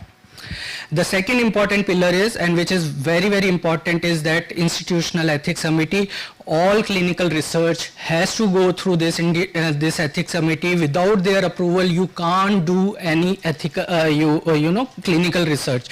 So this ethical committee is basically, what does they do is that independent review of clinical research to ensure the public that investigator biases have not distorted the approach, the ethical requirements have been fulfilled, and the subjects will not be exploited. So minimize the conflict of interest and improve the public accountability. So as per the GCP guidelines, the institutional or independent ethics committee is an independent body constituted of medical, scientific, as well as non-scientific members, whose responsibility is to ensure the protection of the rights, safety and well-being of human participants who are involved in this clinical study.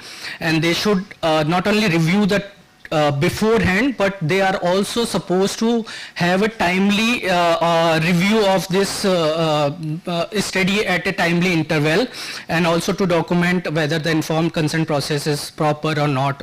So things like that. And so this is what I have said already, that these are the jobs of independent or institutional ethics committee. So just their purpose is that they have taken care of biases, they have taken care of exploitation, they have taken care of proper informed consent process, and they are also reviewing on a timely basis.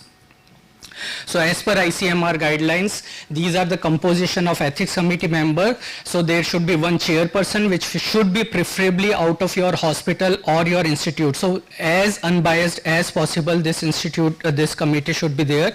1 to 2 basic medical scientists, 1 to 2 clinicians, 1 legal expert, 1 social scientist, 1 philosopher or ethicist, 1 lay person from community, and there should be 1 member secretary, who can be anyone out of these or independent. So this is the brief composition. So roughly 10 to 15 members independent ethics committee should be there as part of your clinical research. However, this was the ICMR paper published 2012, so around 12 years back, I think, but most of the things are still true in our country, that many institutions do not have IEC, independent IEC. So what is happening is that there is one IEC which is regulating, 4 or 5 or 10 or 15 hospitals. There is one independent ethics committee which is reviewing. So many institutions do not have their own independent institute ethics committee. They don't have written SOPs, although ICMR has given written SOPs, but they may not be aware or they may not be following it. There may be paucity of trained personnel to work for ethics committee. And one of the things is that they may not be, this is out of their whatever job, they may not be paid for doing this kind of job. So what at PGI, at our institution, although we are government institution, what we have recently started, our institute has recently started, is to charge.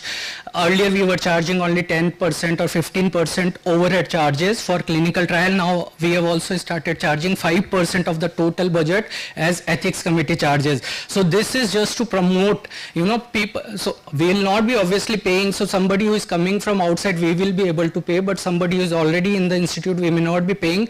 But this gives an seriousness into the ethics committee process, that okay, we are also charging, so we have to meet and we have to follow this thing. So all these things are lacking in this our circumstances, which needs further improvement.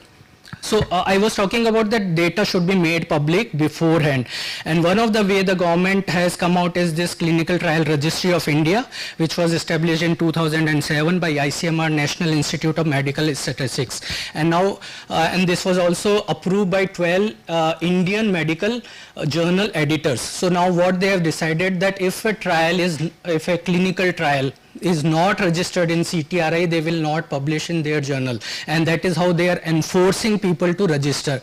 The another thing what has enforced is DCGI. So whatever clinical trial are going for approval of DCGI, like to start in India, it is mandated to be registered in CTRI, number one.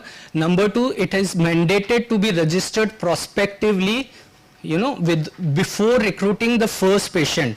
So you have to register it beforehand, and in this registration you have to give their ethical approval of your trial. You have to declare who are all the PI, whether it is single center, multiple center, if there is multiple center, who are the PIs of different centers, and what you are trying to do, what are your inclusion, exclusion criteria, primary endpoints, secondary endpoints. Everything goes into the public forum. It is public, it can be accessed by anybody in this CTRI. So this is one way of bringing transparency into the system. And this is final slide, that despite whatever government and the ICMR is trying to do, we still are a complex society, we all understand. And we are a large developing countries, and we have a lot of diversities, be it socio-economic diversity, be it diversity in terms of education of the patients or the healthcare facilities which are available in our country. There is so much of diversity, and these all diversities makes a patient prone to exploitation. So we have to understand as clinician that in these terms of this diversity, we have to devise a system that we minimize this exploitation and we avoid the conflict of interest. Another thing is that you must have read multiple times in newspaper that people are not believing research coming out of India, or patients are not believing to enroll in your study. We are also part of so many clinical trials, and sometimes patient actually ask us कि sir कुछ हमारे ऊपर क्या अलग से research हो रही है क्या हमको. So this is what is known as guinea pig kind of perception कि मेरे को ही क्यों चूज किया, मेरे ऊपर क्या अलग से आप करने वाले. So this is the mindset कि कुछ अलग से क्या करने वाले हैं हमारे साथ में कि हमको ये ट्रायल का पार्ट बनाए. So all these are mindset of our people, not only doctors but also of patient and also of society as well as the larger framework of our society. So these are the complexities of our Indian system. We have to deal with it, and we have to, that is why ICMR is within this framework, considering all this complexity, they have tried to given these guidelines so as to follow this to be followed by all of us whosoever are doing this clinical research. This is my take, that despite all these guidelines, there is some breach happening every time we are coming to know through media and papers. So do we need actually law for this? There were somewhere in 2015 there was some medical bill for clinical research. I tried to search the literature, I could not find the detail of that medical bill. I don't know whether it has still become a law, but there are some clinical trials at least which are regulated by DCGI and which are well regulated by DCGI as well as CDSCO. So, but I am not sure, I have tried to go through the Google, I am not sure whether it is still a law and whether we require a law or not. Because as I have said, ethics comes from within, it is not a legal kind of thing. So as to conclude, ethics in clinical research is still a naive subject, and I am very, very thankful to Dr. Umesh Khanna for keeping this subject in research methodology workshop, because in research methodology workshop, we are always debating about p-value and statistical method, how to analyze, how to write, but this is very, very important aspect of your clinical research as such, not only writing the paper but also designing and implementing your research. So India is emerging as a hub for clinical trial, and we all have observed so many multinational clinical trials have come to India because we have large patient population. And that is why multinational companies want to come to India, but we still require a strong legal administrative framework to regulate this issue in clinical research. We still lack manpower, adequate manpower, infrastructure and training in this aspect. Finally, if you keep these two things in mind, I think you will be doing good in this aspect. First is always keep your patient's interest above anything else. and this is what actually is, I am also telling my resident that if you do these two things, you will always be on the right side of ethics. First is always keep your patient's benefit first, and second is always have this principle of do no harm.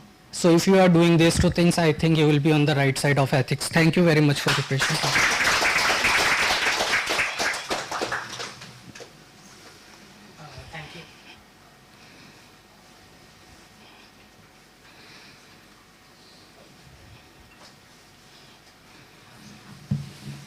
Thank you, Dr. Manish. You gave an extensive review of everything starting from the history. Some of the historical aspects which still remain is that many people would know that what we today call granulomatous polyangiitis, part of the reason for the name change is that Wegner, whose name was included in it, was removed because he was part of the Nazi experiments.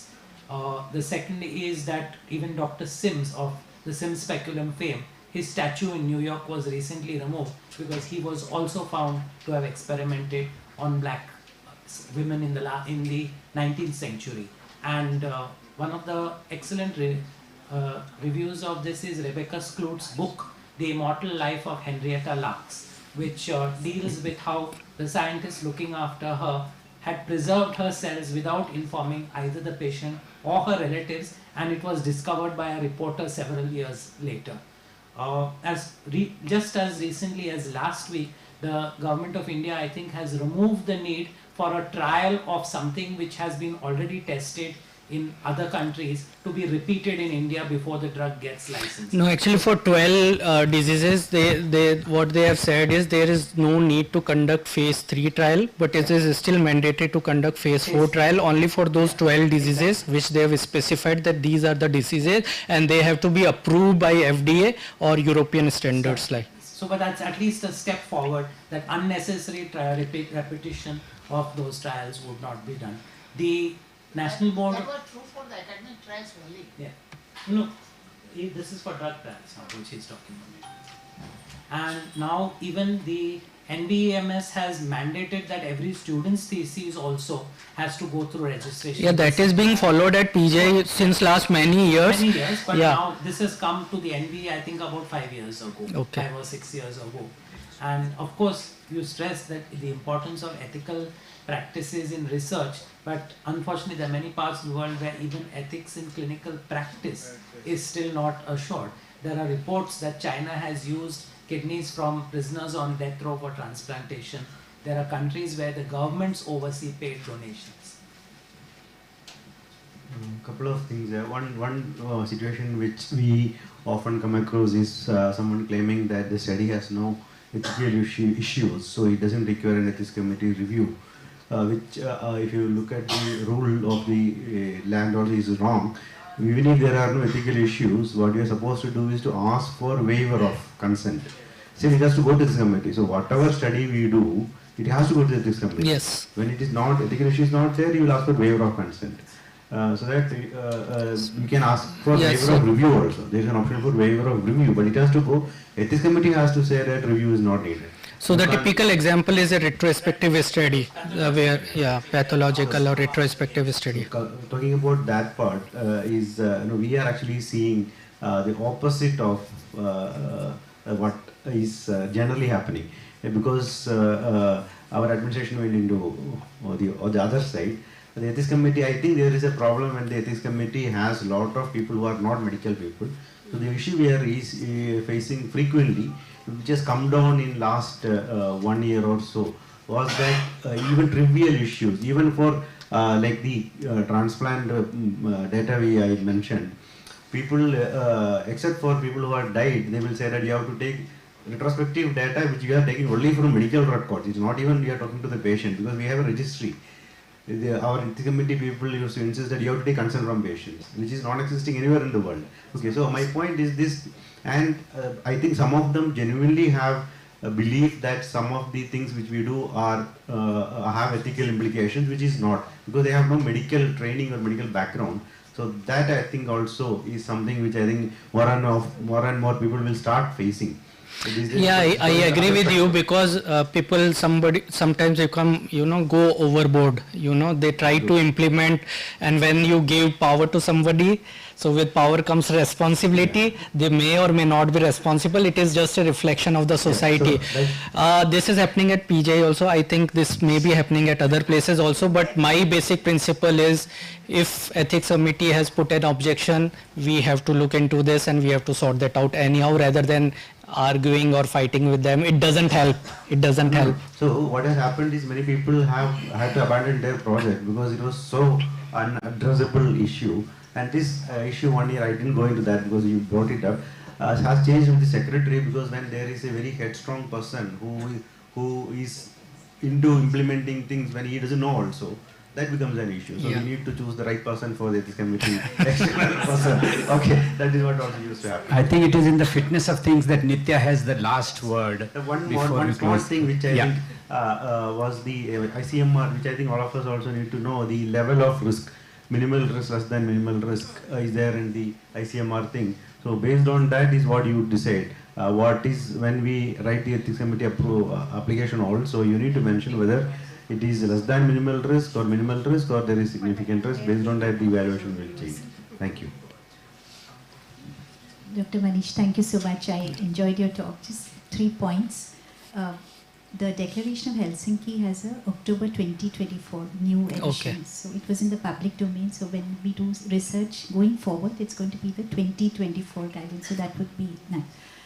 What I didn't touch upon, and Sir touched upon briefly, is we have ethics related to medical writing also. So the British Medical Journal, in my opinion, has fantastic guidelines. I find the UK guys are better than the US in terms of 1, 2, 3, 4. It's very clear. And the last, sir, is accreditation of ethics committees. Accreditation of institutions actually brings about a lot of improvement in quality. So I think it has been made mandatory or not, because I was reading somewhere that it has been made mandatory, the accreditation of, as well as registration. Registration also. What happens, I'm telling you, the institute will say, we are NABH accredited, so we will not accredit our ethics committee. That's what is happening. So the ethics committee, NABH accreditation should be set. So I think that's yes. And I think I'll just, Dr. Khanna, end by saying that I read this long ago. Ethics is doing the right thing when no one is looking. Yeah, so I'll hand it over to you. Thank you, Dr. Thank you so much. Thank you, Manish. Thank you, chairpersons. It was, so day one, we have only now question answers remaining, which is probably going to be very interesting. So we request you all to wait for this. And I thought we have so many eminent speakers from different parts of the country. Why not take their help to felicitate a few of the people who have helped us in making this website. Mumbai Kidney Foundation, thanks Manish. Mumbai Kidney Foundation has been doing a little bit of work in trying to spread the educational possibilities or activities in nephrology. This time we had thought of creating a library of resources for the students and the nephrology community as such. And so we designed a website which is called MKFacademy.com. Pankaj, can we play the video while you are arranging things? Yeah. This MKFacademy.com is a website which has many features, some of which we would try to show it in the next 2 minutes. And this website has been made possible with a lot of help from all the nephrologists in the country. Some of them are here in the audience, they are from Mumbai. We would want to acknowledge each and every person who has helped in making this website. It's a project of 3 to 4 months, but it had it involved a lot of help from a lot of nephrologists. Yeah. So just a quick glimpse. Efforts to promote academic knowledge in nephrology, the Mumbai Kidney Foundation presents its compilation of numerous academic resources in a single website. Ladies and gentlemen, presenting the MKF Academy with a motto to unlock excellence in nephrology, with multitude of academic services and resources at one place. The Academy provides numerous resources directed for the 3 pillars of MKF, nephrologists, general practitioners and technicians, with the efforts of our core team led by Dr. Umesh Khanna and blessings of our esteemed faculty members. The Nephrology Library is a collection of resources in several topics of nephrology with key articles, videos, recorded talks compiled by experts. The Nephrology Observership Program provides various observership programs in subfields in several top-notch institutes of the country under the guidance of faculty experts. More than 50 mentorship modules and videos of several topics in nephrology beyond classrooms. Journal scan of latest journal articles of the month.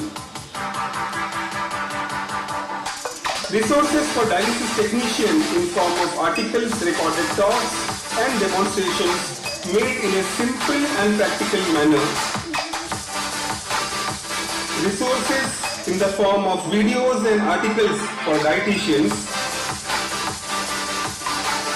and numerous other resources like dialysis directory and on-demand article facility and many more.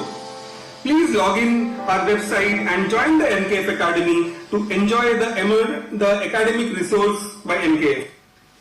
So we have right now, thanks so much. We have right now about 25 subsections in nephrology. We added 3 or 4 more. One of them is visual abstracts. So visual abstracts of all the subtopics are there. Then we have, I think it must have been uploaded today, a tutorial section. That means different people who are very good in putting up tutorials, they have been all aggregated and put up on this website. 3 or 4 more topics are being made. I think one is vasculitis, and Manish Ratti is spearheading that. We have pediatric nephrology coming up very soon with Arpana Iyengar as the person in charge and some of the other people who are contributing. So similarly, we will keep adding whatever is new or whatever we get enough resources to add. I'm thankful to EverVital for allowing us to start this research grant, which I just talked to you about. In addition, we have right now the dietitians resources and the dialysis technicians with a lot of the articles and more of videos, because for the dialysis technicians they'll be more happy listening to small modules. Today's session will also be uploaded. It's part of nephrology beyond classroom, although it should be taught in classrooms only. It should be part of curriculum. But we have taken it in that section because somewhere most of the DNB programs are not really concentrating on research methodology and all. So each and every talk would be made into short videos and uploaded on the website. This would not have been possible without the help of many of the contributors, some of whom I would want to call upon, and with the help of this, may I request some of the faculty to come and occupy the chair and give them a small token of appreciation for all those who are present in the audience. Dr. Vijay Kher, Narayan Prasad, Edwin, please come, have a seat. Dr. Hase, Manjunath, Srijit, Valentine, please come. Manish, Alan, whatever, some of these, we can Alan. Alan, please come. Ayan, you can go through the, so we are just officially acknowledging all those who have helped, and all those who are in the audience can come. In addition, we have the technical team of Mumbai Kidney Foundation, those who have made this website, Varshit, Nikita, Hiral, they are also present, and at the end we will also felicitate them. Thanks.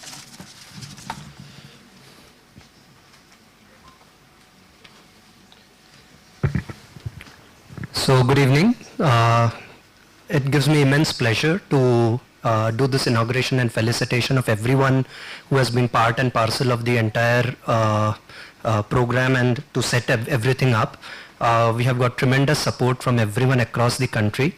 And so I would like to take this opportunity to go through all the sections which Sir mentioned and who has contributed to it for the website, and to felicitate all of them.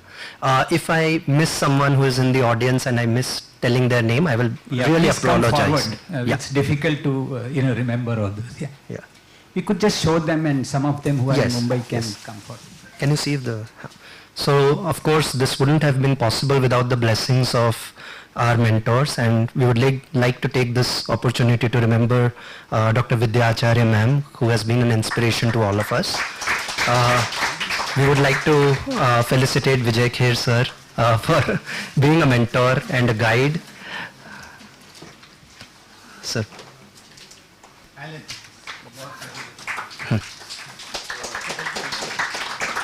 Dr. Mohan Rajapurkar sir, Dr. Arpana Iyengar, Dr. Vivekanand Jha sir are not here.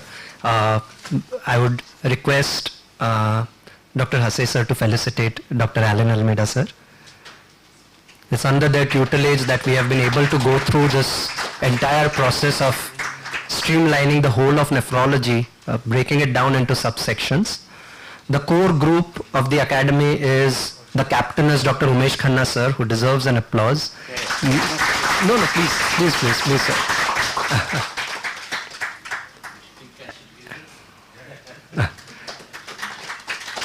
And I think I speak for all of us here that if he is the captain, then the vice captain is Dr. Vineet Behera. And they have been instrumental in pushing and prodding all of us to make this happen. And it's incredible what we have achieved. So may I call upon Dr. Nikhil Bhasin. Lobo sir, can you just... Dr. Akash Singhara, Dr. Nikita Pawar is not there, and yours truly has also helped. Dr. Jitu is also there.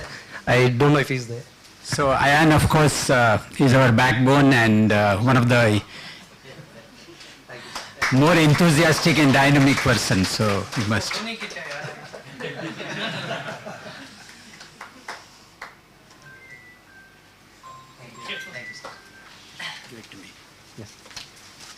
So for each subsection, as you can see, we have so many of our colleagues and our seniors who have contributed. Dr. Gaurav Bhandari, Dr. Raju sir, Dr. Amirinder Kaur, Dr. Debaron, Dr. Humam Siddiqui. In the AKI subsection, there's Sandhya Suresh, Dr. Gitanjali, Dr. Anitha, Dr. Kavita Vishwakarma, I don't know if she's here, Dr. Saurabha. We do have Dr. Sushrut Fuladi here, and he has really helped in organizing in CKDU. And if you go through the website, we have divided these subsections and tried to incorporate good articles. We are trying to update the articles as well and the videos to go with it. Thank you, Sushrut. Dr. Hardik Patel and Dr. Namrata Rao has also been helpful, as has been Nikhil. In the CKD MBD, there is Saturupa, Hardik, Krishna Kumar and Swati. Dr. Nikhil is here, and as you can see, there are others here. For the brevity of time, I'll just skip through. Genetics in nephrology, we can see everyone who have contributed. In hypertension, I believe Dr. Shreyasi Bose is here. Yeah? Oh, okay. Dr. Nikhil is here, so if you can felicitate him. Hase sir, Almeida sir. Is Dr. Tulsi Modi here? Oh. Dr. Edwin sir can.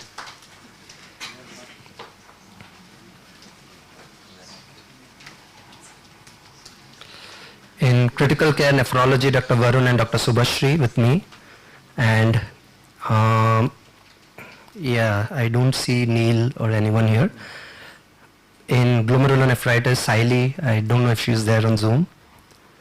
In hemodialysis, again, Dr. Shreyasi, Dr. Tulsi Modi and Nikhil. In monoclonal gammopathy, Dr. Mastakim has also helped. In nephropathology, we have been fortunate to have Dr. Chitra Madiwale ma'am. Chitra, request you to please. She's the senior pathologist here at Hinduja as well, and madam has been so helpful in trying to collate this huge topic of nephropathology. It's basically everything in nephrology that you can think of, and to divide it into subsections, and all of them having been so proactive in making this section possible. A big round of applause to ma'am.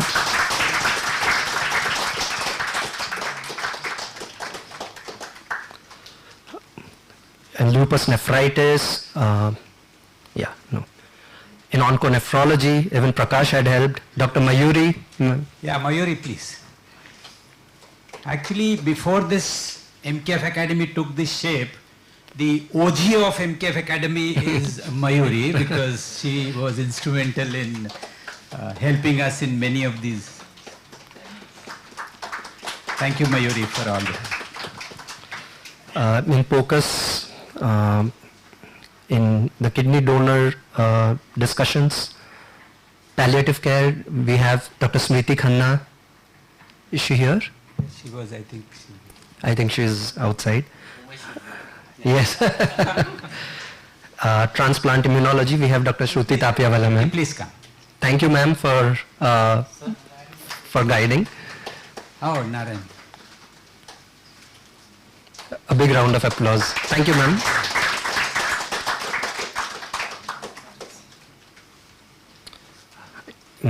In tubular diseases, thrombotic microangiopathies, please may I request Dr. Divya Bajpai.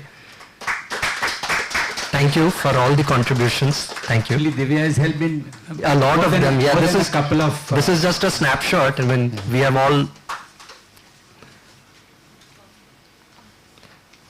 Thank you. Again, Dr. Divya has helped with obstetric nephrology. Dr. Tulsi Modi, again, thank you.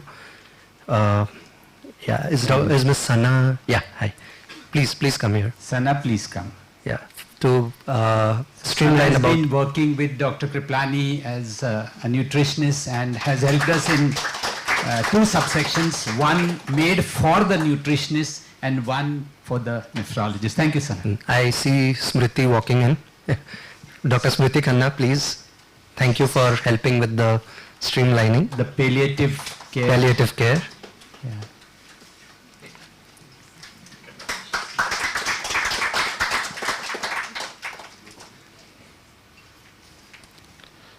And in interventional nephrology as well, quite a few, but I don't see anyone here. Vineet, I think. Yeah, yes.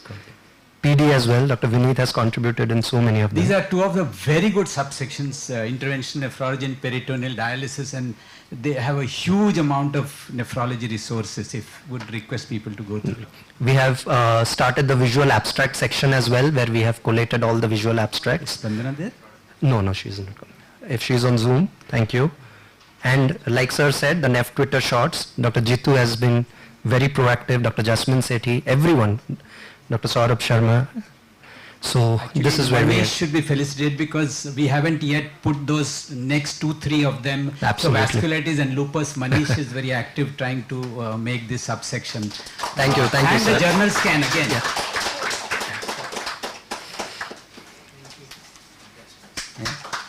So thank you all. I think. Thank you. We will now call upon the website technical team, Varshit, Nikita, and Hiral. Please come. These people have been instrumental in actually bringing it up. It's a difficult task because they keep on adding a lot of things, and Varshit is the main power behind making this website with his wife Nikita. Please. Would want to felicitate all three of them.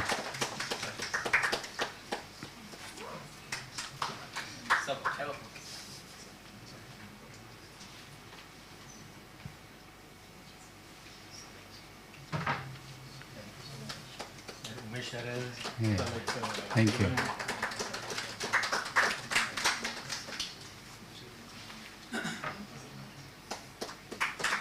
And we must thank Pankaj. Please come, Pankaj. Evervital, who has been helpful in giving us financial grants to allow academic activities. Would request Vijay can.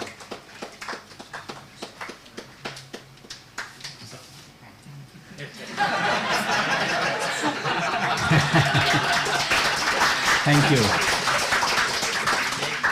Thank you so much. And we just, sorry to take your time, but it was important to felicitate people who have really helped. And I thought, what best when you have a galaxy of people sitting here to honor and felicitate them. Thank you so much. Smriti ka ho gaya. And I will meet her at home. Thank you. Thank you. So. Now the floor is open for question answers. We thought we will definitely get late, so the best thing is to catch you and keep you waiting in your seat so that panel discussion to nahi kar rahe, but any question answers based on today's day one, if anybody has any questions pertaining to that. Yes. Sir, I just wanted to know if a systematic review would require a ethics committee approval. One more mic, please. And if you could elaborate on how to go about it. So, ma'am, the earlier guidance from the Indian Council of Medical Research said that the systematic reviews and meta-analysis needed exemption from approval. The current guidance, which is I think about a month old, says that you don't need to submit it to the ethics committee at all, provided you followed all the PRISMA guidelines and you have registered with the Prospero, like Dr. Manjunath said earlier. So the answer is no. But do it right. So can I answer? There is no harm in taking ethical approval. Why you don't want to take?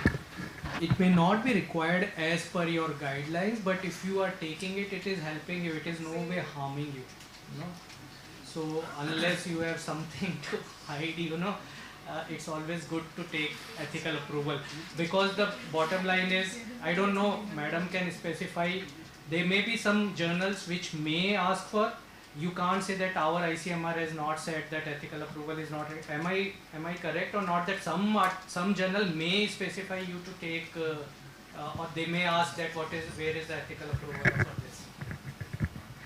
For systematic reviews and meta-analysis, the only thing, if at all you need, would be exemption from review, because the data is in public domain. Yeah. I think it's not just question answers. People who could not, because we had curtailed your talk, you want to add or give some comments about whatever topics, please feel free to do so. Actually, I was just telling about the drug bill which you are talking about. The first drug and cosmetic rules came in India before independence, so that everyone know that came during the British rule. The amendment which has been done in 2013, parliamentary committee has been formed, and they have told the CDSO was very underpowered. Manpower was only 25 people who are working for more than approximately thousands of the studies and trials. So that was found underpowered, and then parliamentary committee has been formed, and they have made mandatory, some rules have been amended. 3 rules came under Appendix Y, 122, AB, ABC and D. So 3 rules have been amended, and then to imply more power has been given. The CTR registration has been made mandatory after that. Then so many regulations, that were 3 rules came out. But the Act, Drug and Cosmetic Act, is the same which has been before independence. Actually that was the drug rules came because many of the spurious drugs from across the world was pumped into the Indian market at that point of the time. It was very important to bring out that bills and regulations so that this can be curtailed. So definitely often the most important thing we will see, most of the litigations comes because of the inadequate informed ethics. Informed ethics consent has been taken, not properly taken. Whether this was the Indore, Madhya Pradesh, Bhopal's, Kerala's trials, everywhere it has been found when investigation has been done, the informed consent was not properly taken. So that was the measure, and the video consenting has been made mandatory for all the clinical trials. So that is the one thing which happened. So not only your informed consent retained, video conference, video consent is also important. So that a few things happen. Video consenting is not mandatory. It is mandatory for the drug trials, clinical trials. No, it is mandatory. Credence and Tapasi KD trials we were part of. I am talking about Indian. CMR guidelines. It is not mandatory to take audio-visual consenting for any of the clinical trials, and informed consent is mandatory but not audio-visual consent. Even in India, there are multi-center clinical trials which are happening. We are also part of that, where there is no audio-visual consenting. It is not mandatory, even if they are multi-center trials. All multi-centric drug trials? No, it is not mandatory. Yeah, it is not mandatory, but it is the sponsor which mandates it. Yeah. Some of the sponsors. So the other point I wanted to make is the drug and clinical trial rules. There is a rule which came out in 2019, which has everything, including ethics committee, everything is there. Because you are telling about, I know that because I am part of there is an expert committee for renal. I am part of that, and we are supposed to know these things. That's why I am telling this exemption from phase 3 is not there. As of now, this is a 2001 Gazette notification is there. It mentions few conditions where exemption can be given. Otherwise, it is supposed to be done. And generally, CDSO wants it to be done for everything. And there are it is exempted some now, but otherwise that is only a very selected situation. Generally, even if the main thing why it has come is that the premise is that most of the trials which are done doesn't have South Asians in that. So if South Asian, some trials are there where they have involved South Asian, then also it can be, there is some justification. Even then, as of now, CDS is asking everybody to do phase 3 trial, except there are some exceptions. Like for example, now eculizumab, it has been approved with the condition that phase 3/4 should be done because it is already well established and a lot of data is already there. But otherwise, generally everything they have to do phase 3 also. Phase 4 is mandatory for everything. Yeah. But now for 12 diseases they have exempted, including orphan diseases. So orphan diseases, like, because I was interested in lupus, so actually lupus also is an orphan disease. Generally it was not. That the rules also came only in 2019. Actually, that rule mentions about this ethics committee. If any institution wants to do academic trials on the drug which has previously been marketed or well established used for, and if you want to try it for new indications to see for any other adverse effect in new populations, then this was not mandatory. But this 2 days information I don't have. But the 2019 has made these academic trials can be done without your going into the DCGI approval, and only mandatory was you have to get Institute Ethics Committee approval. That was mandatory. Now a lot of discussion is happening that is relevant to principal investigators, and our audience is probably getting clueless. So one point I wanted to make about the Dr. Thagupta's talk about writing and publishing your research. Some benefit may be there of pre-submission review from one of your colleagues who have published before on the topic, or who have previously worked on in that same area. So I have found that particularly useful because many times when you are with your thesis topic for years together, so you are into that, and many times you don't get the outsider's perspective, and then you get shocked by the outright rejection as soon as it is. But then if somebody is there who is not part of your team and has a expertise in that area, if he is kind enough to spare his time and offer some comments, that can improve the submission before. And other point is to get immune to the rejections, because sometimes it can be very disheartening. Initially you have spent so many months and years putting together data, but then that is something that is particularly dangerous if you are starting the career as a medical, like in medical research. So you should carefully go through all the, that is a advantage of having a peer review from a journal who has rejected your article, and work on the instructions. Many of them will definitely help to improve it when you submit it next time to another journal. And you have to be patient. There is no other option, and keep trying. So that is, I think, key to the successful writing and publication. Nitya ma'am, you should come here. No, no, please have. Ma'am, I had one question in the paper, that infamous or famous paper which you were quoting. Which one? That one magnesium and abdominal. No, it is neither famous nor infamous. It is just. So in result section which you were projecting, there was reference in the result section. It was written in the bracket. So our references need like. There was references in the references in the result section. Were there references in the? The slide on saying results, in the second line there was in bracket it was written 23 in bracket. Okay. I can't think I understood your question. No, but I copy pasted it correctly. So there must be a reason. So I'm just trying to think of a reason why you would have. But you said copy pasting is not allowed. No, I didn't write the article. So I'm allowed to copy paste. So let me get back to it. Let me think of a reason why you would have a reference in the results section. Yeah, it was in the results section. 23. Possible, yeah. So this criteria was used. Yeah, Divya, you want to add? Question related to the same thing. One of the things in that masterclass, the same article, was that they had said they had brought results into the methods, and based on one method, they have changed the statistical analysis. Yes. Because it was zero something, they have used a zero null Poisson model. Test. Yeah. So and the statistical test decided in the the design stage, and you cannot, seeing the result, you cannot change your statistical do an test. exploratory analysis. Yeah, so then you should. No, so what she's saying is that you had 280 patients, you evaluated them, please, and 79 you found at the end of it. So why are you modifying your statistics post hoc rather than having it pre hoc is what?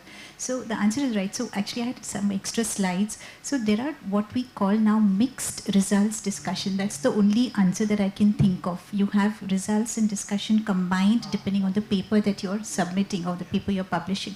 I think, Divya, what happens is if 79 people don't have that abdominal aortic calculations and you still apply the original statistical method, you will end up with wrong information. That's why you go back and say, okay, we found this and therefore we modified it. And it's good that they've stated it. Right? It is valid. So that's the mixing of results discussion together. So that's the reason that I can think of. Maybe there was it was a mixed results discussion. One more question to everyone present here. Like we have pharma-sponsored trials. So if we don't have that benefit of having a good pharma coming to the institute and sponsoring the trial, what are the other avenues for an investigator-initiated trial to get money from? We know MKF is now one, but everyone will not get that 5 lakh from MKF. So if people can tell all the various avenues to get grants for investigator. I'm just giving you. Actually, we are not acquainted to write a good project. This is the reason why we are not getting funding. So I have been evaluating ICMR project for so many years. I have many grants also from ICMR and DST, DBT also we have got, Manish has also got. So what we have to train ourselves or train our postgraduate also to write a grant, and the methodology should be very clear. Most of the objections comes from the methodology part, and anybody will object because for the one grant there are at least 15 applications are there. If anybody raised any objections, that go out. So that is the one thing. But the funding is not a problem. You can see you can get the funding. Presently, your Indian Society of Nephrology is giving some fund for the research. Every year, ISOT has also started giving this project. ICMR is already, DHR is already there, DVT is giving, DST is giving. So there are so many funding. Otherwise also there are many Jaipuria foundations, this foundation, that foundation are also giving projects.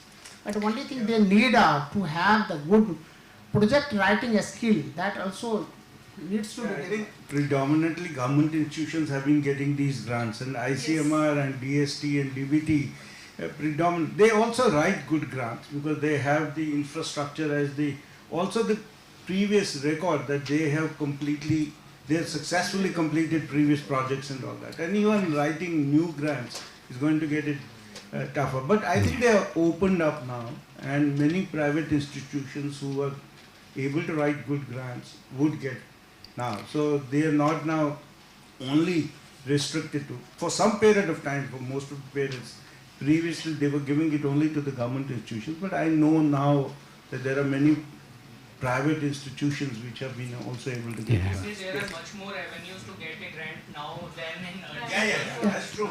My suggestion would be like a research methodology workshop. There should be a workshop on project writing. So wait for tomorrow. This is day 1. Tomorrow we have a workshop wherein this important question will also be handled. Yeah. I think Divya has a point. When you come from a background where the institution as such was not having any funds, the department is new, like for example in our case, and you don't have, say, when you apply for a grant, you usually have to show some background work.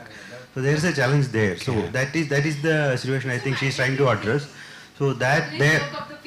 Yeah. So there only Jugaad will work is my experience, that we have to find from somewhere, get some funds from somewhere like foundations and Institute of Nephrology, and make sure that some sort of low investment but some significant output observational studies all done, and some paper has to come, and based on that. So it is true that once without that base we won't get how to cross that barrier is what I think her question is. That's a good suggestion, and I think there will be many people who have approached me as to how to get that grant. So do a small study, and for which you can do a small study, get a small grant from say Indian Society, MKF, and these and do a pilot study. Show that you have been able to do that, and then you might be able to get that kind of a thing. Use another. You could use a multicentric person, someone senior in another institution. Two of them can combine and then probably be able to get that. One of the important things we should always tell your directors or whoever is a vice chancellor, everyone is there, because in SGPGI I am giving you intramural grant provision is there to do your pilot projects for anything. Right. So now initially it was only 5 lakhs. From last year onwards they are giving for every project up to 10 lakhs. So based on that, if you are able to do some of this initial project, that was the basis on which you apply for this ICMR grant. So actually every institution, particularly the government institution, should come forward to support with this intramural grant. From the intramural grant we have recently completed 2 randomized control trials. Right. That would be the one thing that we should approach to our directors. Institutions and all. We have a lot of hue and cry, then it has been that all these multinational trial or any other trial from other say DBT, DST, whatever is coming to institute anywhere from, irrespective whether I am part of it or not. So the institute will be charging something like what we call as institute administrative charges, which will be 5%, 10%, 15%. And as I've said, we have recently started charging ethics committee charges like 5%. So what happens is that from all those charges, our institute is collecting something like 10 to 12 crore every year. And from that 10 to 12 crore, we are funding intramural projects. Right. So we are giving grant up to 15 lakh to one person. And we are giving so many grants every year. So that kind of same mechanism can be devised at your places, so you can charge overhead charges or administrative charges, collect that corpus and then distribute among faculty. But unfortunately many private institutions don't do that. They keep that research money. I can tell you, I don't want to name an institution, but I think they kept all the money. And as a private person, I didn't even get the investigative money, which has also been denied in many of the private institutions, and they've kept all the money for this. Not given. That's sad. That's sad. Sad part is there. We never get any penny from doing all these trials. all money goes to this institute fundings. So that remains with this institute, and then they utilize accordingly. I think all good things should come to an end, and it's. I just wanted to add that Indian Society of Nephrology West Zone also has a research grant which can be utilized very nicely. Dr. Hassis, the review also that. We can receive the grant and it's only 1 lakh, madam. No, it has been increased to 2, and a multi-center project can get up to 10 lakhs. So one thing is settled. The reviewer is here. Sir, we don't have. So one thing is settled, that grant is available. Dr. Rajapurkar generally Dr. Rajapurkar is very firm that you have not asked the right question, and that is why your research grant is not approved. But right now the right question is, where is dinner served? And hence I think I wanted to thank all of you. Day one has really ended in an excellent discussion on various aspects, and I must thank all the speakers and chairperson for phenomenal work, and the audience for being present in spite of the fact that tea was cut short. Day 2 tomorrow sharp at 9:30 as it was today, but please bring your laptop because it will be a live session on how to actually do literature search. Thank you so much.